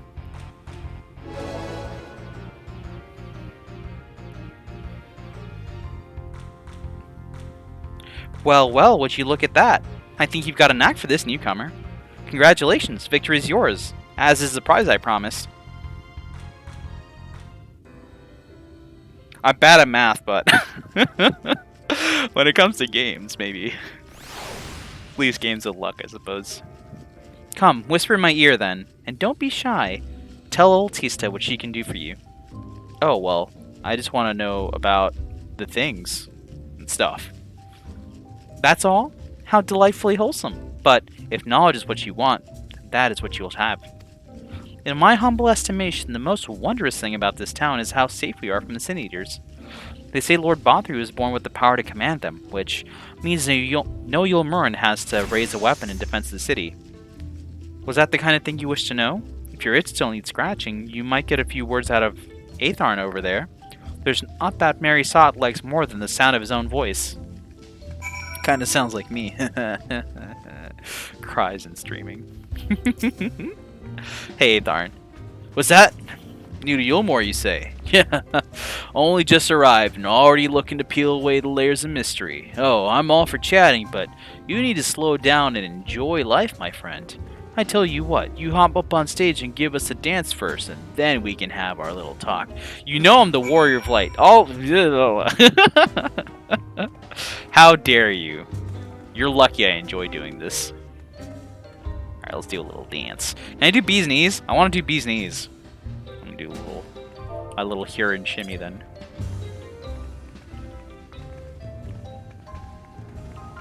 Is that good? That's the way. Dance like there's no tomorrow. Because there might not be. Alright, Atharn. Now that was a show. You're welcome to clamber up on stage anytime you like. So, what was it you wanted to ask of me? Ah, yes, something about our fair city. Well, I can tell you it wasn't always so peaceful as it is today. The Yulmoran army may be the very essence of military might, but even our forces saw grievous losses in the war against the Sin Eaters. Things changed for us, around 20 years ago now, when the old ruler's son came into power. He's got this way with the Sin Eaters, you see. Turns them docile as house cats. I wouldn't be exaggerating to say they've become something of an ally to Yulmor. No longer an enemy to be feared. And yet elsewhere, there are still fools who insist on fighting their losing battles. Ha! A toast to Lord Vothry. If you say so, buddy. I ain't having this toast. Let's go back. This toast is toast. That makes a lot of sense if you don't think about it. It makes more sense actually if you do think about it, but also less. Let's go talk to Alfino and tell him about our discoveries that we made here.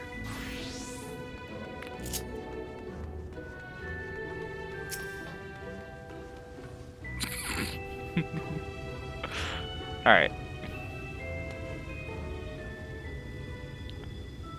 Oh, you returned from your jaunt around the city so soon. You needn't have hurried back. Young Alfino has yet to put brush to canvas. Which means we can still talk. One cannot rush good art, I'm told. Or good artists, apparently. Ah, finally. Some good heckin' clothes. Look at that.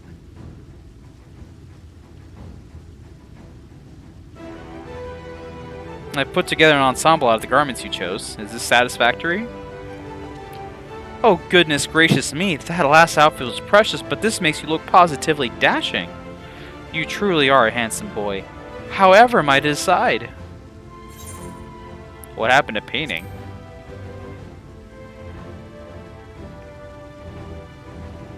Exactly. The lad is an artist, dearest, not a dress-up doll. It's about time we set him to work for the reason we called him here. Must we?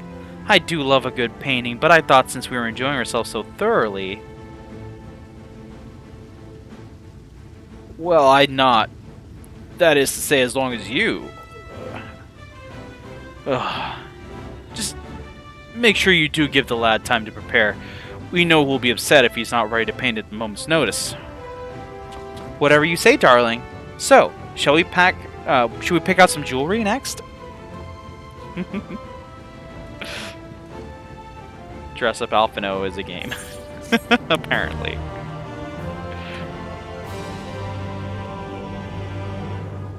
That Dulio loves to play. Let's talk to Alfino. A blessed instrument. Alfino draws you close with a whisper.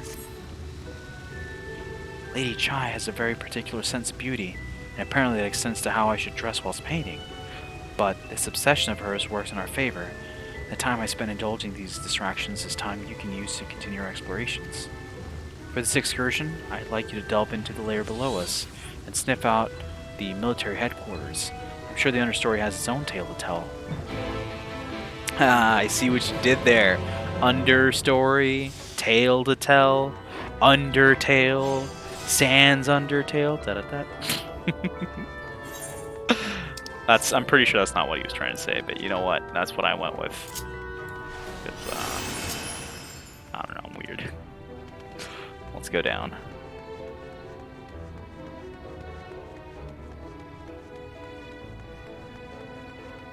Alright, we're here. Where's the... just jump right down and break her legs. I know where we're going. We're looking for the Weeping Warbler here.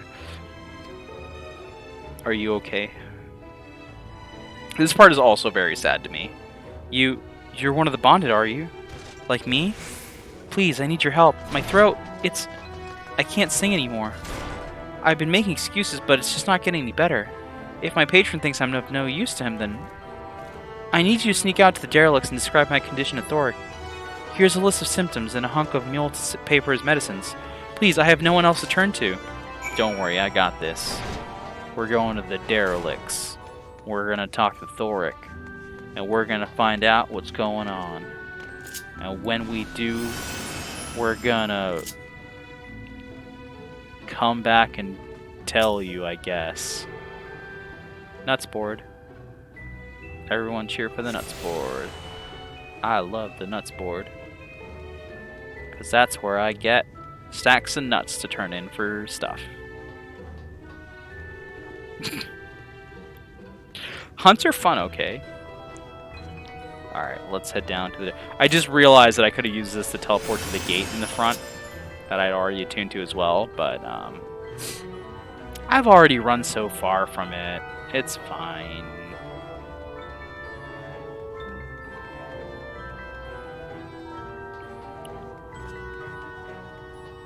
Thoric is back there, I see.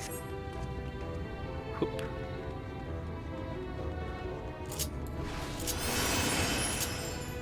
Let's pop sprint as well, just to go quick. This place is kind of big.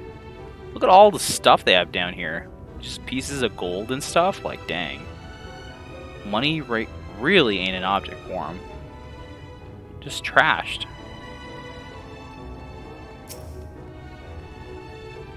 Attune to the Ethernet shard that we're here.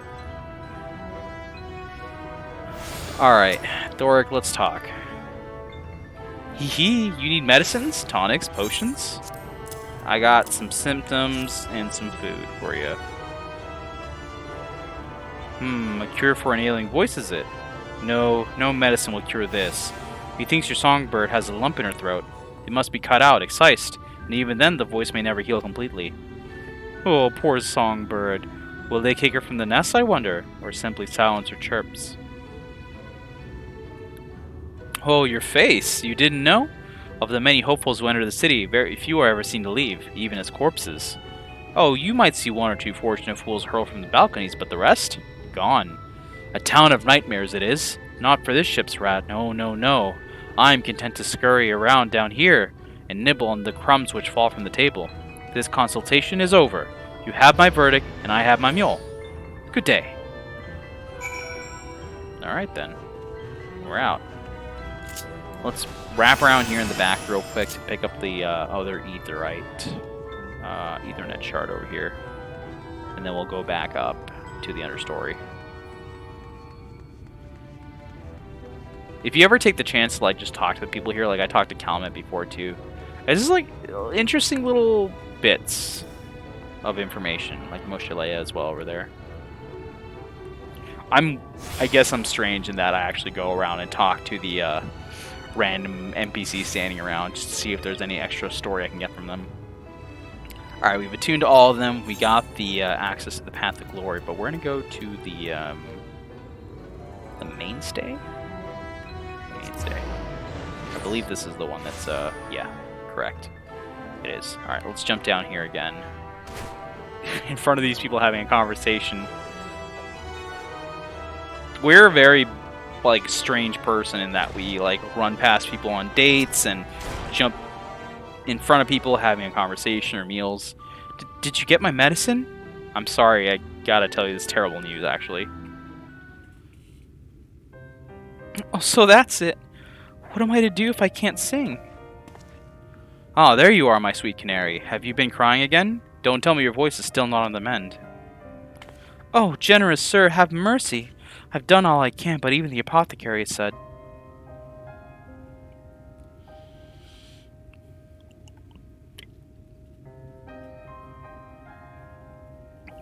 So you've been suffering all this time. I'm sorry, my pet. I hadn't realized your affliction was this grave. But you needn't fret. I'll not reward your hours of trilling by casting you out into the street. You are too kind, sir. But what use am I if I cannot sing? I fear the day I become more burden to you than treasure. Then I shall have a word with Lord Bothry and arrange for your ascension. In that paradise where resides neither pain nor illness, will your song ring out clearly once again. Or mayhap you think it a step too far. No, You would do that for me? Of course. Why, I would almost wish to hasten my own ascension, knowing your blessed instrument was waiting there to greet me.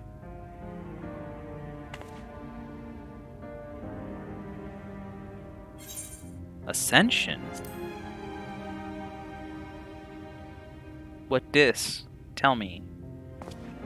Ah, you must be a new arrival. Allow me to explain. As all know, the Sin Eaters exist to devour the sinful, but also do they serve to gather the souls of the innocent and shepherd them unto a celestial paradise. It is through Lord Bothry that we learn this truth.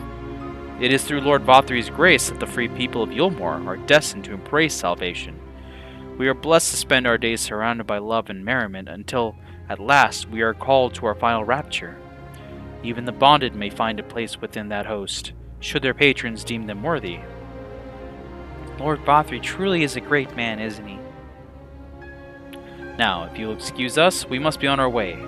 May you find eternal salvation for the compassion you have shown my precious canary.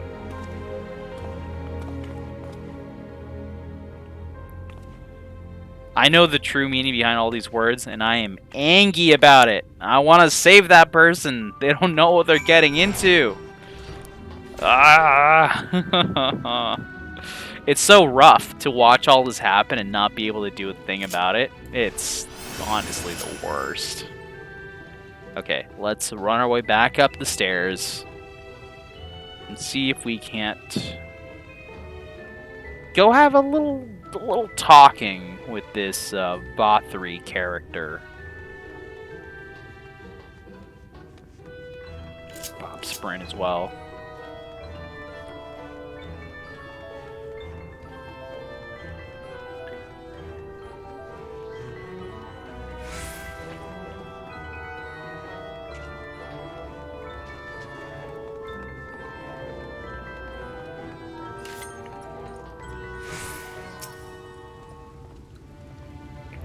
It's good to see you back. You were taking so long I began to worry something had happened.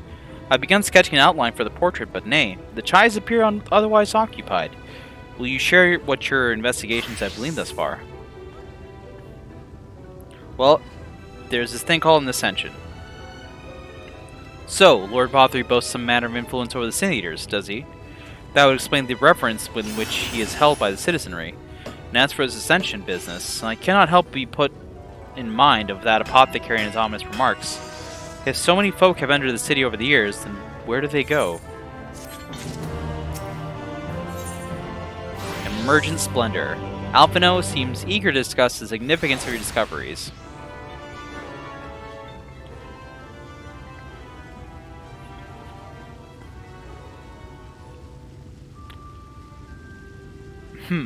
I take my eyes off you for one moment and you're chattering with that assistant of yours. Am I to assume the outline is done then?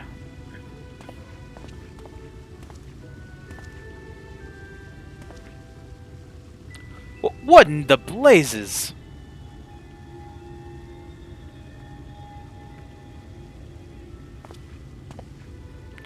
It's so unflattering. Explain yourself, Alphino. Where is your artistic interpretation? It should evoke images of affluence and nobility and overwhelm the viewer with its boundless beauty. Lord Chai, you stated that this portrait was to commemorate your anniversary. Yours being a joyous union, it seemed to me that a realistic portrayal... Realistic? I don't want realism. I want perfection. A spectacled slackened jaws and weakened knees to make people cry out in amazement. Now, fetch a blank canvas and... Someone's screaming up there. I say, did that come from above? Oh, here come the trumpets again, and the gestures. Sorry, jongleurs. Ladies and gentlemen, your attention please. A tale to make you quiver and your noble blood freeze. There was a villain on the loose, set to ruin our fair city. But our Lord has got him now, and his fate will not be pretty. Yes, the hammer of justice is poised to come crashing down, and one and all who'd watch it fall are invited to join his lordship in the offer.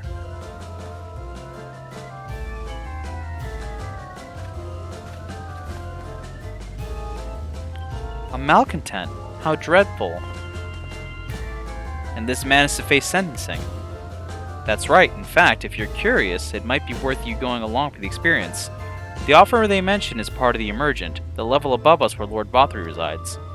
Ordinarily, you would be barred from entering, but it seems they'll be opening its door for the next little while. The Crown Lift will take you up there. We had better not dawdle then.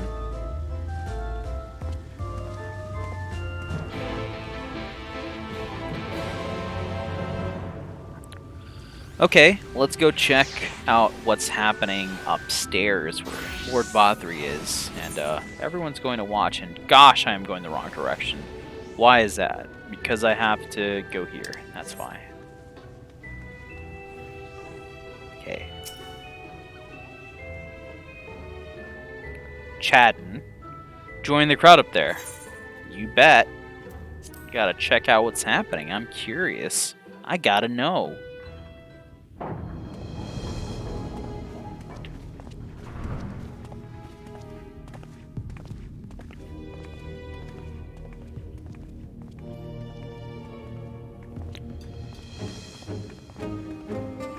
That's him. That's Bothry.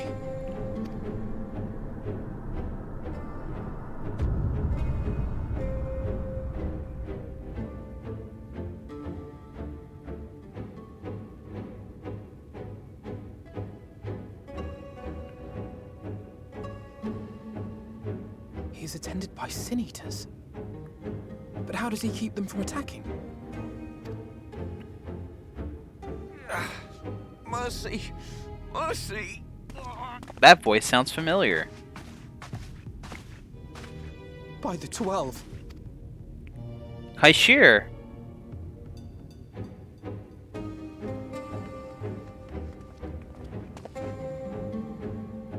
Kaishir, what happened to you?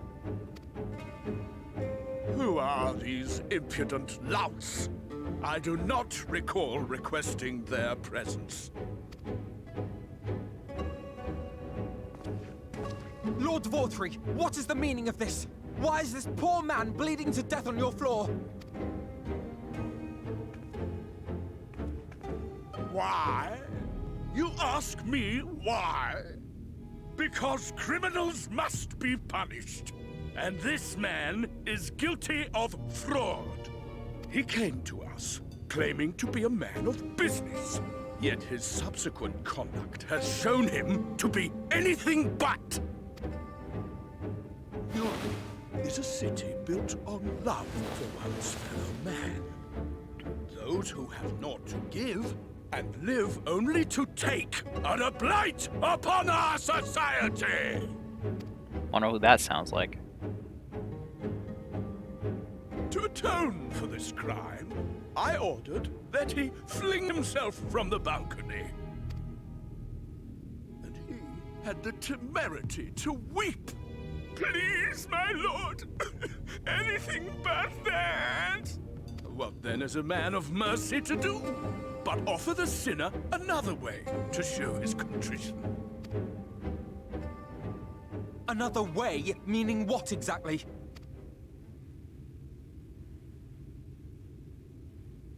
Sin eaters are part of Yulmore society, but they must be fed with ether. Living ether. So, I demanded an offering of flesh, carved by his own hand, from his own hide. So messed up. And still, he could not do as I asked. A wholly unsatisfactory performance.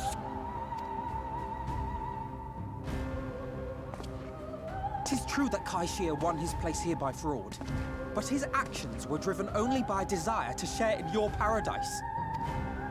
That you would cast him out I could almost accept, but to humiliate him thus, to demand his very life? Is this truly the way of Yulmore?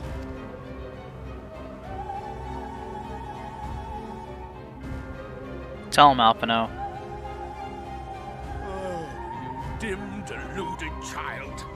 Have you ever paused to consider what it takes to maintain such a paradise in this barren, broken world of ours? The guarantee of safety and stability. The knowledge that if one only abides by the rules, one has naught to fear. I alone can offer these things, for I alone can command the Sin Eaters. And thus am I alone the voice of justice, and any who oppose me, villains to be punished. No, don't clap.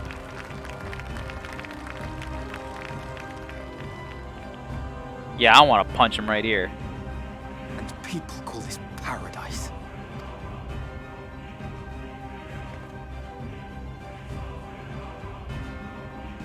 You were granted a place in my city for a particular skill. What was it? Painting. Oh, an artiste! Then you shall paint a picture for me of Yulmore. If I find your art pleasing, then I may excuse this display of insolence.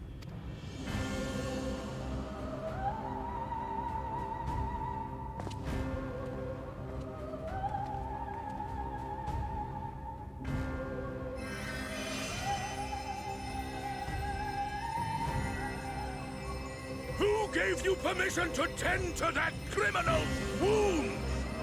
I told you to paint me a picture!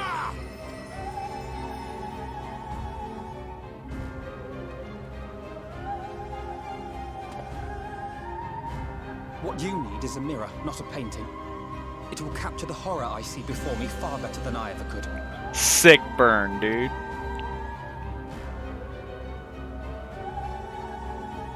Can you walk? I don't think so.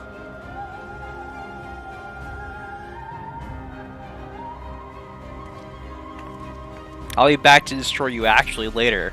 Alfino did a pretty good job right now. Did that little worm just insult me?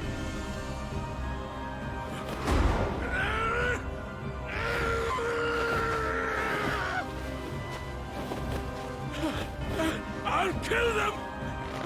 I'll kill them all! I'll enslave their minds! I'll torment them! Torture them! Then tear out their hearts!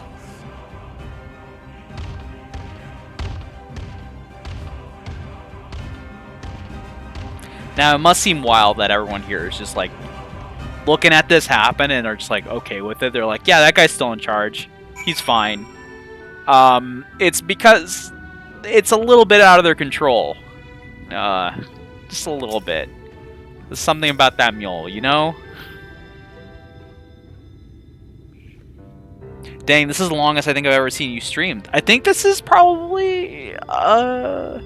There was one time longer when we were doing our first playthrough of Shadowbringers, and we were... It was the final portion of the main story where we were in Amarat. That one took so long that we had to stop and restart my PC because it was dying, and then continue to stream from there for a few more hours. So I think the total for that one was 7 or 8 hours. So that's probably the longest stream I've done.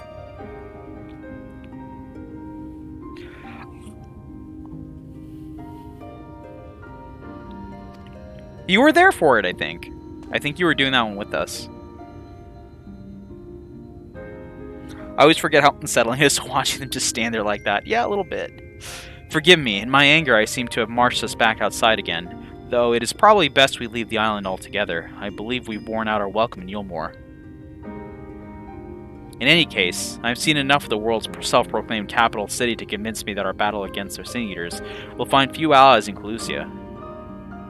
Was I? It's been so long. Yeah, it's been a long time since then.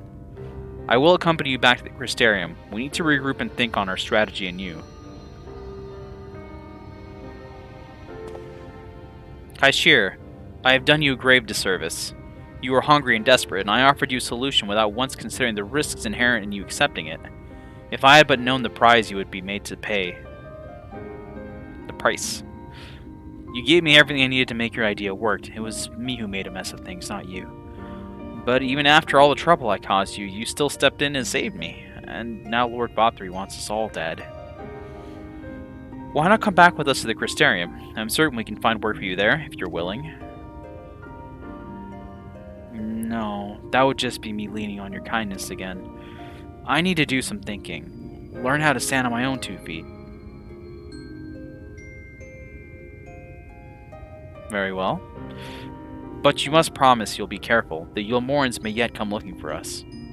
I'll keep my head down, don't worry. And you take care too. Give me the chance to repay what you've done for me.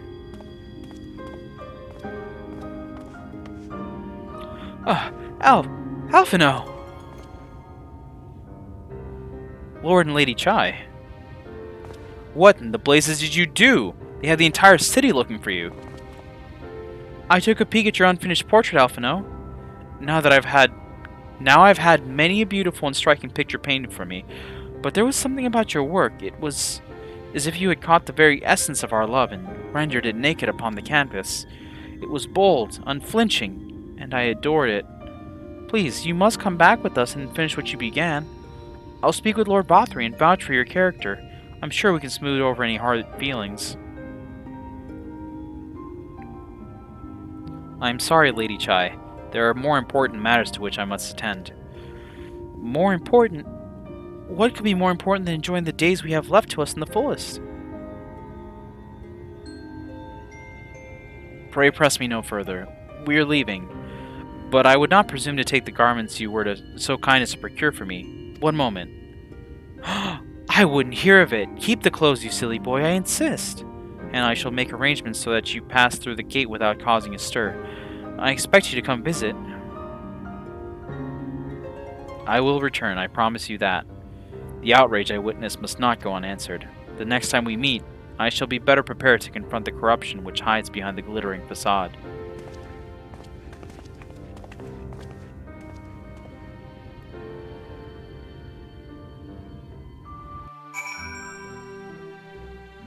Alright, we're done talking to Alphino from here. We're going to go back to the Crackshell Beach. To do that, we're going to teleport over to Stilltide first.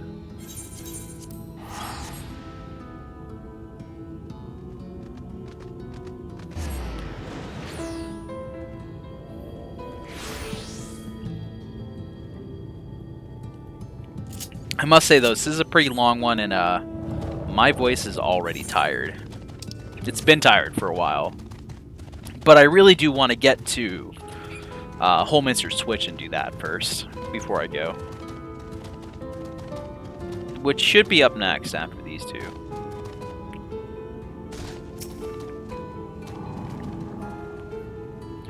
Thank you, my friend, for staying at my side through this whole sordid endeavor. While it's not quite the joyous outcome I had hoped for, our efforts have been nevertheless answered have answered a great many questions. Suffice to say, our plans for saving the first are unlikely to involve the aid of Lord Bothry and his subjects. Come, we must speak with the Exarch and chart a new course. This is far from over. Far from over indeed. Let's head out and talk to our good friend, the Exarch. Now we have both these quests in hand. On to the Docile Gate.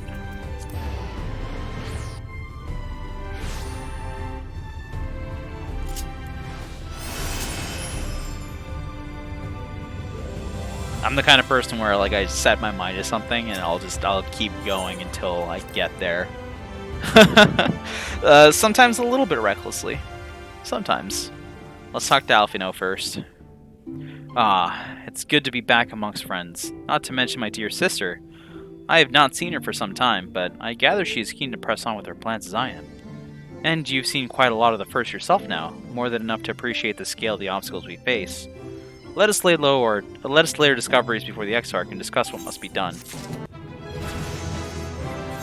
to this one. Thank you for seeking me out, Galia. It means a lot to have you there at my side. And looking at Alfino, I'd say he's eager to begin this discussion as I am. I see we lay our experiences before the Exarch, and step back to see what kind of picture they make.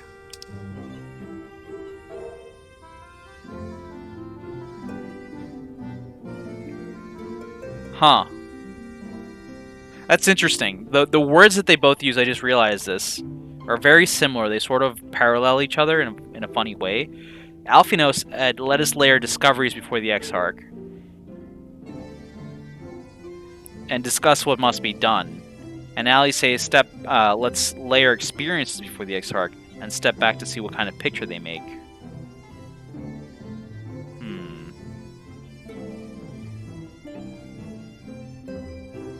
It's interesting. I don't know. I think it says something about them. But anyway, then we can decide where to go from here. Let's talk to the Exarch. The Light Wardens. The Crystal Exarch welcomes you back to the Crystarium.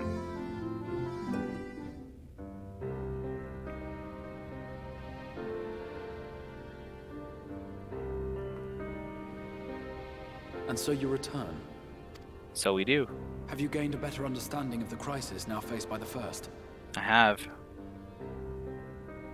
Things suck. Better is not the word I would use. Some lands may have been spared the flood, but the survivors live only to suffer. There seems no end to the horrors inflicted by the Sin Eaters. Indeed. Those abominations are a calamity in their own right. And I can well imagine how hopeless the task of eradicating them must seem to you. But after countless battles and untold sacrifice, we have identified a potential weakness. Tell me. Sin Eaters are drawn to serve the strongest of their kind, a class of creature we call Light Wardens. And from what we have been able to ascertain, only a handful of these entities exist.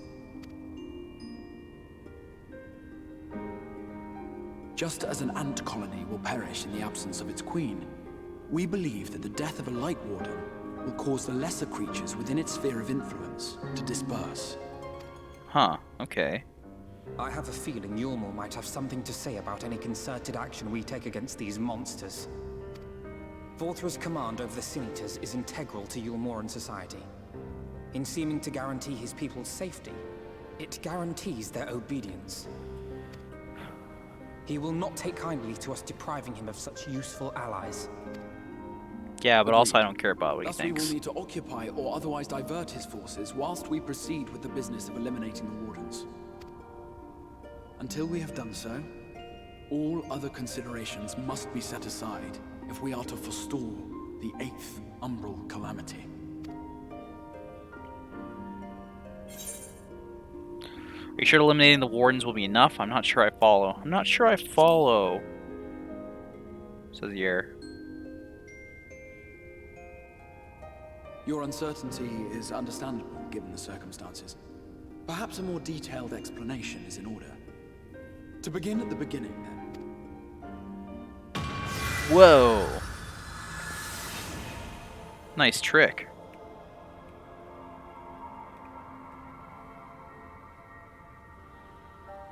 In the ancient past, a single star was divided into 14 worlds. This is the source, your home. These others are the 13 shards, in whose number we find the first. Though physically separate, they retain a connection to each other, and with the source especially. Now, let us assume that a given element in one of the shards attains abnormal ascendancy. Just as water will flow from the highest point to the lowest, the excess energy will begin trickling into the source.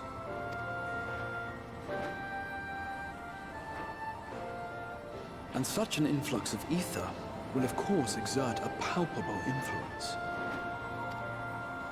If the element in question were fire, then drought and wildfires might ensue.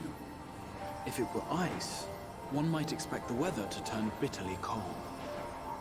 As ether continues to pour in, such phenomena will become more and more extreme, until eventually, a single, untimely event triggers a disaster which cracks the barrier dividing the two worlds.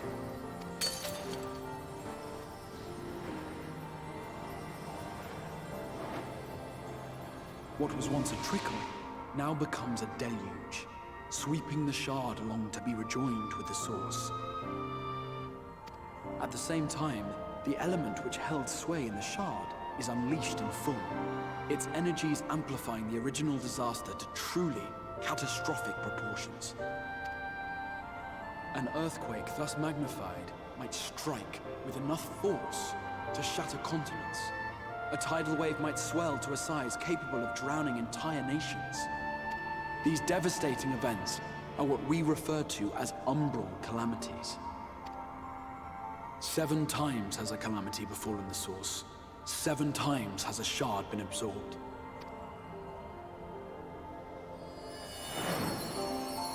So we got wind, lightning going in next. Fire after that. The most active elements, those, followed by earth.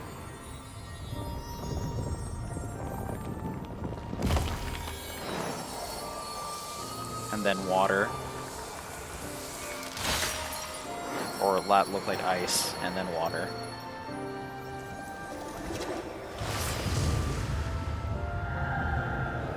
And then this one was darkness. That was the void.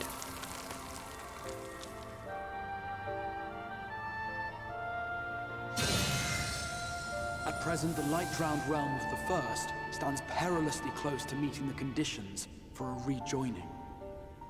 It is the Sin Eaters who are to blame for the light's continued dominance. In addition to attracting their lesser kin, the Light Wardens I mentioned earlier radiate ether, saturating every corner of their territory with light. Even here in the flood-spared region of Norvrant, their influence is strong enough to banish night from the sky. Thus, if we are to restore balance to the First and head off a potential calamity, it is imperative that we put each and every Light Warden to the sword. We've been doing our best to take the fight to the enemy ever since we first heard the Exarch's explanation. Though we have yet to claim any meaningful victories if truth be told. Apart from being confoundingly elusive, the Light Wardens possess a troublesome quality which compelled us to delay our plans until such time as you arrived.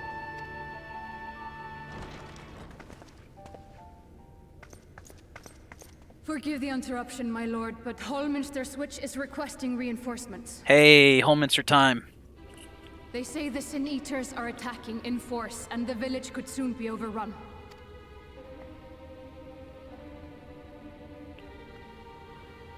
Time to go save some folks. Alert the guard. We should be prepared in case the fighting reaches the Crystarium. You have command of our forces in the field, Captain, but hold off on entering the town until I arrive. That goes for Alphino and Alize as well. My lord.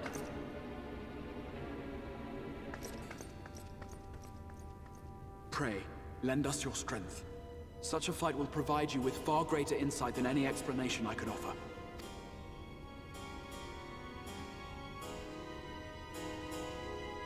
Let's take to the field then. So, 13 reflections, 1 source. Of those 13, 7 have been rejoined.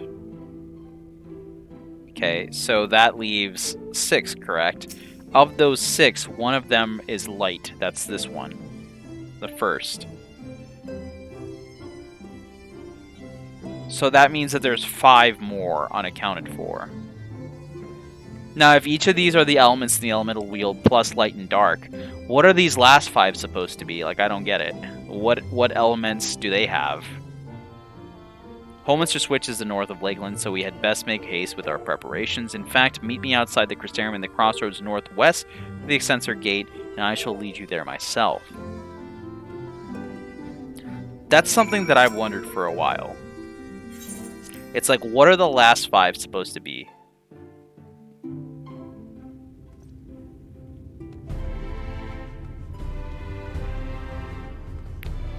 because I can't think of any 5 elements that would add up nicely that have no overlap with the ones that we've already used.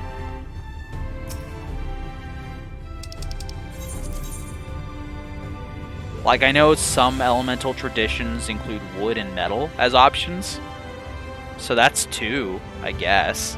But what about the other 3?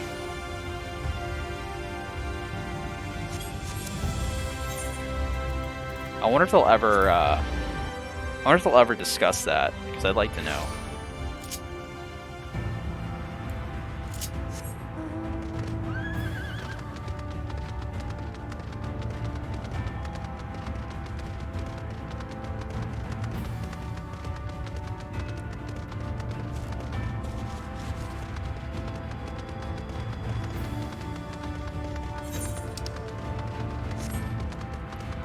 Alright, so making our way to the Extensor Gate, near the Extensor Guards, all the Extensor accessories, the Extensories, if you will.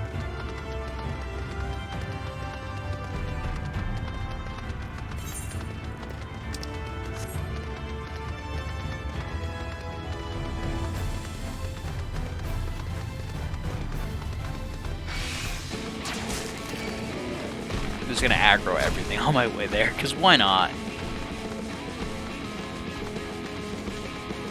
I will probably be queuing for this dungeon as a tank, though, not as a monk. Although I'll give it a try as a monk, but yeah, we'll do tank probably. All set. If we follow this road north, we will arrive at the northern staging point. The village itself lies not far beyond. Quickly now. I'm going as quick as I can on my grounded mount.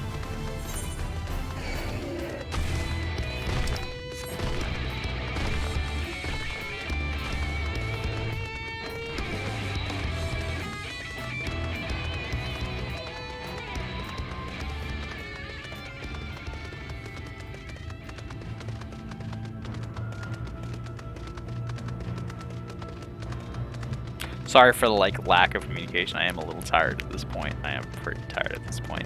But I'm stubborn. I'm gonna stick to it. I'm gonna do it because that's the goal I set for myself. I'm just gonna watch this job guard do their guard job. I should probably go and pick that aetheryte up. Yeah, I should. I'll go do it. We're picking up the aetheryte here. There's a couple of ether currents flying about here somewhere. I know there's like one somewhere up here on top of that building. There might be one more in this area too. But that's something I'll have to do on my own time. I'm like, well, let's pick this up.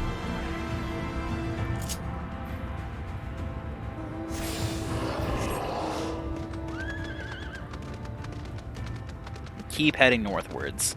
I sure hope the people at Holminster Switch could wait for me to pick up ether things. Trying to make our way there as quick as we can. I have the Nightmare mount on here too. Also not from the event that we had, the Moogle Tomestones event. No, actually gotten from doing Extreme Trials back in the day.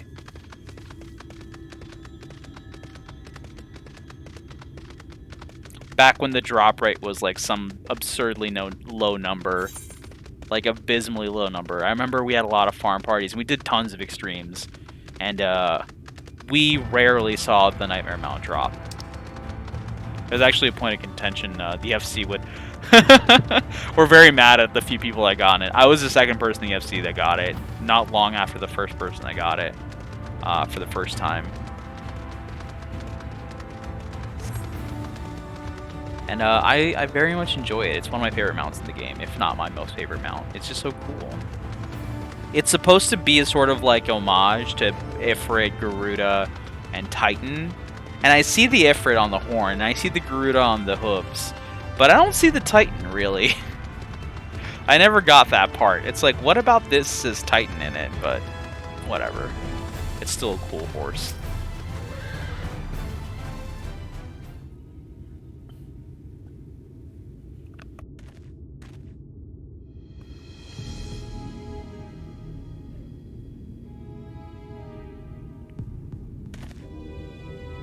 Holminster switches past these gates and through the woods. This is not exactly a near neighbor to the Crystarium, but as we occupy the same region, we have built up something of a cooperative relationship. What can we expect inside, Captain? The town is beset by a swarm unlike any we have seen in the recent years. We did our best to evacuate the villagers, but as many as half remain. Judging by the number of eaters present, we have good reason to believe that a Light Warden leads the attack. How convenient. It seems we'll have our chance to slay a Warden sooner than we expected. One does not simply slay a Warden. One does not simply. Has no one told you what happens if you defeat one of those fiends? They hold more light inside them than all of their underlings put together. It can be struck down, aye, but its essence won't dissipate like the weaker kind. Vile ether will billow outwards and envelop the nearest living being, a reckless young swordswoman, perhaps, and turn her into a brand new warden. Ah, well, you can leave that particular quandary to us. I must ask that the guards stand down and allow us to engage the leader of eaters alone. Concentrate on the survivors. We must save every life we can. But what if...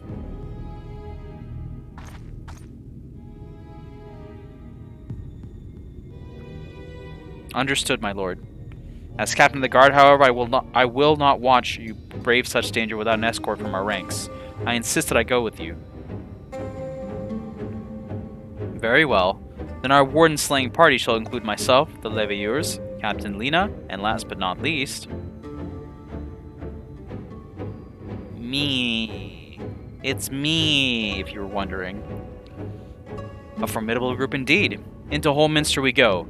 Once we reach the Light Warden, do not hold back. We strike to kill.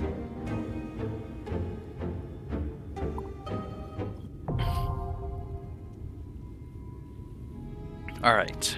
We do this as a trust, but they're a little slow for my liking. Alright, let's try and queue this as a monk and see what the wait time is on this. Oh, I literally cannot queue for it because I'm not level 71. Okay, well in that case, we're doing this as Paladin. And I'm going to apologize to them profusely for not having my skills in order. First things first, I'm going to fix this little meme over here. Switch my stun button around because that's definitely not where I usually keep it. I'm also going to swap these, I think, because I do like to have Shirk and Provoke next to each other. I'll put Shirk here. Provoke will go over here. I don't really use Intervention too much, but I guess that's fine for now. I use Arm's Length a lot more.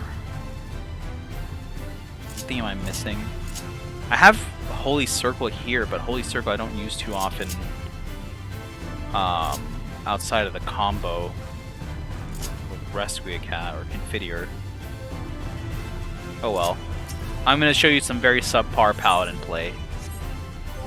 And it'll be fine, it'll be fine. Let's join things up here. 10-minute wait time? Jeez. Even for a tank. That's surprising. Let's do some little changes here real quick. Languages. Let's withdraw for a sec. This helps a little bit, not a whole ton, but just adjusting your languages here. There we go. See? Now it's 6 minutes. It's a little bit. It's a little bit of a help. In the meantime, I suppose we can go try and pick up those ether currents. We're really just waiting on a healer to show up here.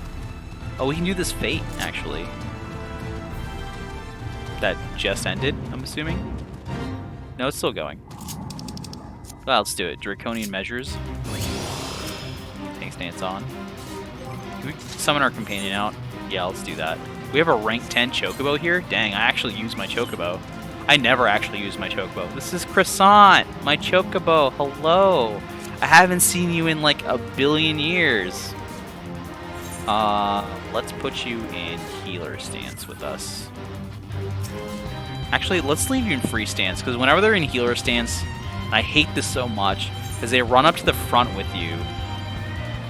And it's just like, why would you do that? Why would you run to the front?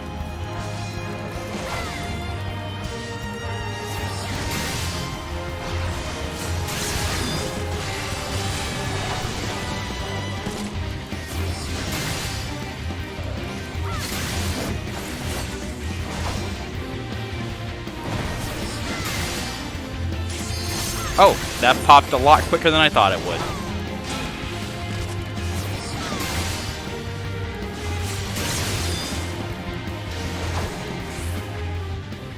There we go then.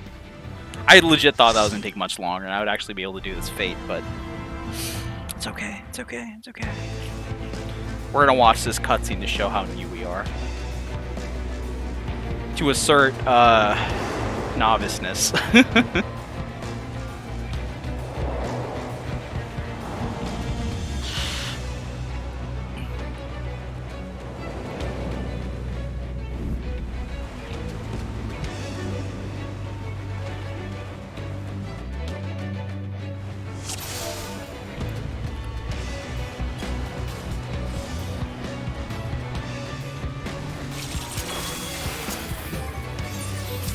Eat some food here if we got some. We got some chicken treats.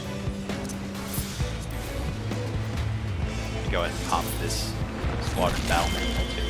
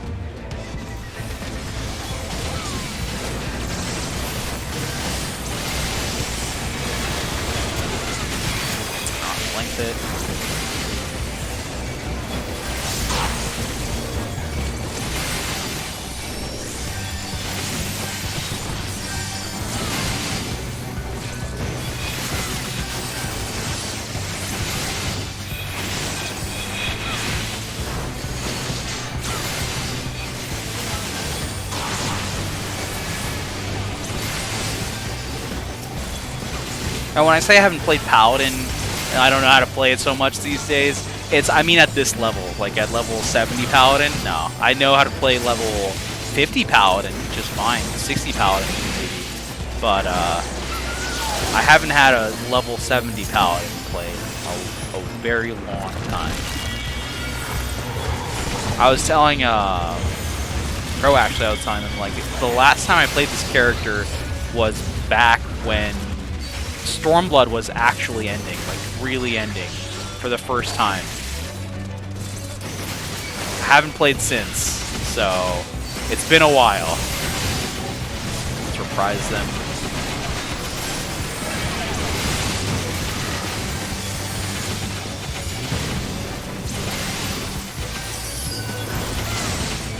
Trying to keep inside the Earthly Star here.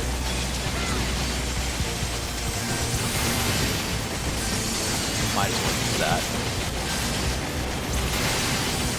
A passage for like literally no reason. Other than it's on a short cooldown and I can. It does build LB, so that's something.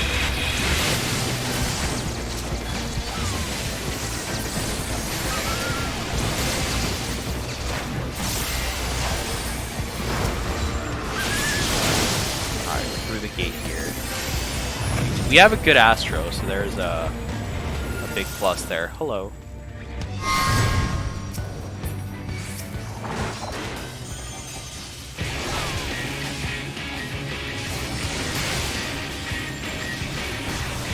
Hall of Lightens, go ahead and use my.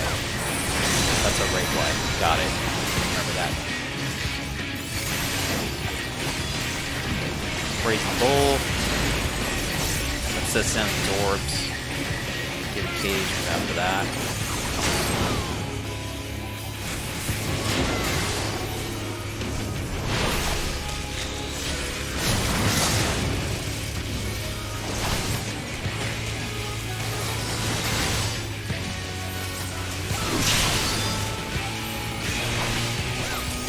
Gotta make sure the butt is exposed so they can rear combos.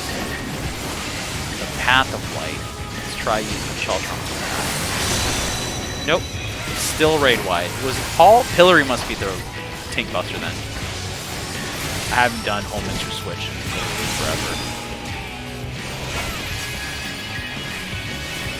I don't even get it on Doobie Roulettes, like, ever. Raise the bow again. More orbs.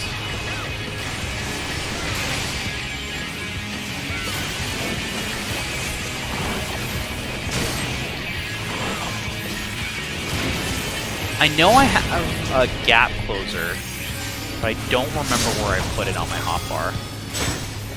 Do I not have it? No, I have to have it at this level. Just don't know where it is. I'll have to fix that. The Path of Light Ray Blight, okay. There's a whole portion of my combo that I'm supposed to be doing here that I'm just not. Sentinel.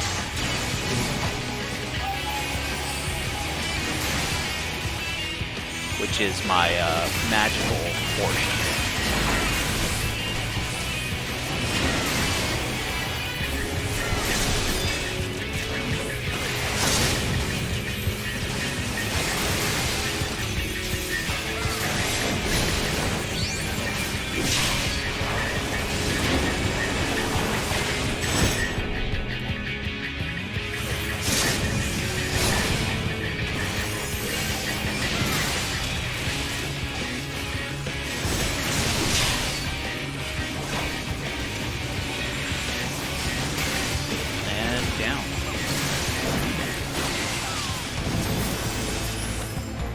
I'm gonna go ahead and take this stuff. It's all seals. No one else is gonna take it. It was also an interesting looking hat. My bard could use it if I really wanted to.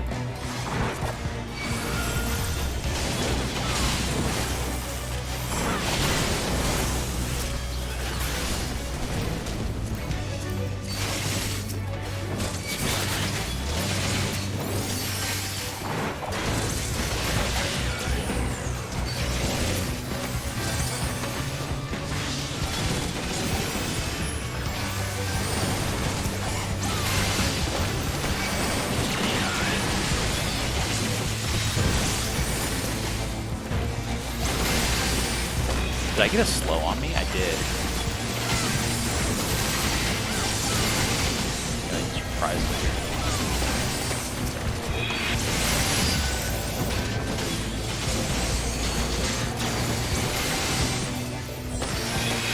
I need to remember to use Sheltron more often too, because I'm always generating this resource here, and I should just be spending it as I get it. There's really no tank busters to look out for at this point, so it's like just use it or lose it kind of thing.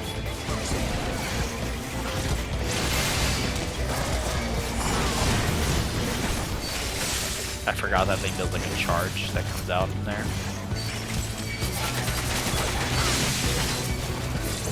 Oh, the other wants to stay here.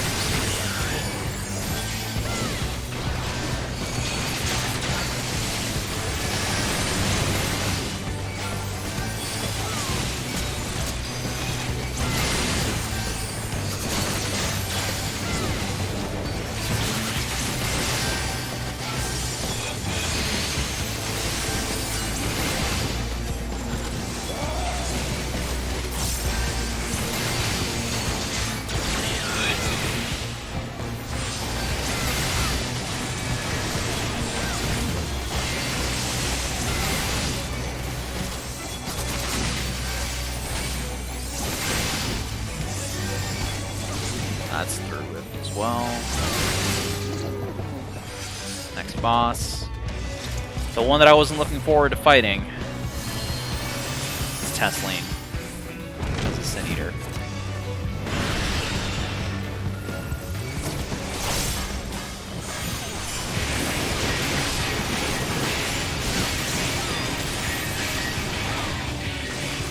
The Tickler.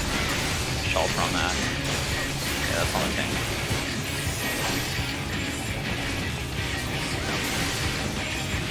Skull's Bridle, I'm gonna go ahead and assume that's a raid light. Sure is. Fevered Flagellation. Just gonna go around and smack everyone in order.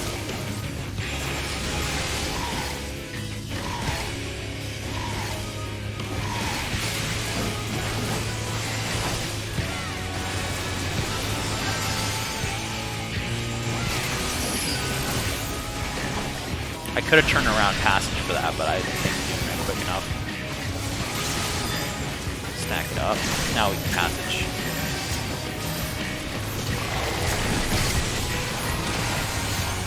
out of that.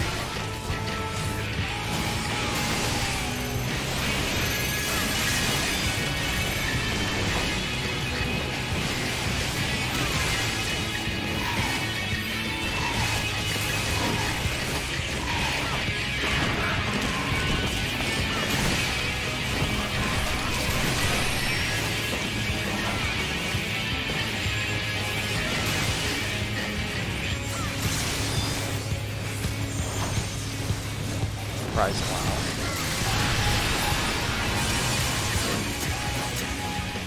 Oh, there's just a hurdle. Bridle. I'm waiting for the next Tink Buster. There it is. Tickler.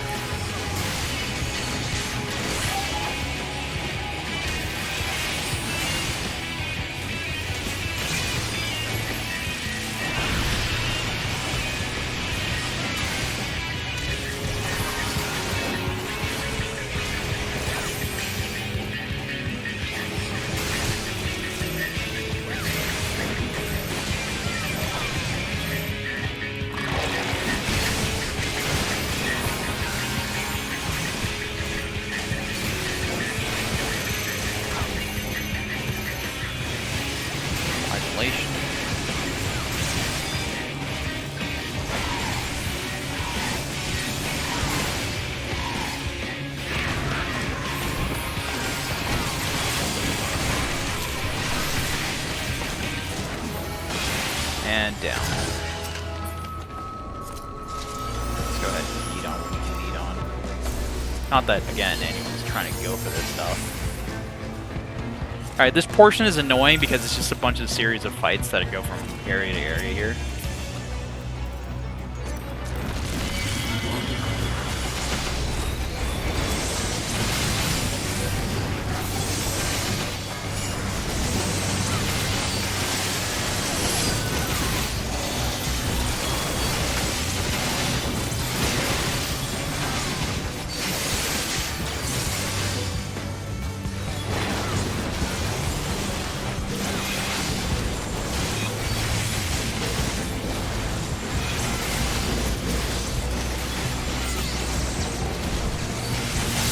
AoE tank if we can.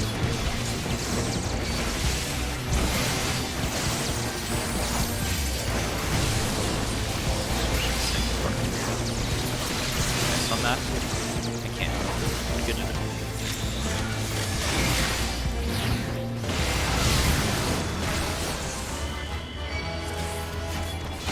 Uh-oh. Not my healer.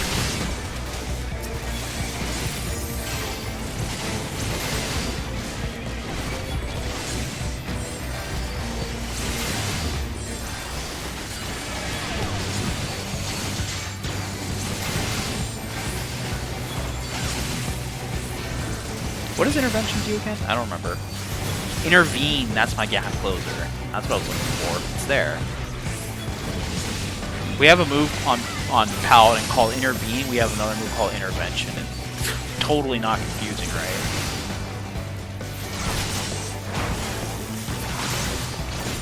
There's the next group over here.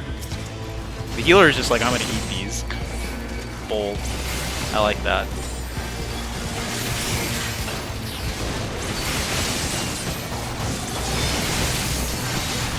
Waiting for frame part to come back up. There we go.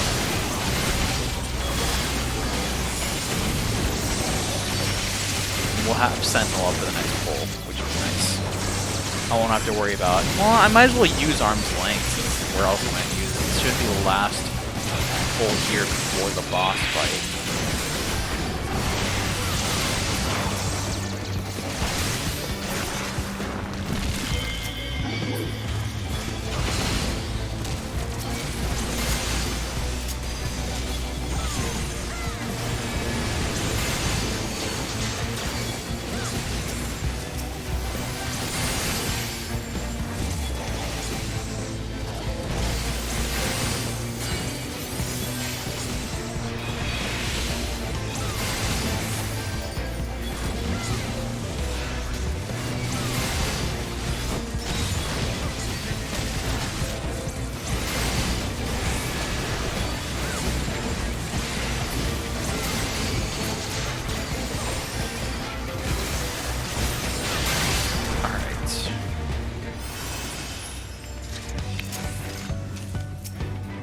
this up. Have the people run past us, cheering for us. Thank you for the applause. We're gonna save lives today, just like every day. That's kind of what we do in a video game. We should do them more IRL. Actually, there's a way to do it. We'll talk about it after the stream. Light Warden Ophelia.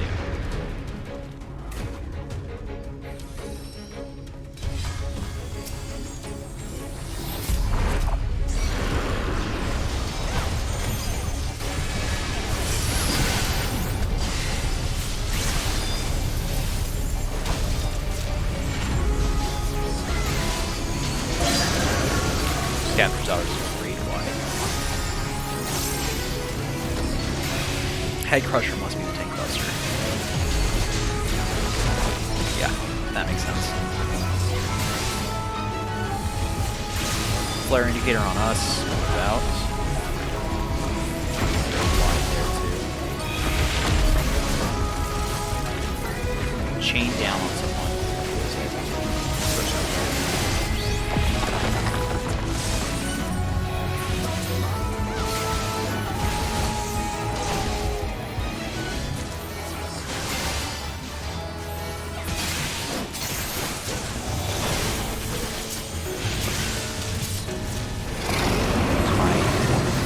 Combo here.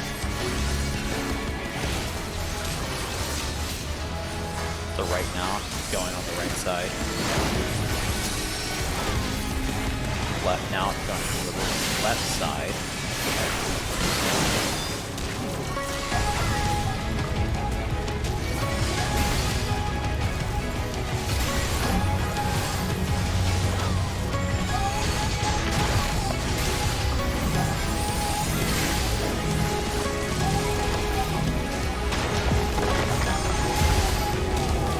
Light.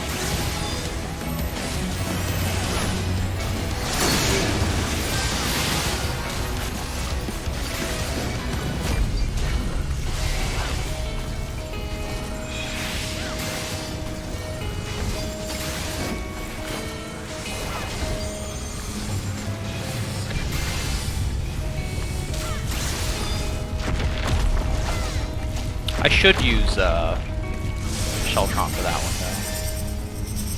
This way, so we're gonna follow it along. I like to do the following along part more. I do like the chasing part. I feel like it's a little bit easier to follow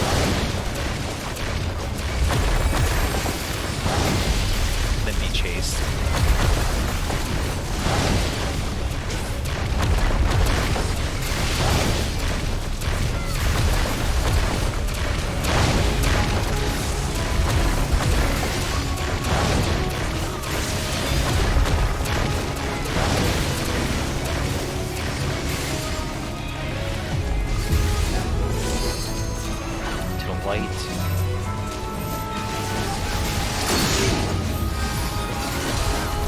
Right now.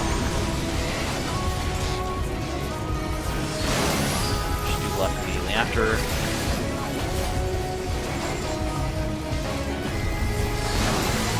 Feel bad for the melee as it keeps spinning around for this. Chain down on the melee.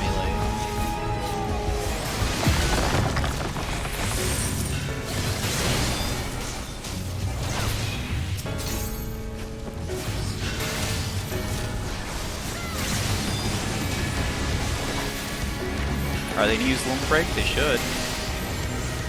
I'm saying they'll be after this. Nope, they got it. Nice.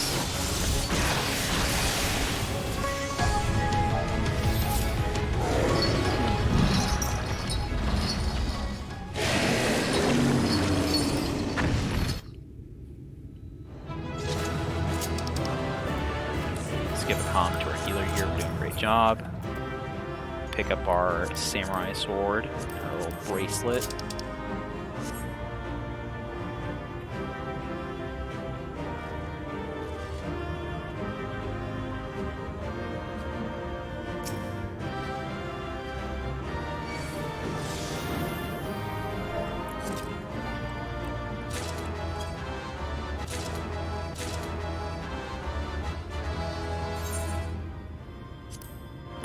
let's get on out of here.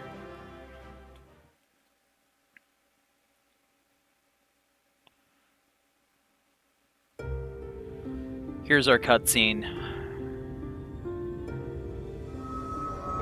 The light now escaping the vessel It's of releasing its ether. Fall back. Ophelia. We cannot let it touch us. Quickly, my lord, we must withdraw. That will not be necessary, Captain. He's like, I ain't afraid. Though I appreciate your concern. The eternal light of these creatures has confounded us for nigh on 100 years. For each we have put down, another has risen up in its place, born of the self-same ether relinquished by its predecessor. But now we have a way to contain that corruption.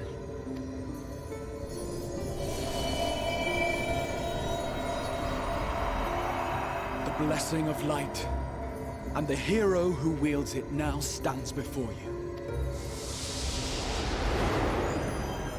Yeah, check it. It is the blessing of light that confounds you.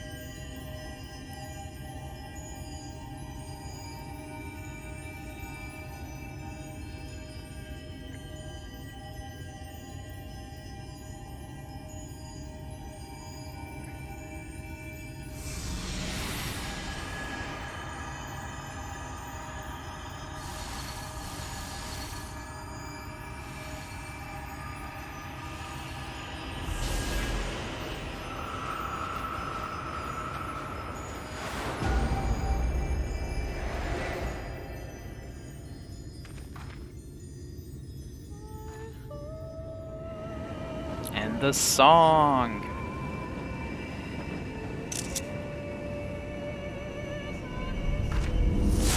Be gone and let return the night.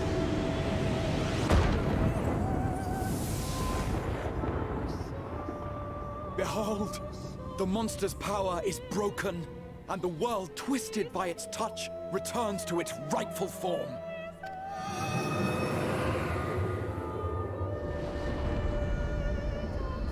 It's still so epic, gosh.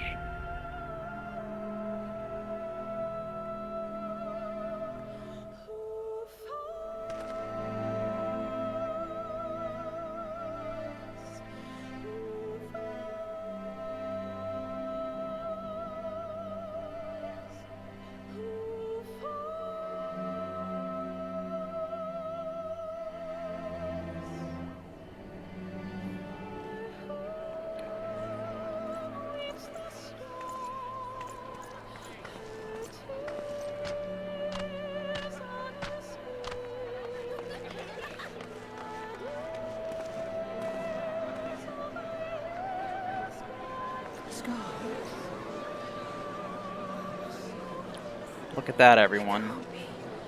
It's the night sky. Something you all haven't seen in over 100 years. It's so beautiful.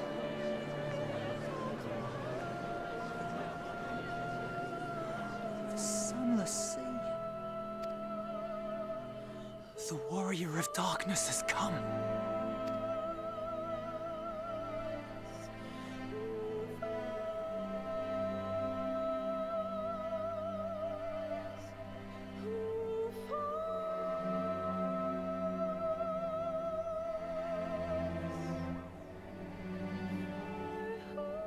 Is that what I think it is? The night sky. As it should be. Who are you people? You killed a warden, then bathed in its ether as if it were a spring shower, and now the sky? The legends are true.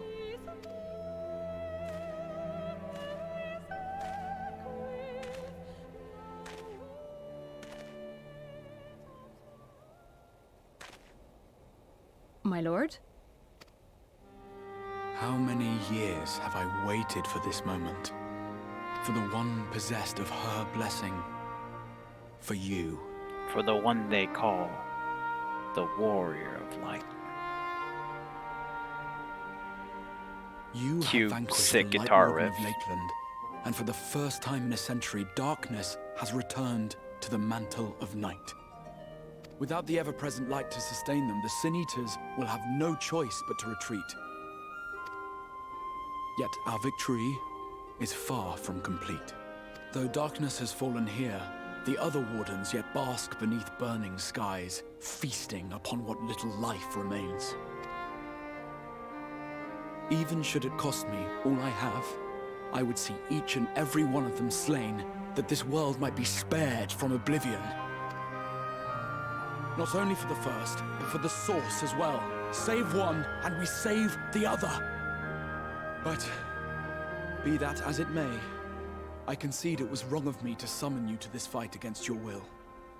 Yeah, a little bit. I swear, on my life, I will one day atone for that deed. But for the present, I beg you stay and see this fight to its conclusion. Cast down the Wardens and restore darkness to the first.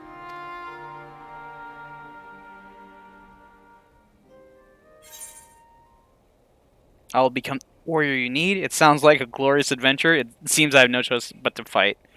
It sounds like a glorious adventure, honestly. On behalf of the First, I offer you my deepest thanks.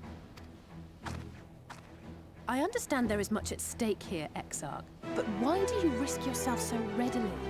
It must have been a dangerous drain on your ether to summon even one person across the rift. I do it for my people, of course. To give the Crystarium the tomorrow it deserves. The tomorrow That is and true tomorrow. now, yes, but the city had yet to be built when you first called forth the Crystal Tower.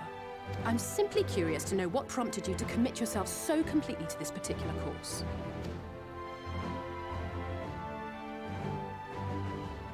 There are things which we can ill afford to lose.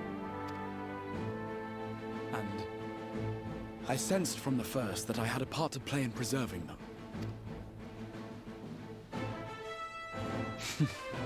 Forgive me. I fear the events of the day may have taken their toll. Despite appearances, I am an old man. One burdened with many difficult memories, some too painful to recall. Well then, I'm sorry for pressing you. It's a family failing, I'm afraid. One which has served us well more often than not. Needless to say, we will continue to fight at your side until the last Sin Eater is defeated. Yeah. Come then, my warriors of darkness. Let us gather the surviving villagers and make our way back to the Crystarium.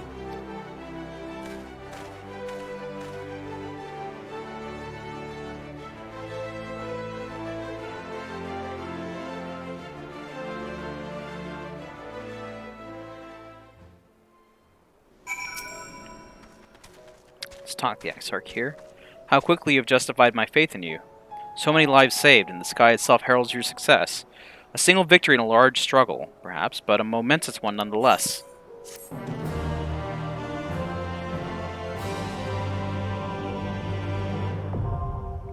We got trust parties unlocked. We can go back in here with a trust if we want to.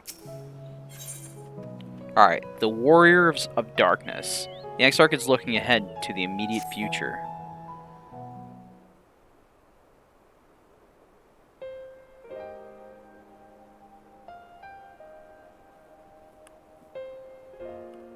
Now, as for how we proceed from here.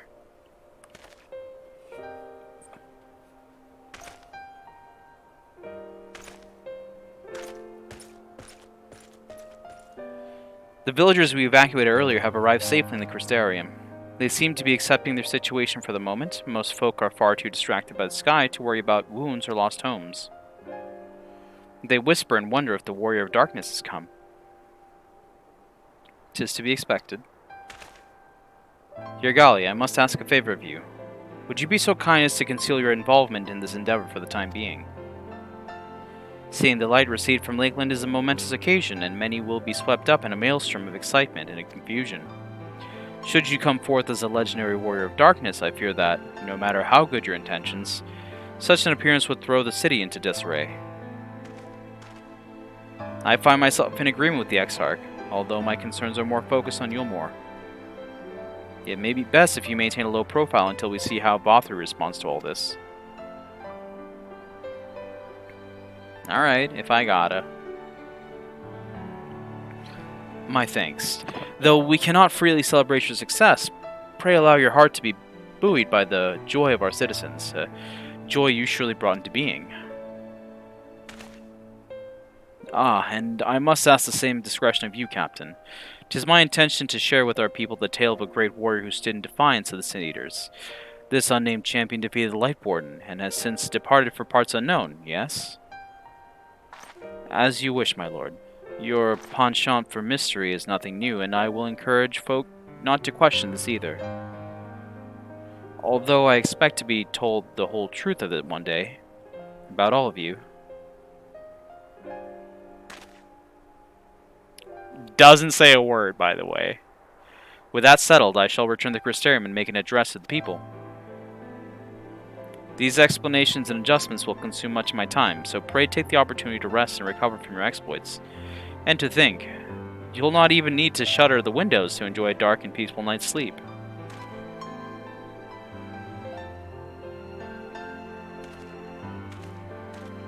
Off he goes.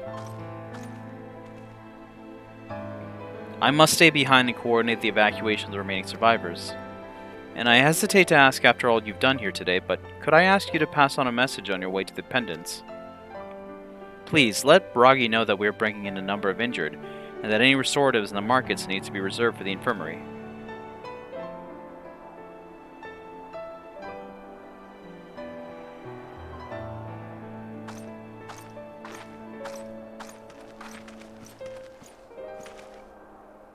We should start making our way back to the Crystarium. Slowly, mind you. It wouldn't do to arrive too soon after the Exarch. I'm staying behind as well. There's something I need to check on in Holminster. We already went through the village top to bottom, Alice, eh? We should all take the chance to rest, you included. I knew one of those eaters, and I can't rest. Not now.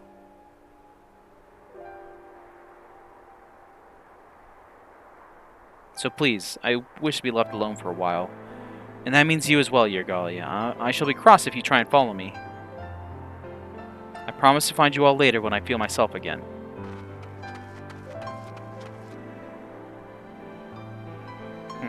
Just you and me then, shall we?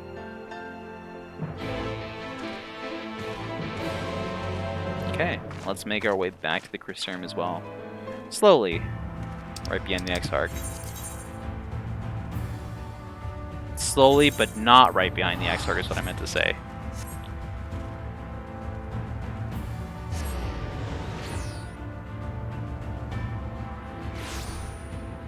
Alright, we're here, and there in that direction. Alpino. Well, the Crystarium seems relatively ordered, wouldn't you say? The Exarch's speech must have been reassuring to hear.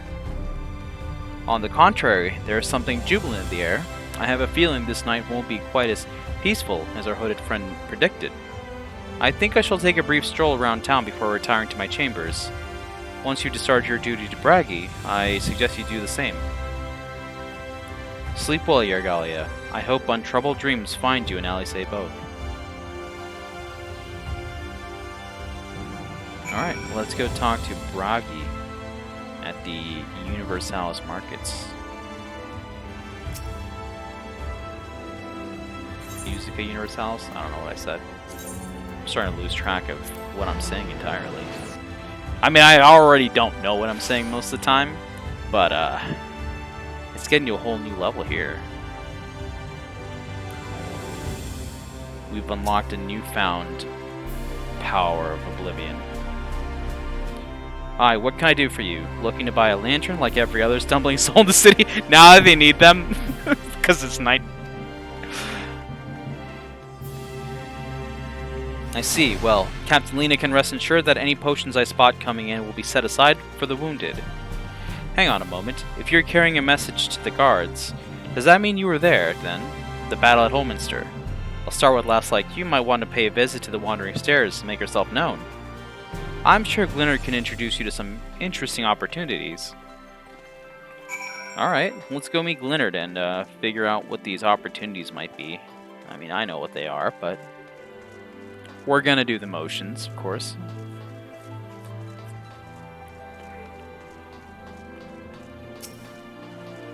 Hey Glinard, old friend, old pal. What do we have here? Look at this sick camera shot, spinning all around.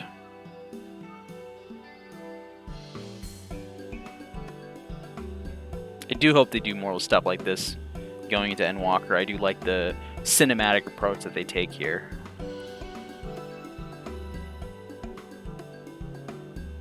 Sayela, more beer for table 2 and a couple of pints of mead for table 3 while you're at it. Coming right up. Hi there. Sorry, we're rushed off our feet today, miss. Can I get you anything? Drinks are on the house. No wonder you're so full of people. Oh, that braggy has a twisted sense of humor.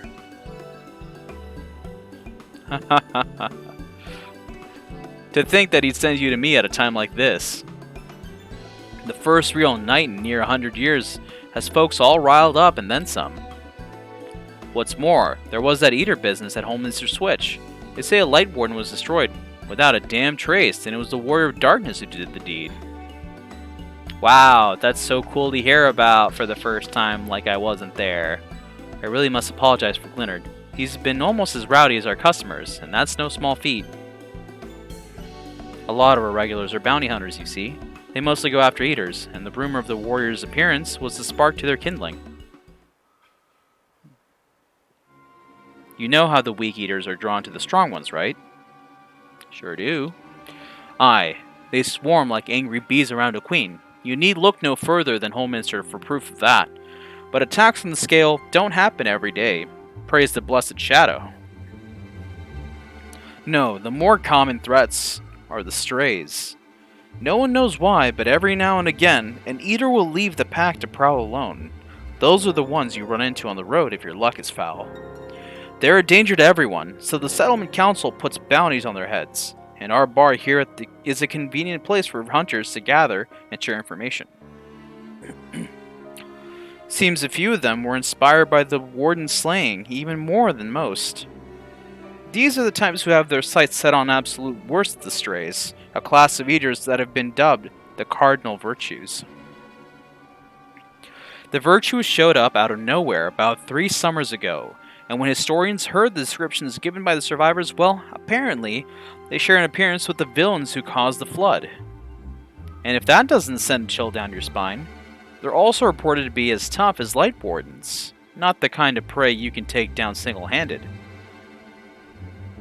Our virtue hunters had all but given up, but knowing the Warrior of Darkness is out there has lit a fire in their bellies. Just look at them. Yeah, show me the friends. Look at how fired up he is. Doesn't he look so fired up to you? He can't control himself. That Hume over there with the oversized sword is a grandson. He's in it for revenge.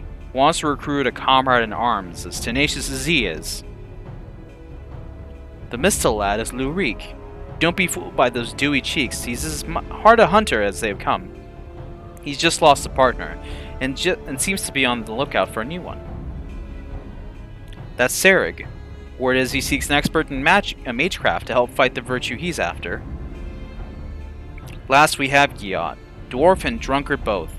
Wanted to join forces with a healer, and only a healer. Something about needing a mender's wisdom. I've seen my share of competent veterans, and you have that look about you. Maybe you should introduce yourself to one of our hunters. Who knows? Together you might even collect a bounty on a cardinal virtue. Now there's a grand idea. Imagine the prestige my bar would earn if we boasted the patronage of a successful virtue hunter. Alright, so to get further in certain portions of the story, you have to do these role quests on at least one of your jobs, which we'll have to take on at some point. And we're probably gonna lead with Grandson if we're to go on Paladin. But anyway, that set aside, let's go ahead and make our way back to the Pendants and talk to the manager's suite, sir, which is fortunately just in this direction. don't even have to teleport, because if I did, the closest aetheryte is the one that's already here. Hey, Manager of Suites. Welcome back, miss. I wonder if anyone can sleep with the city in such an uproar, but will you be retiring to your quarters? Yeah, you bet I will. I can sleep. Very good. In light of the present situation, I've had illumination prepared for all our rooms. No need to rush to the markets for lanterns or candles. Have a pleasant rest, miss. Thank you. You're really good at your job. No wonder you're the manager of suites. Alright, we make our way back into our room. Over to the window, just so we can see our handiwork up in the sky over there.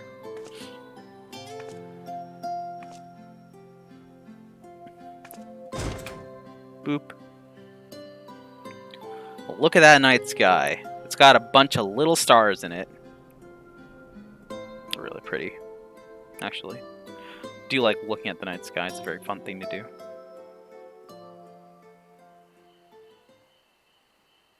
So it's your lot's turn to be the Warriors of Darkness, is it? It's funny how things work out. Isn't it? Been watching, have you? These are my private quarters. I'll go with that one. Aye, I know. Just the place. In case you've forgotten, you're the only one who can see me. If we had one of our little chats in public, people might start thinking you'd lost your wits. Fair, I suppose.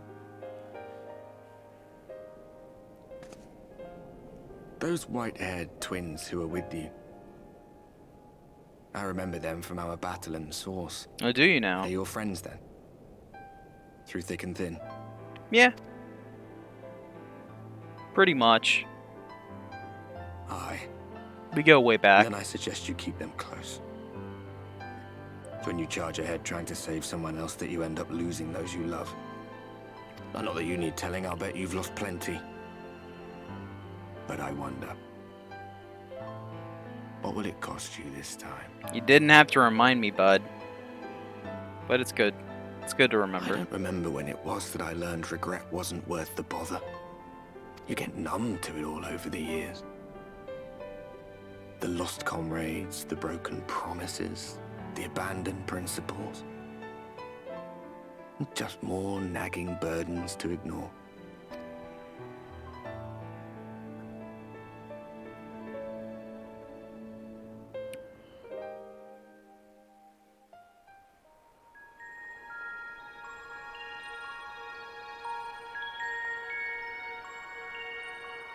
Oh, who's this? So this is what the light was hiding.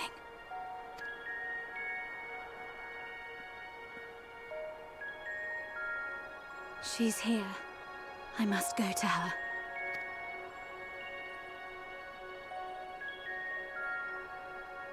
Free advertising for the new Oxstation outfit. Which I kind of do want. It does look really nice. I think that would look great on mouse.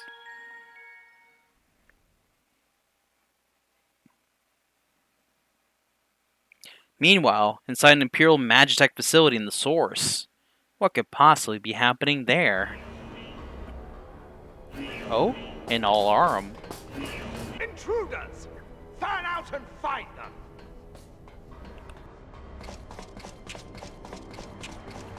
Hey, I recognize this armor and lance. It's our boy Estinian. Out of my way! Oof, poor Severa. Stay your weapon. We are not your enemy.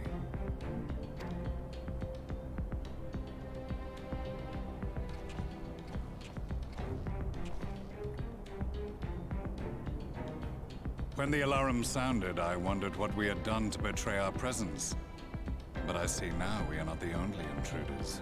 I like how Gaius and company are like sneaking around, being careful and stuff, hiding in boxes. And then you have Estinian here barreling down the hallway, screaming, "Out of my way!" Sir Estinian, I presume. The dragoon who plucked the warrior of light from the jaws of death? Your armor is most distinct. Yeah, like, your armor is recognizable, your weapon is recognizable, you're not even wearing your gosh darn helmet. Everyone can see who you are. Everyone knows who you are. Like, this man does not know subtle.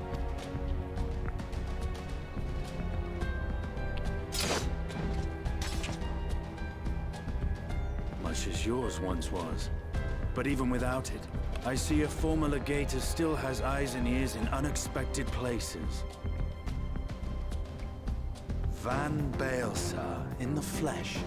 Though I understand you prefer Shadow Hunter. We can talk cute code names in the treehouse later.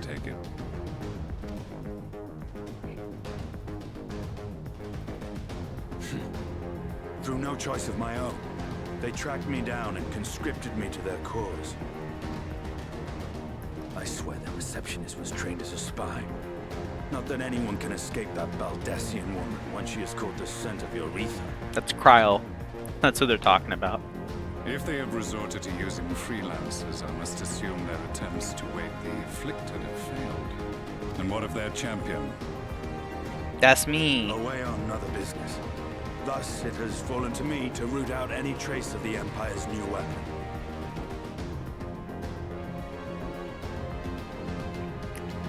Bottlin's like, yeah, let's take him on. If it is Black Rose you seek, you are too late. My people have already completed your mission here. Yet this is but one factory among many. When they caught wind of our efforts, they built additional facilities to ensure production continues unabated. There will be no one left in the lands they conquer. No citizens to conscript. No skills to exploit. Nothing the Empire needs. And they will call it victory.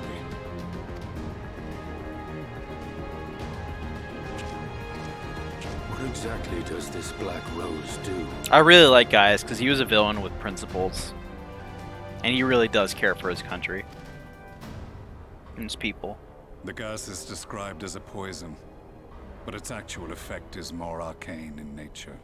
And I really hope that my theory for how things should pan out will end up working out where Gaius sort of takes over Garlemald as its acting, head of state. It was created to disrupt the ether in living beings, to bring the flow of their life energies to a standstill.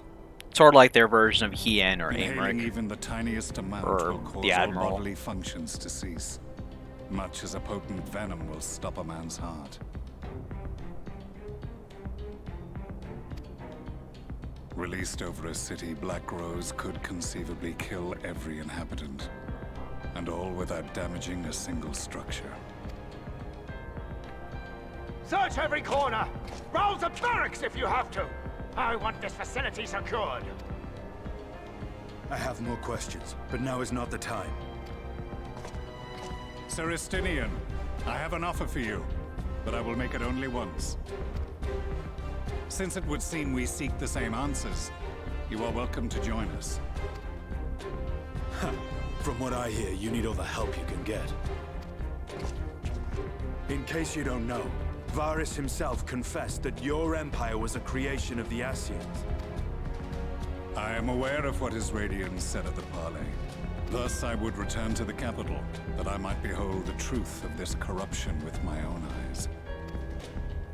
My path leads to Garlemald. To Garlemald, you say? Well, in that case, guess I'll go with ya.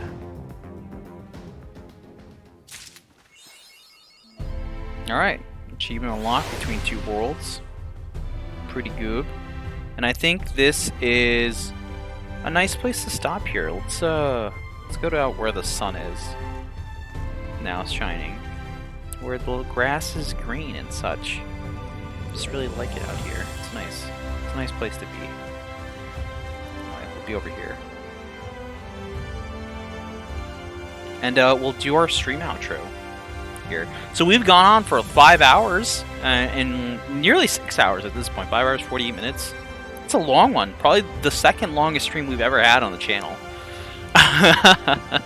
And I'm like really set on getting through the story as fast as I can because I really do want to get through it, catch up. And there's a lot of story to do in Shadowbringers with this and other things as well. Now, I'm probably going to do some things off regular scheduled times to progress through the story for that reason. Maybe some other stuff on this character as well, just to get some side stuff out of the way too. I'll see how we do things here on we have a regular schedule, but I also like to do things like on my own time, or like outside the regular schedule time for streams. So I don't know, we might see more Yer than we expect normally. That said, let's go ahead and talk about our schedule as we mentioned it here. And our schedule is we stream Mondays with Care, which we have streamed tomorrow. We're going to be continuing some Pyre, so that's going to be fun to do. On Fridays, we stream with Liz. We were doing Perfect Date on that one, so you can tune in for that one. And on Sundays, we do Final Fantasy 14, so we're going to continue more of this on Sundays.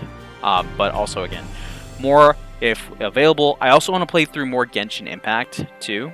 So we might do some more Genshin Impact streams, or if like one of the stream times are not available for people to make it, we might switch to Genshin Impact, just because I do want to work through the story there as well in Liyue, so we can be ready for Inazuma. Wow, there's a lot of expansion catching up that we're doing on the channels right now. That said, also check out our friends. Check out Mech. You can find them at the link here. And yeah, I'm not going to read that, but you can find them there. You can also pre-order the novel Leaves on Amazon. You can find Crow at twitch.tv/conspiracycrow. Sorry, Stitchwitch Games. I'm so tired. I normally wouldn't have made that mistake. You can find them at twitch.tv/Stitchwitch Games. And you know how I was talking about how it would be cool to help out people on a daily basis like you do in a video game? You can. The Extra Life link there is in the chat. If you donate, you're going to help out kids in need. They really, really need it. Kids Can't Wait is their new slogan.